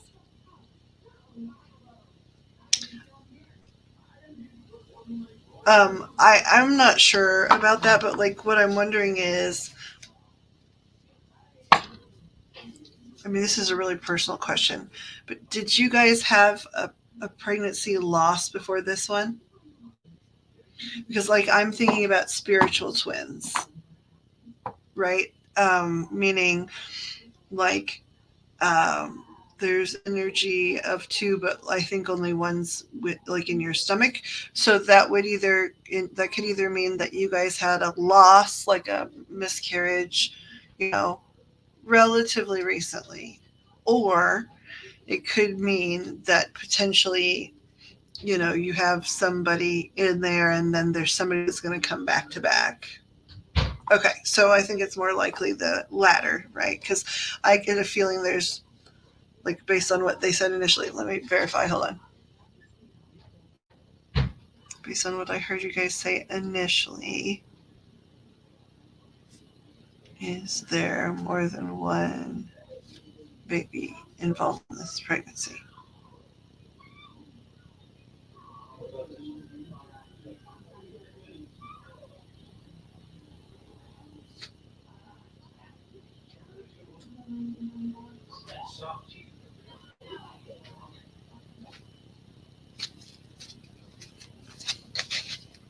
Did I have the right? Okay, got it. It just needs to be the right gender so I can do this. Okay, so I'll do the rods next. But what do you think? What is your feeling? Because I agree with you. I think there's only one, but I still think there's another. I think there's spiritual twins around,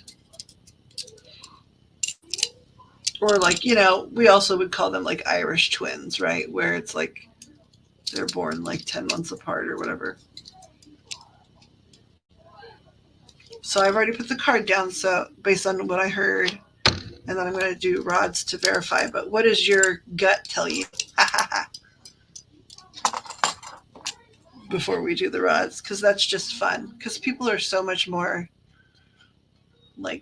in tune than they think.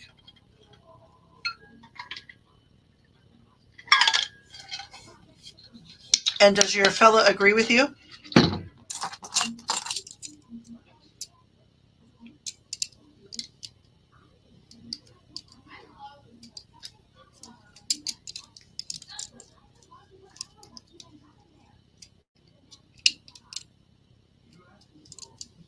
And then I'll get the rods up, but I just want to know if what he thinks too, since it's a fun right now. It's a fun game.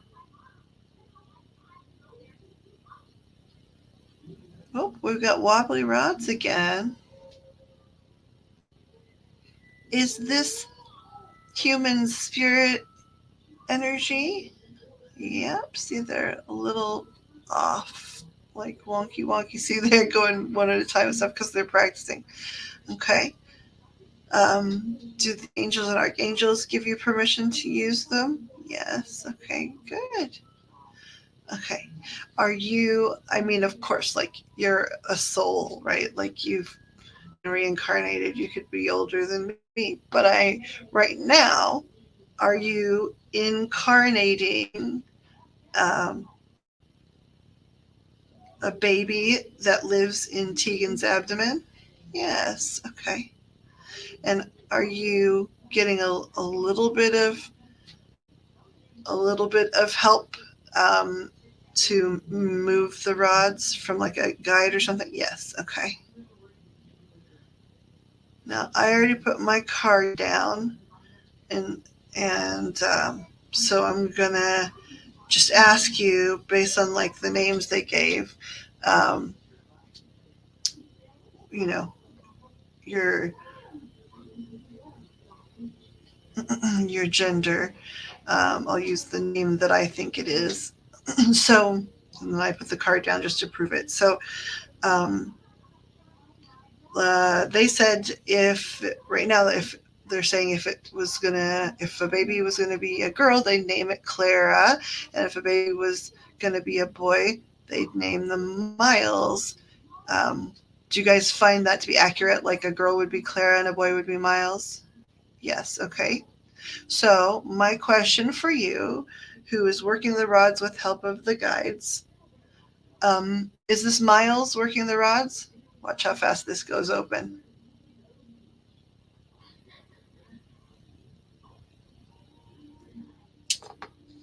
And then here's again, this camera's in a different place. Just for the record, this is such a weird angle, but like this is the young man that I laid down there.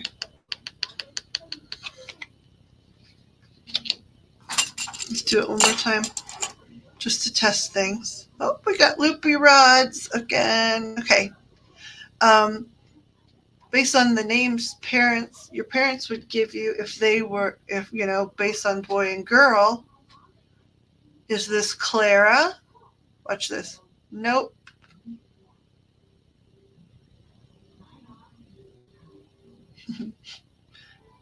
Is this Miles? Yep.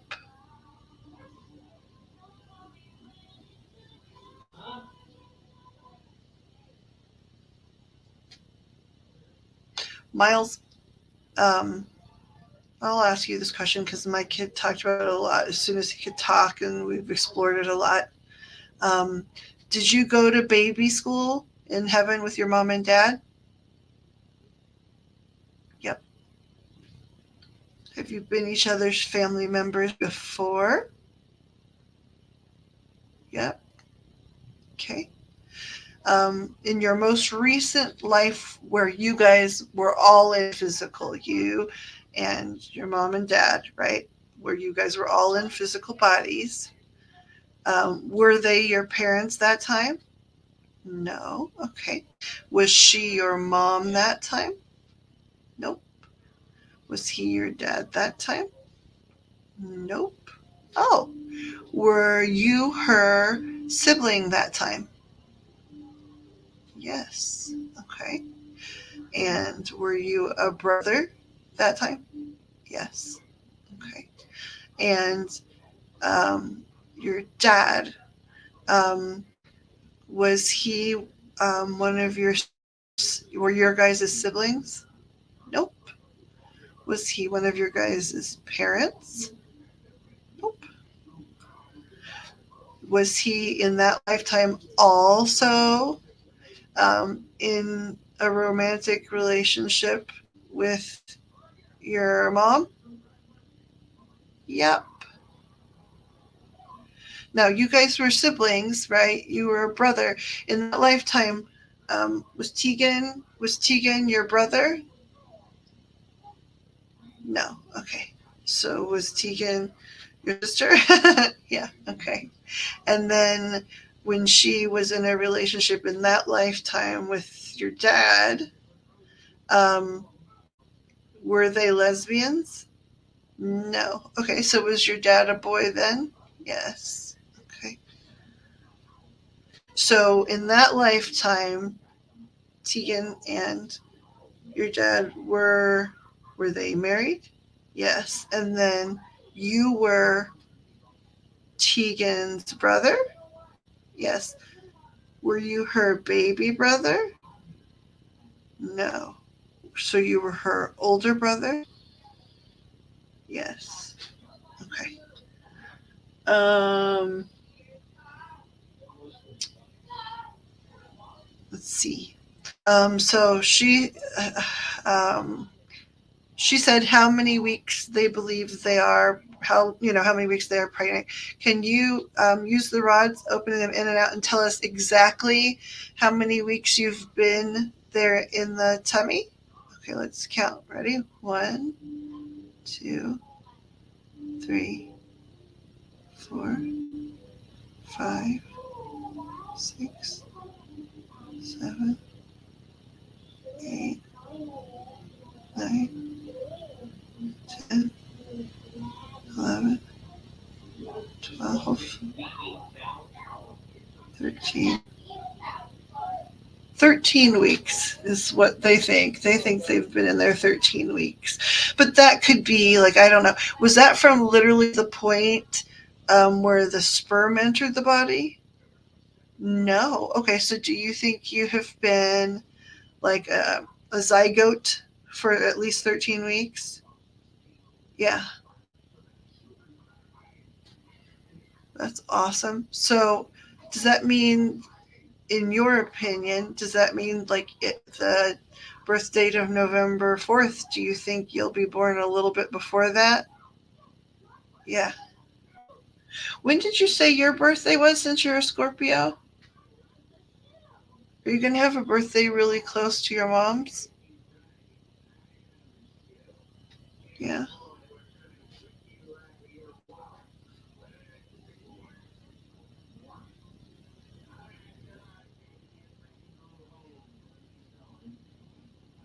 Okay, so what was the due date? Did you say November 7th is what they thought or something? Um, so, okay, if you are like 2.5 weeks older or whatever, so the 4th. Okay, so it'd be the 4th to the, I don't know, the last week of October, just like the 31st minus 7. I'm tired, which is, okay,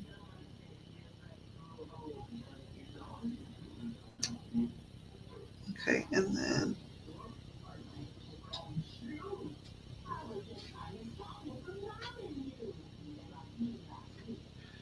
so do you think your birthday might be earlier in the month than your mom's? Yeah? Is it at all possible you guys could be born on the, like, do you foresee that you could be born, like, as of right now? Is there a plan to be born on the same day? No. Is there be a plan to be born, like, within a week of her birthday? Yes. Do you think you might be born a week before your mom's birthday? No. Okay.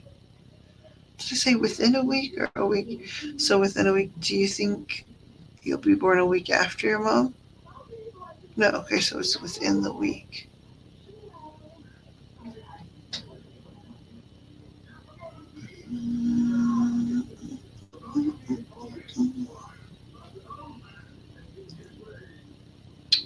Um,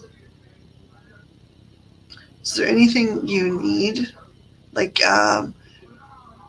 is there anything that you're hoping to have, or that you would like more of, now that you're in there? Yes. How would we do that?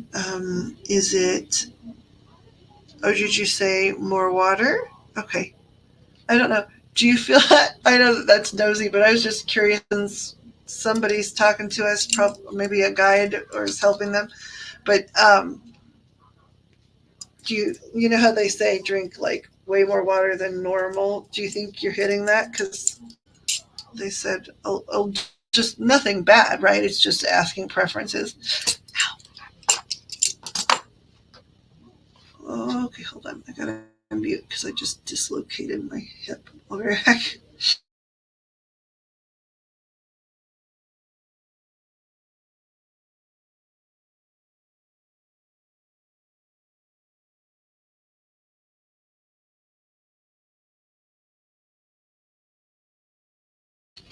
Sorry, I needed to scream an expletive. Yeah, because your blood volume like should already be doubled in the first 10 weeks, and then it comes close to like a third. No, not doubled. I'm sorry. I think it's. I'm trying to remember now. I'm gonna Google it. It's like a third more. Like you gain a whole like third of your blood volume. I'm trying to remember. I'm looking it up because I remember like um, when I was pregnant with kiddo. I wasn't using rods then, but I did some cards and and like in this case it was like drink a lot more water, and I thought I was doing good, right? Like because I was having like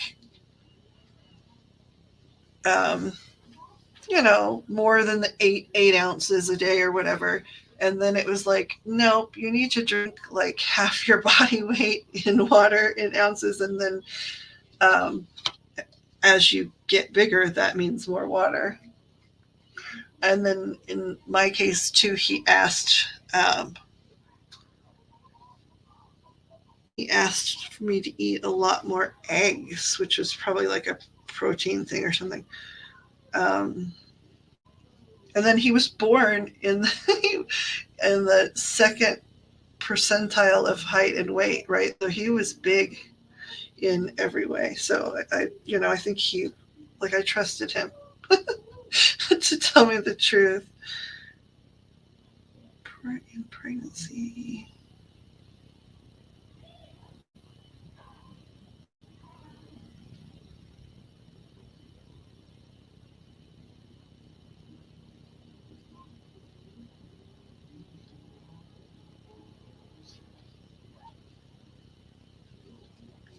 Oh my gosh. Okay. So maternal blood volume increases by 45%.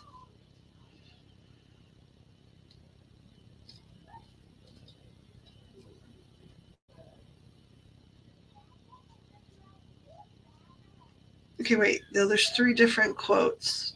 This is weird. Okay. So the National Institute of Health.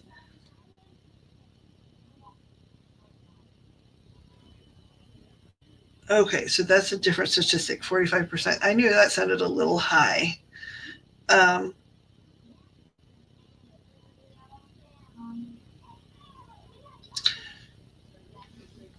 so it's 33%. So that's right. It was a third. It increases about a full third, which is crazy. So you need the water to not turn into a husk lady.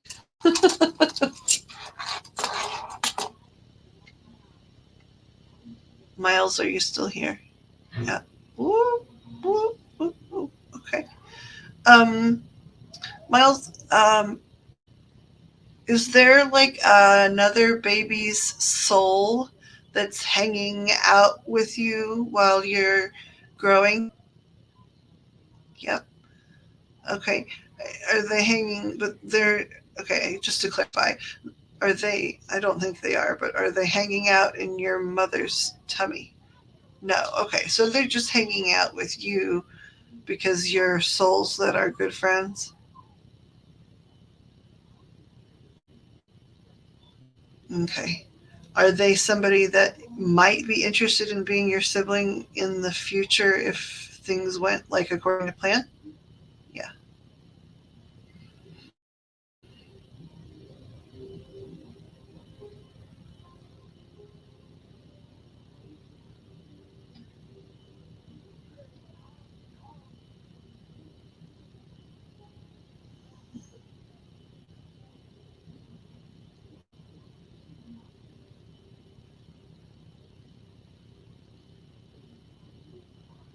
Okay.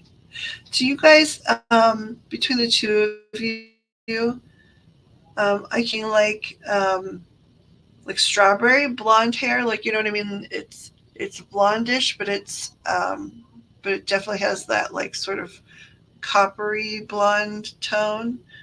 Is that a possibility? Okay, let me ask. I'll ask the rods too. Hey, Miles. Right now, based on how things are going, do you think you might wind up having like reddish blondish hair? Yes. Okay. So that's is that why you were showing me that picture? Yes. That's awesome. My guess is that that's probably correct, just because like you're his mom and you felt that.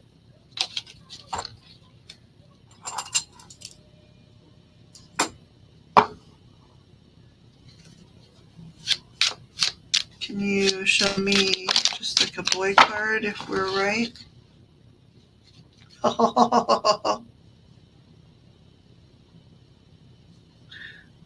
It showed a mama and a boy, a baby boy.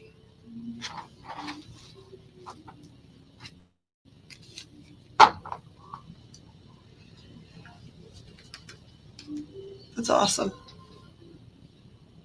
Okay, let's see here. Um,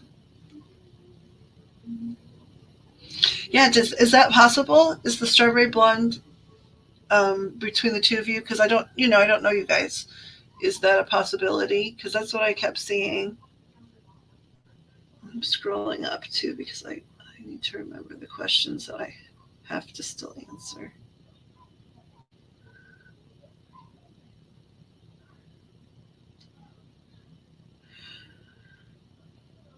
Okay, so hold on here.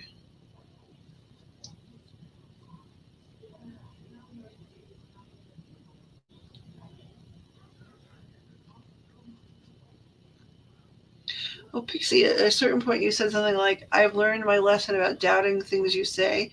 I'm not sure. What was that about? Because I don't know. Where it was like, okay, okay, now I need their questions.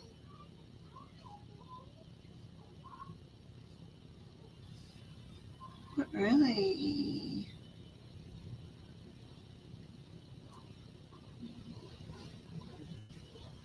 Okay. Her and her dad's relationship. Okay, we answered about her and brother. So we are going to do a fun one about her, Holton, and Tegan. And then we did answered the brother.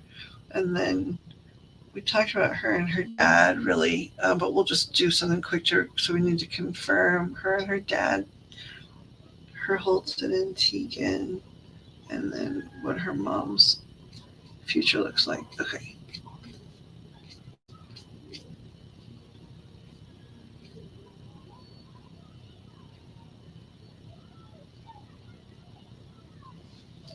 That'll be interesting. Yeah, I totally want to. I guess we have a while before we get to find out. I was like, I want to know, but like, it's like too bad, so sad. You're gonna have to wait. Everybody has to wait. Okay, hold on one second. So I need to pull cards for. Okay.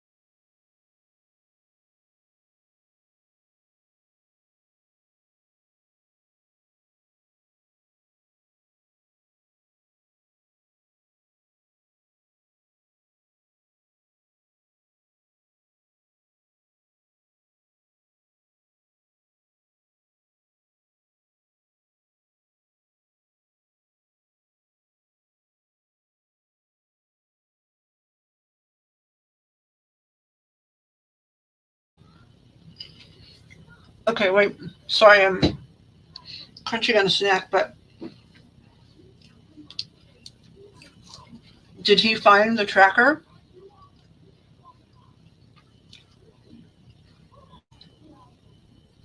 I think it's an air tag. Because, I think where I messed up was just how I phrased the question to her because I asked if he was, technically good, like good at tech. You don't have to be good at tech to, put an air tag on something. So what does that mean? Because I don't know what that means. Something's up with the car because I'm telling you, she's not supposed to drive it to Florida.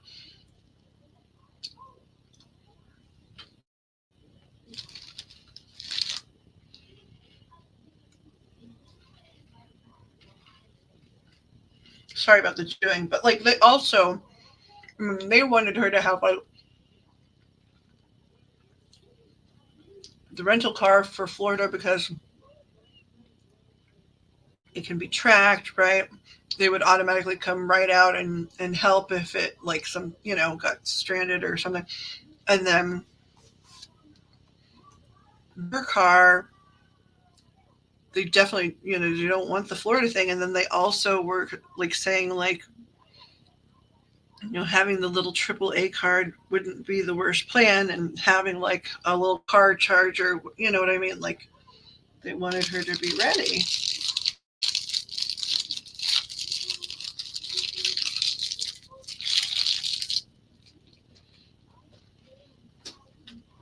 So through a code, but not all of them because GM has them left out. So yeah, okay, so I don't. Does that mean it through? It said like something's wrong,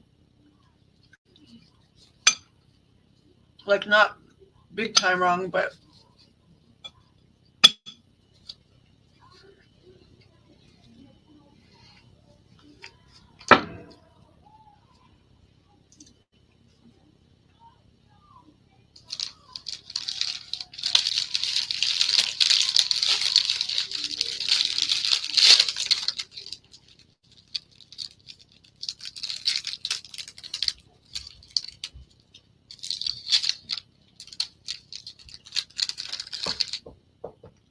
hold on 1 second, door person.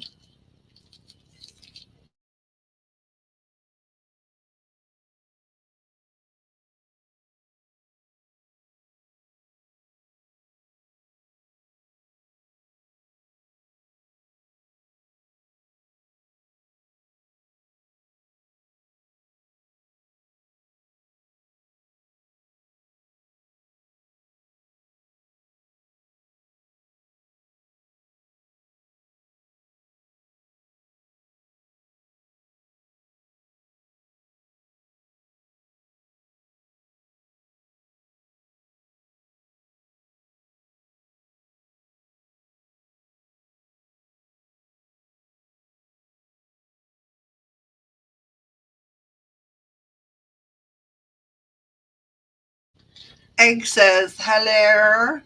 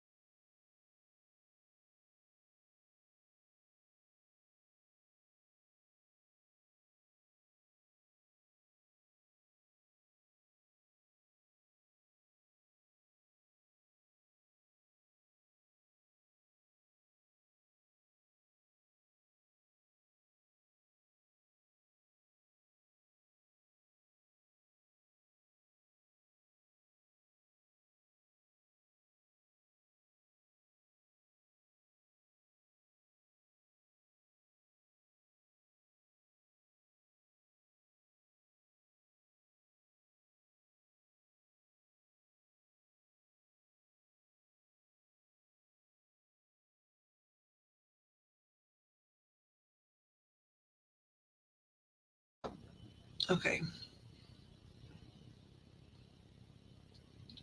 Egg. Kiddo. Kiddo said hello.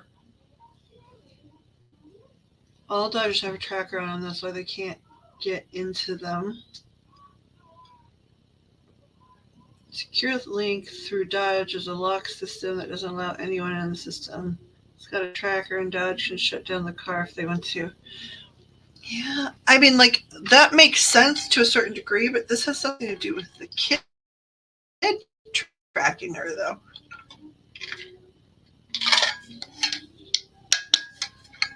And it's not, I think he's going to, if he did that, like, that's what I mean. I think he'd get an Apple AirTag. Now, she did say he was tracking through her phone in the same way you would, track an AirTag. So, okay, hold on. So, need to ask really quick about her and her dad, just like a layout, but they already gave advice. Her and her brother, they already gave advice. Okay, let's see. Let's do her and dad first. Okay, this is you and Dad, Miss Abby. The guides had already talked about it. They'd already said, like, with Dad, starting off, like, writing letters to one another via email or text, could be a great thing. Asking about a topic that you're interested in, like your family tree, where you can learn about the family, but have it be kind of neutral, or like ask about his favorite music, or ask how he does this or this, right? Like, and write each other letters about that. The family tree was a recommendation, I think, because it gets you talking about family, and you can learn a lot about what he thinks, feels about how he grew up and things. But you really, at the end, wanted to just know, how does the relationship go, right? So let's just say by the end of 5 years, that's a long time, right? But by the end of 5 years, based on the current trajectory, what does Abby's relationship with her father look like? By the end of 5 years, what does their relationship look like? Okay, that fell out. We'll see. Because I have slippery hands here, so we'll try. If it comes back, it comes back. Okay, so what does Abby, these are slippery. By the end of 5 years, what does Abby's relationship with her dad look like based on the current trajectory of things? Oh, that's too many slippery hands.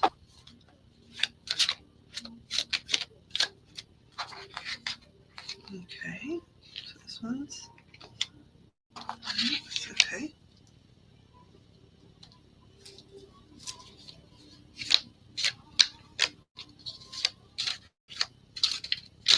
These are slippery buggers.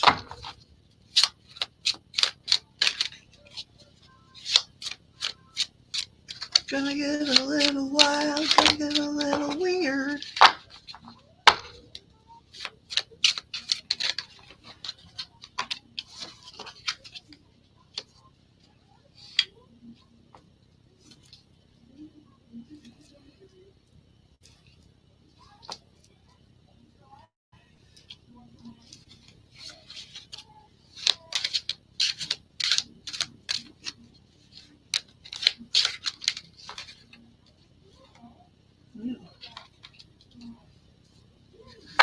Okay.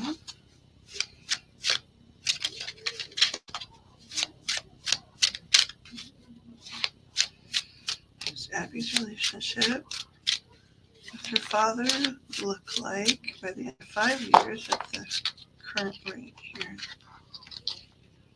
So this goes here. Boop, boop, boop.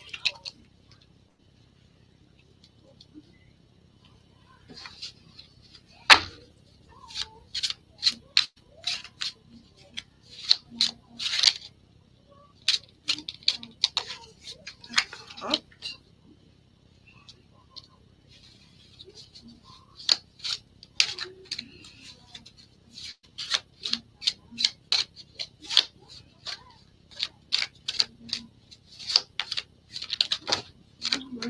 dropping everything.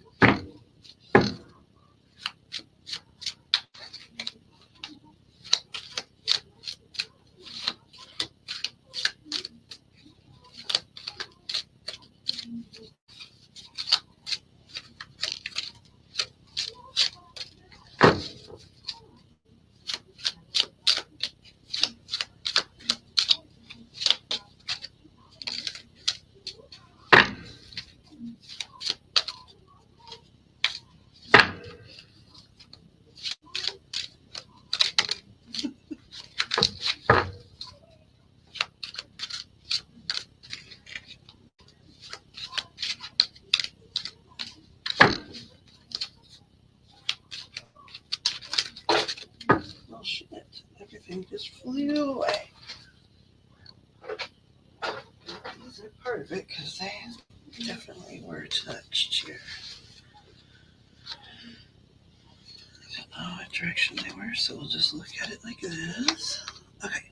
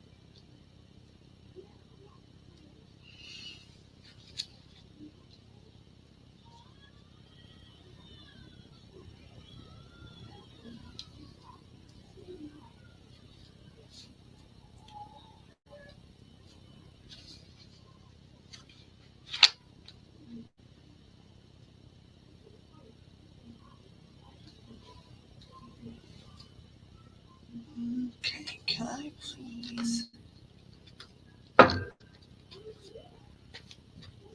a clarifier between these two? Just one.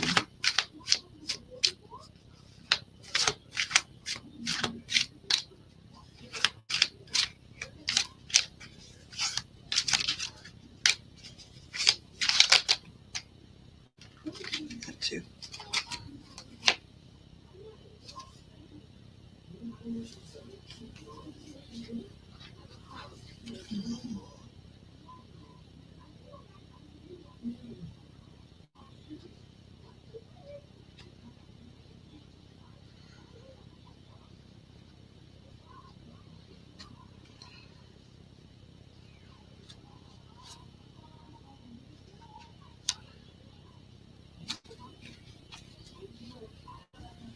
See the bottom of the deck.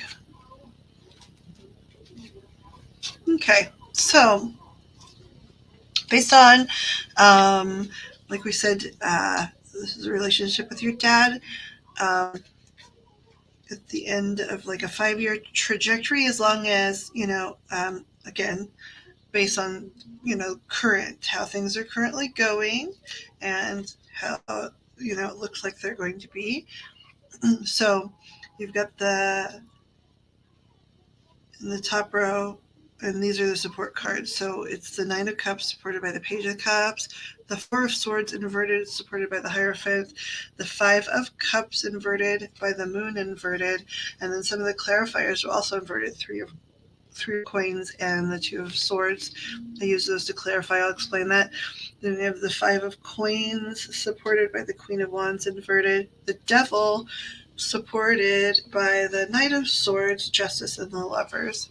Bottom of the deck's the Hermit. So what this tends to mean is, this is generally like a pretty good looking reading. It's saying like emotionally you guys will be in a much more open, better place. You still will be learning. It looks more like him in this situation, but you guys will be in a much more open, flowing place where you can express your emotions safely. He will be still learning a little bit about that, but through a history of some addiction and healing and his own trauma and societal pressures against males and all that kind of stuff, it makes some sense as to why that would be the case, but it's still all healing and upwardly mobile. Okay, then the Four of Swords supported by the Hierophant means the Four of Swords inverted, right? Like, so it means like it's not, you're not, you no longer feel, both of you feel just like absolutely trapped and cornered into, a bad situation. You don't feel that way. And their friend's a teacher. So it's like just sort of saying through learning each other and learning just over time communication and coping things and just maturing on both of your parts, right? You will learn, how to deal with things so that neither one of you wind up feeling like cornered, trapped, and miserable, right? Then the Five of Cups inverted over the Moon inverted will mean that you don't feel abandoned anymore. And the mystery, there's no mystery anymore about like a lot of times, like I think it looks like you felt like, I don't understand like where he is, why he can't be there for me. I don't understand and I feel completely abandoned. And in this case, it's like saying, number one, you don't feel abandoned. And number two, you fully get what happened. And when it happened, you've been able to move past it. And because he's also been able to be like, not abandoning you and also not making things mysterious. Like, right, you guys are keeping things at this point direct and good communication flow. The support cards talk about how no longer do you have to like choose between yourself preservation and a relationship with him. You don't have to choose because you will be respected, you won't feel abandoned, and your communication will be smooth. It won't be all secretive. The Five of Coins over the Queen of Wands inverted means you no longer feel left out of the loop. You no longer have it in your head that you are something that he just can discard no matter what. He can just walk away from you.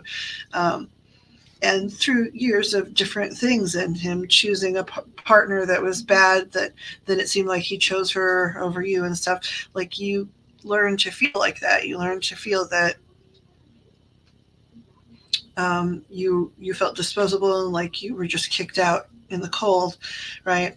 And now it's not like that at all. You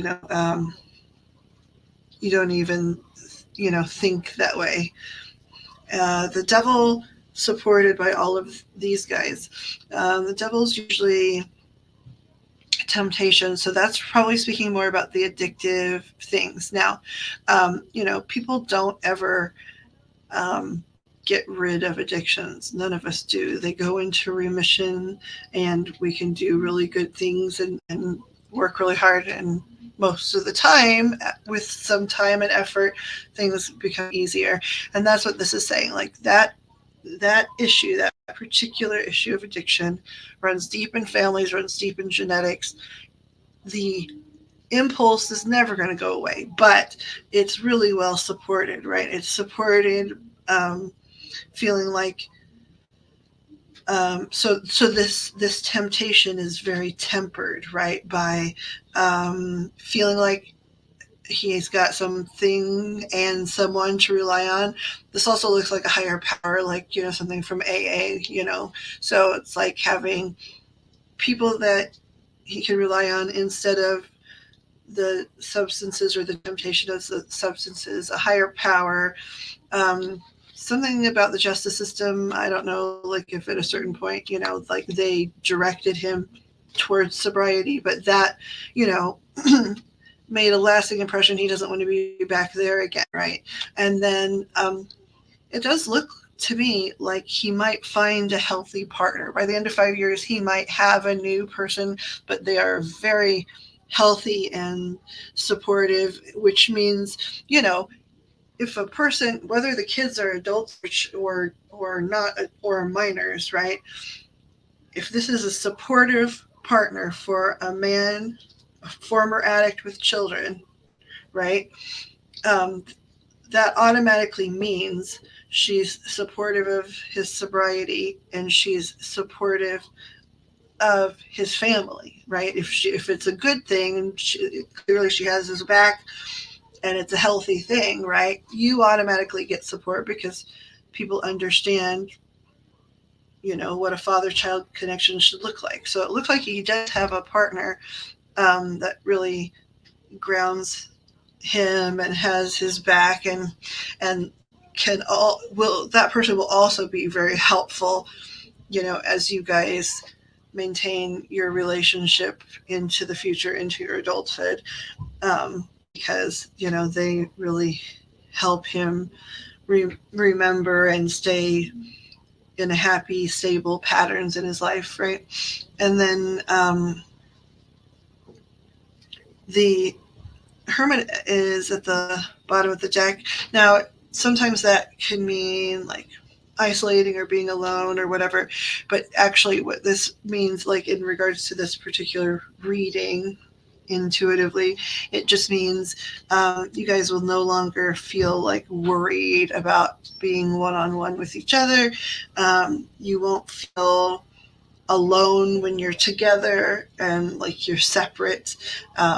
So there'll be a lot of togetherness. And now that's just at the end of 5 years, just based on the current trajectory. But the great thing is we didn't see someone in there coming back to cause more trouble.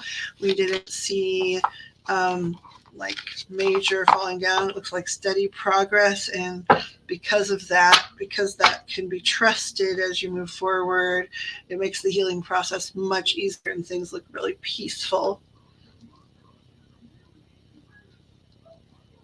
Okay, gosh, golly gee. We already know about the. Okay, I remember now. So we already knew about. We already talked about your brother. So now we're gonna do friends. I'm gonna use the relationship deck for friends just because. Let's see. What did the guides say? Should I use this one?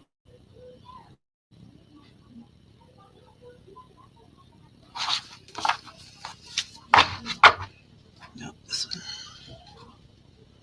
one. So you just wanted a little bit of a reading about your relationship with Holton and Tegan in the future. Let's do 5 years down the line.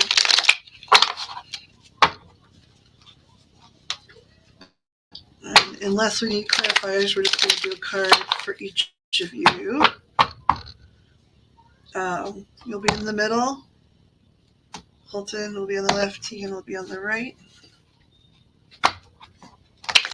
This is if everything continues how it has been and nothing is disrupted from how it's supposed to be in 5 years' time, what will your relationship with them look like? So can we please have a card for Abby and her 5-year extended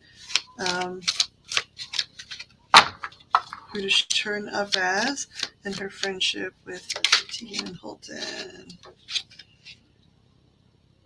Seven of Wands inverted. Okay. We got Holton. Who does he turn up as in this situation? 7 of Cups. Okay. What about Tegan? How does she turn up?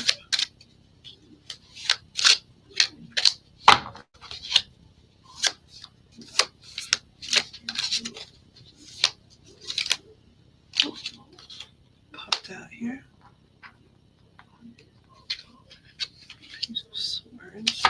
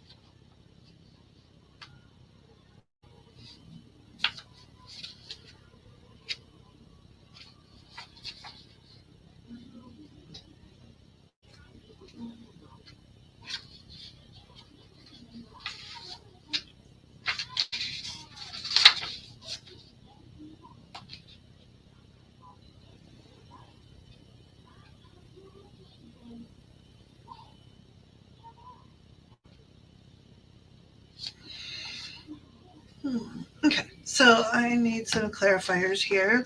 Um,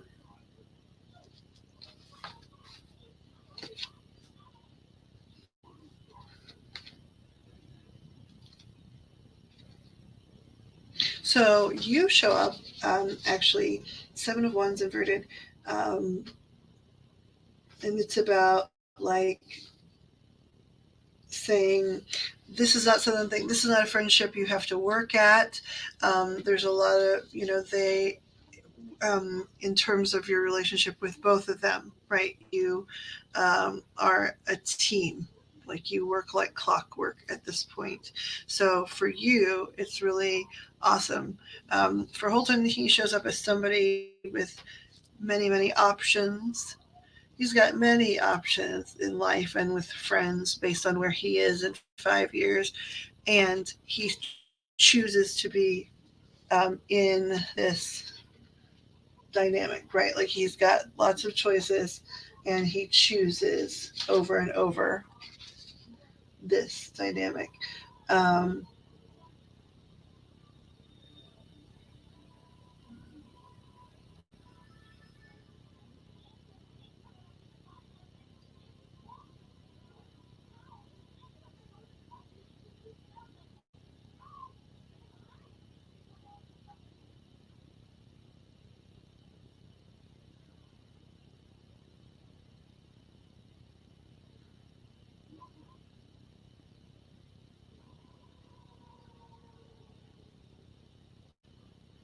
the only thing is, I'm not sure how this connects, but Tegan's showing up as somebody who is like really grounded and committed to her life. Um, but as people are growing too, that could mean like she's like married or like has a very serious job or something like that. But um, like there's no struggle there in the sense of like it's all very stable. But I'm going to still do a connection card just to see how that connects and to clarify how that connects to the friendship. Oh, that just flew out.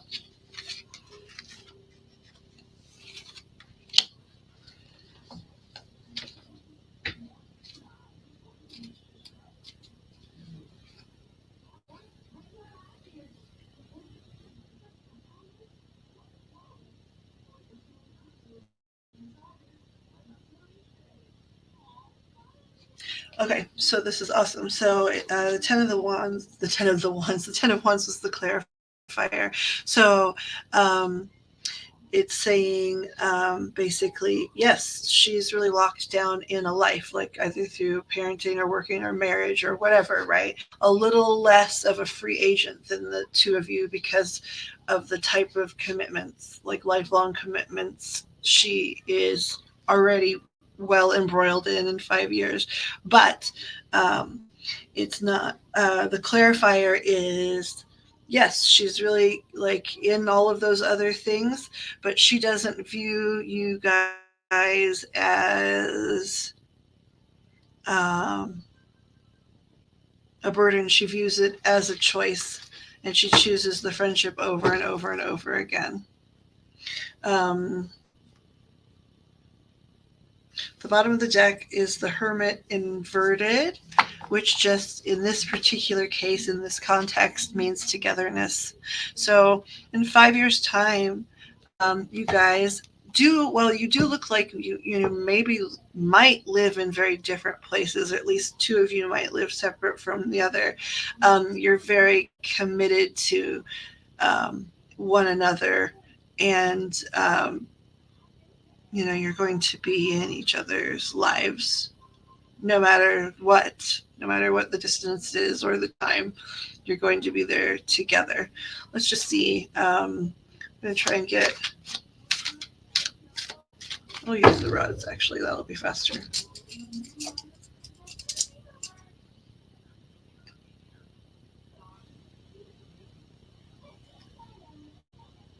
Angels, archangels, guides, and ascended masters. Can you indicate if there is, well, first of all, is there only, are two of the friends going to live in closer proximity to one another than all three? Yes. Okay. Can you point to the one who will not be living like as close a lifestyle to the other two?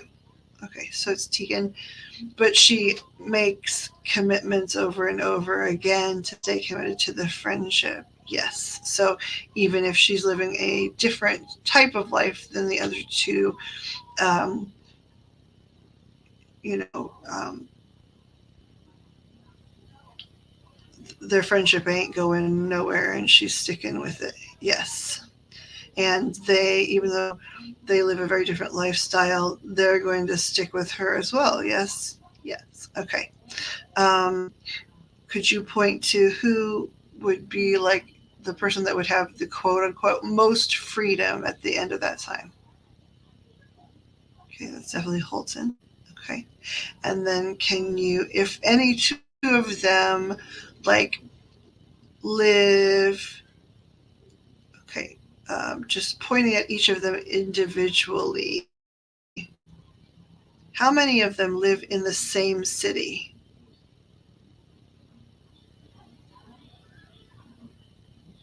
Okay, so it looks like you and Holton live in the same city. Does anybody live in a different city? Okay, Tegan lives in a different city. Do they live in different states for one another? Yes. Okay. Um, do Abby and Holton live in the same dwelling? No. Do they live in, within very close range of each other? Yes. Okay. And then they go back home, or whenever they go back home, they visit Tegan. Is that correct? Yes. And they all stay in constant touch, like via technology and stuff. Wonderful. Thank you. So that looks great, especially considering how much can change, in 5 years when you're a fairly young person. Um, that's a commitment, which is great.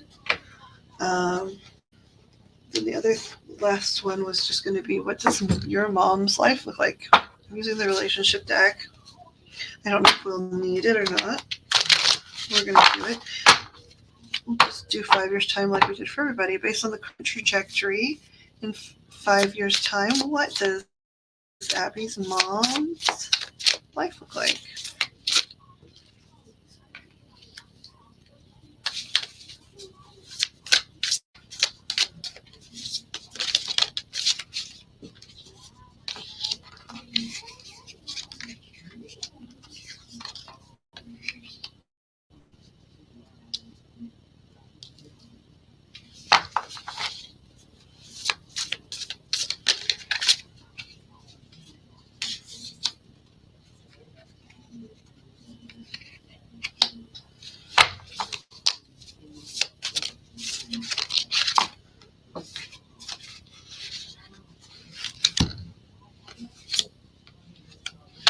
Oh, it's good. It's good, good, good. Just be the bottom of the deck. Okay. So it looks great. It starts off with the Eight of Cups inverted. Then it's the Eight of Wands right side up, the Nine of Cups right side up, the Emperor right side up, and the World. So what it's saying is there's going to be far less upheaval in her life. Um, and also in this card, just the detail, it's inverted, but the detail is like this lady's having to pack up and move away again, and her boxes are dwindling because she's moving away from everything all the time. There's also all these empty like wine glasses everywhere, indicating someone there,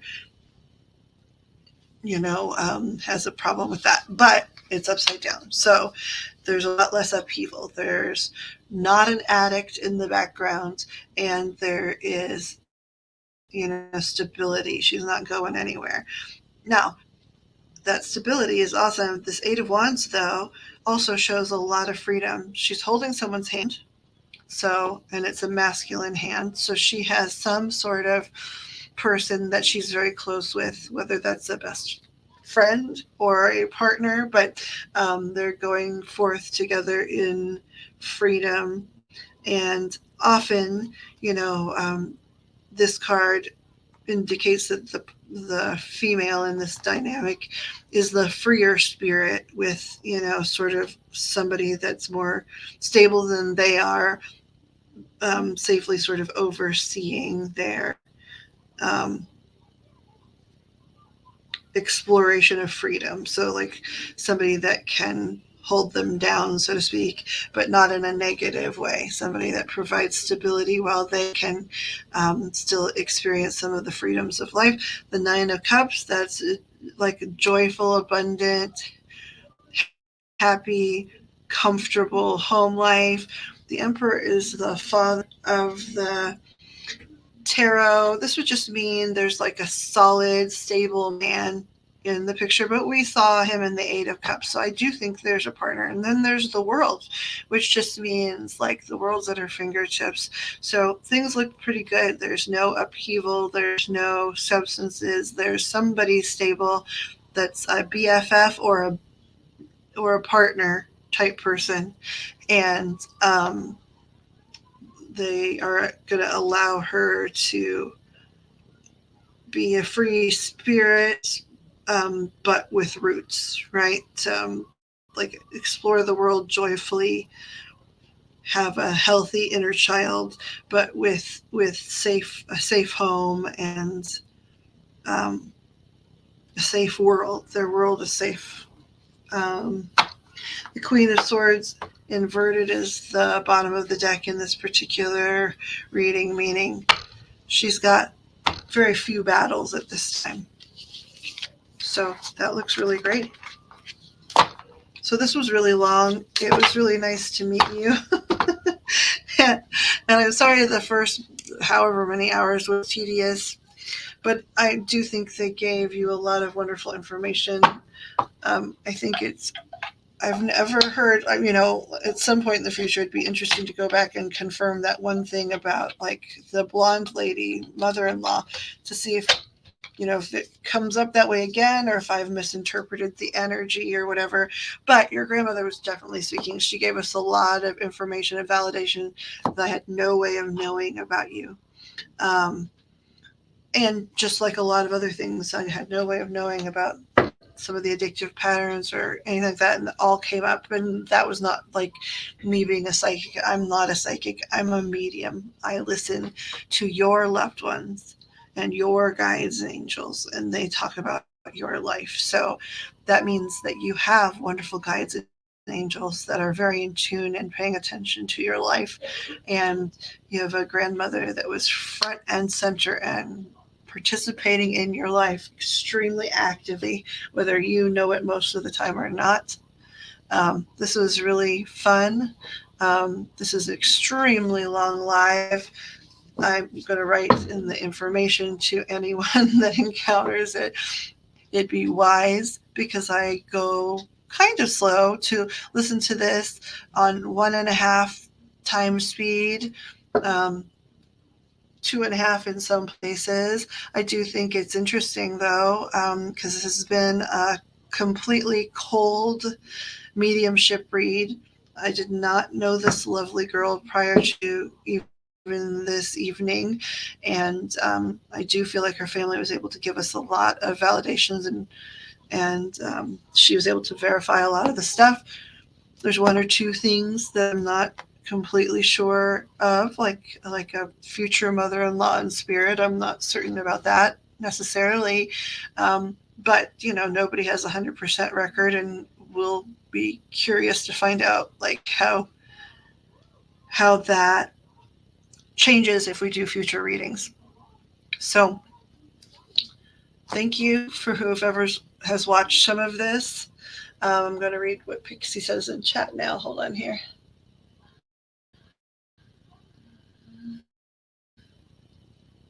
It was a great reading, and oh my god, Miles controlling the rods was awesome.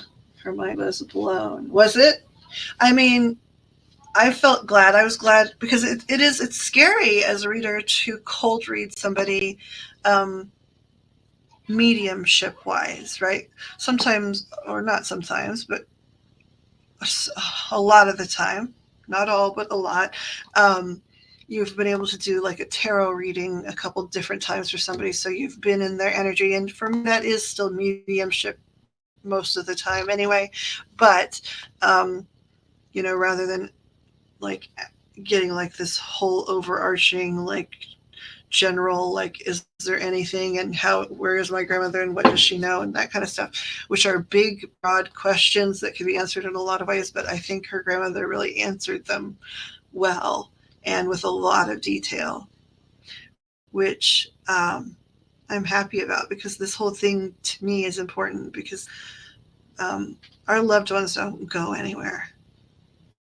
She's never met that grandmother in this physical lifetime, and that grandmother knew just as much about her as a grandmother that lived a block away, and watched her life from a physical perspective would know.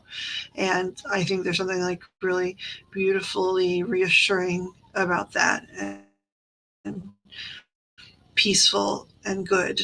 And so that's why when some of the other sort of less common things like a mother-in-law in spirit happens, I'm prone to believe it, because a very stable, observant spirit gave us a lot of information that I had no way of knowing. Um, so I don't think she would just fabricate a mother-in-law spirit. Now, I could be misinterpreting the energy, but there is someone there. There's a blonde lady there that's somehow linked to Abby's future in some way. And if the details were off, okay, but, she cares about her and is invested in her well-being, which is a good thing. No, she hasn't. What does that mean, my lovely lady?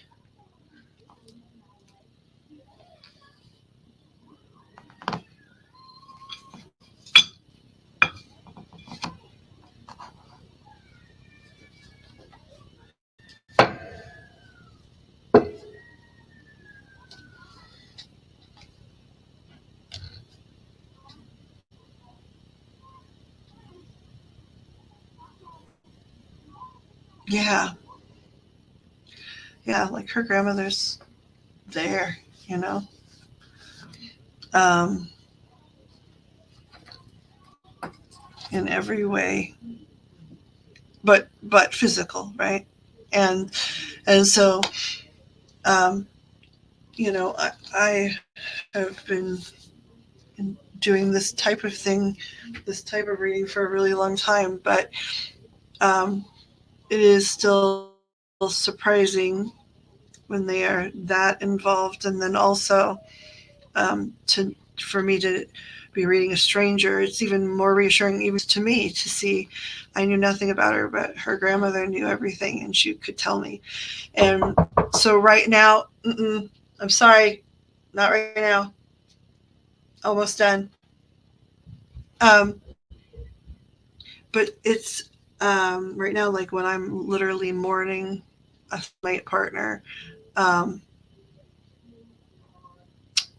even though it's hard and it's like soul crushing, and it's frustrating because I know my grief is in the way of me being able to spend a lot of time knowing about what's going on with that person, which is probably purposeful in God's eyes in some ways, at least for the time being. But, um, you know, we certainly have met on this plane, which gives me a lot of confidence that someday I'll get to hear a lot more about what's going on with him. I don't think I'm going to have to wait to die to do it. Um, and so through like crushing heartbreak, there's light.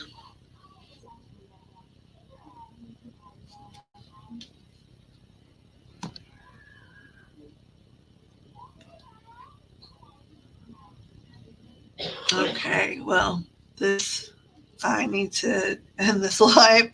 Um, and type in that people should probably watch it on 1.5, 2 times speed, because then it'll wind up being like 2 hours, 2.5 hours, or whatever, rather than 5 or whatever. But I think I'm going to leave this up. It was delightful to interact with the people, and they were funny in the chat before I got there. I don't know if it recorded though, because I hadn't hit let go live yet, but we'll see.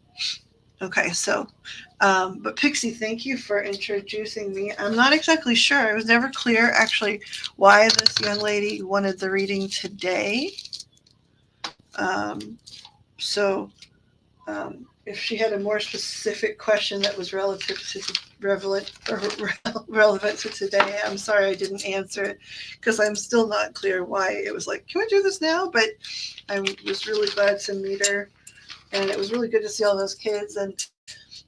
And oh, not even though I can offer readings that are long like this, and if somebody comes at me with like a very overarching, hey, I want to know everything mediumship question, that's how, it's going to be answered a lot of time from spirit. But I want to say to anybody else listening that, even when I try to be thorough, if you just had like a one bit piece question, like one question about somebody in spirit, or one question about your job coming forward, or just a question about what do I need to know right now, you would not be sitting here for 5 hours. You might be sitting here for 45 minutes to an hour if you chose to, but we could answer the question probably in, I'm longer winded than a lot, but we could probably answer that question in 20 minutes. So don't think it has to be 5 hours, especially if it's just like a straightforward question. But this was somebody that wanted to know that their family member was sharing their entire life. And so that's why this happened the way it did. And I hope it's helpful. And also, then moving forward, hopefully we can do follow ups that aren't this long, because, she already knows now. She knows her grandmother's there. So now she can just ask about specific moments.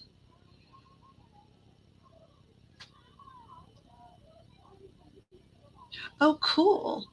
Okay. Well, I may call you, but I'm going to kill this live. I may call you just to do some follow up. So thank you, Pixie, for bringing the young people. It's always good.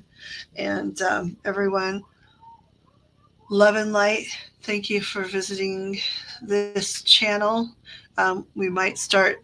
There's a setup going. We might start hopping around on other platforms, but we will always be back here. And thanks for your patience. Have a good night, everybody.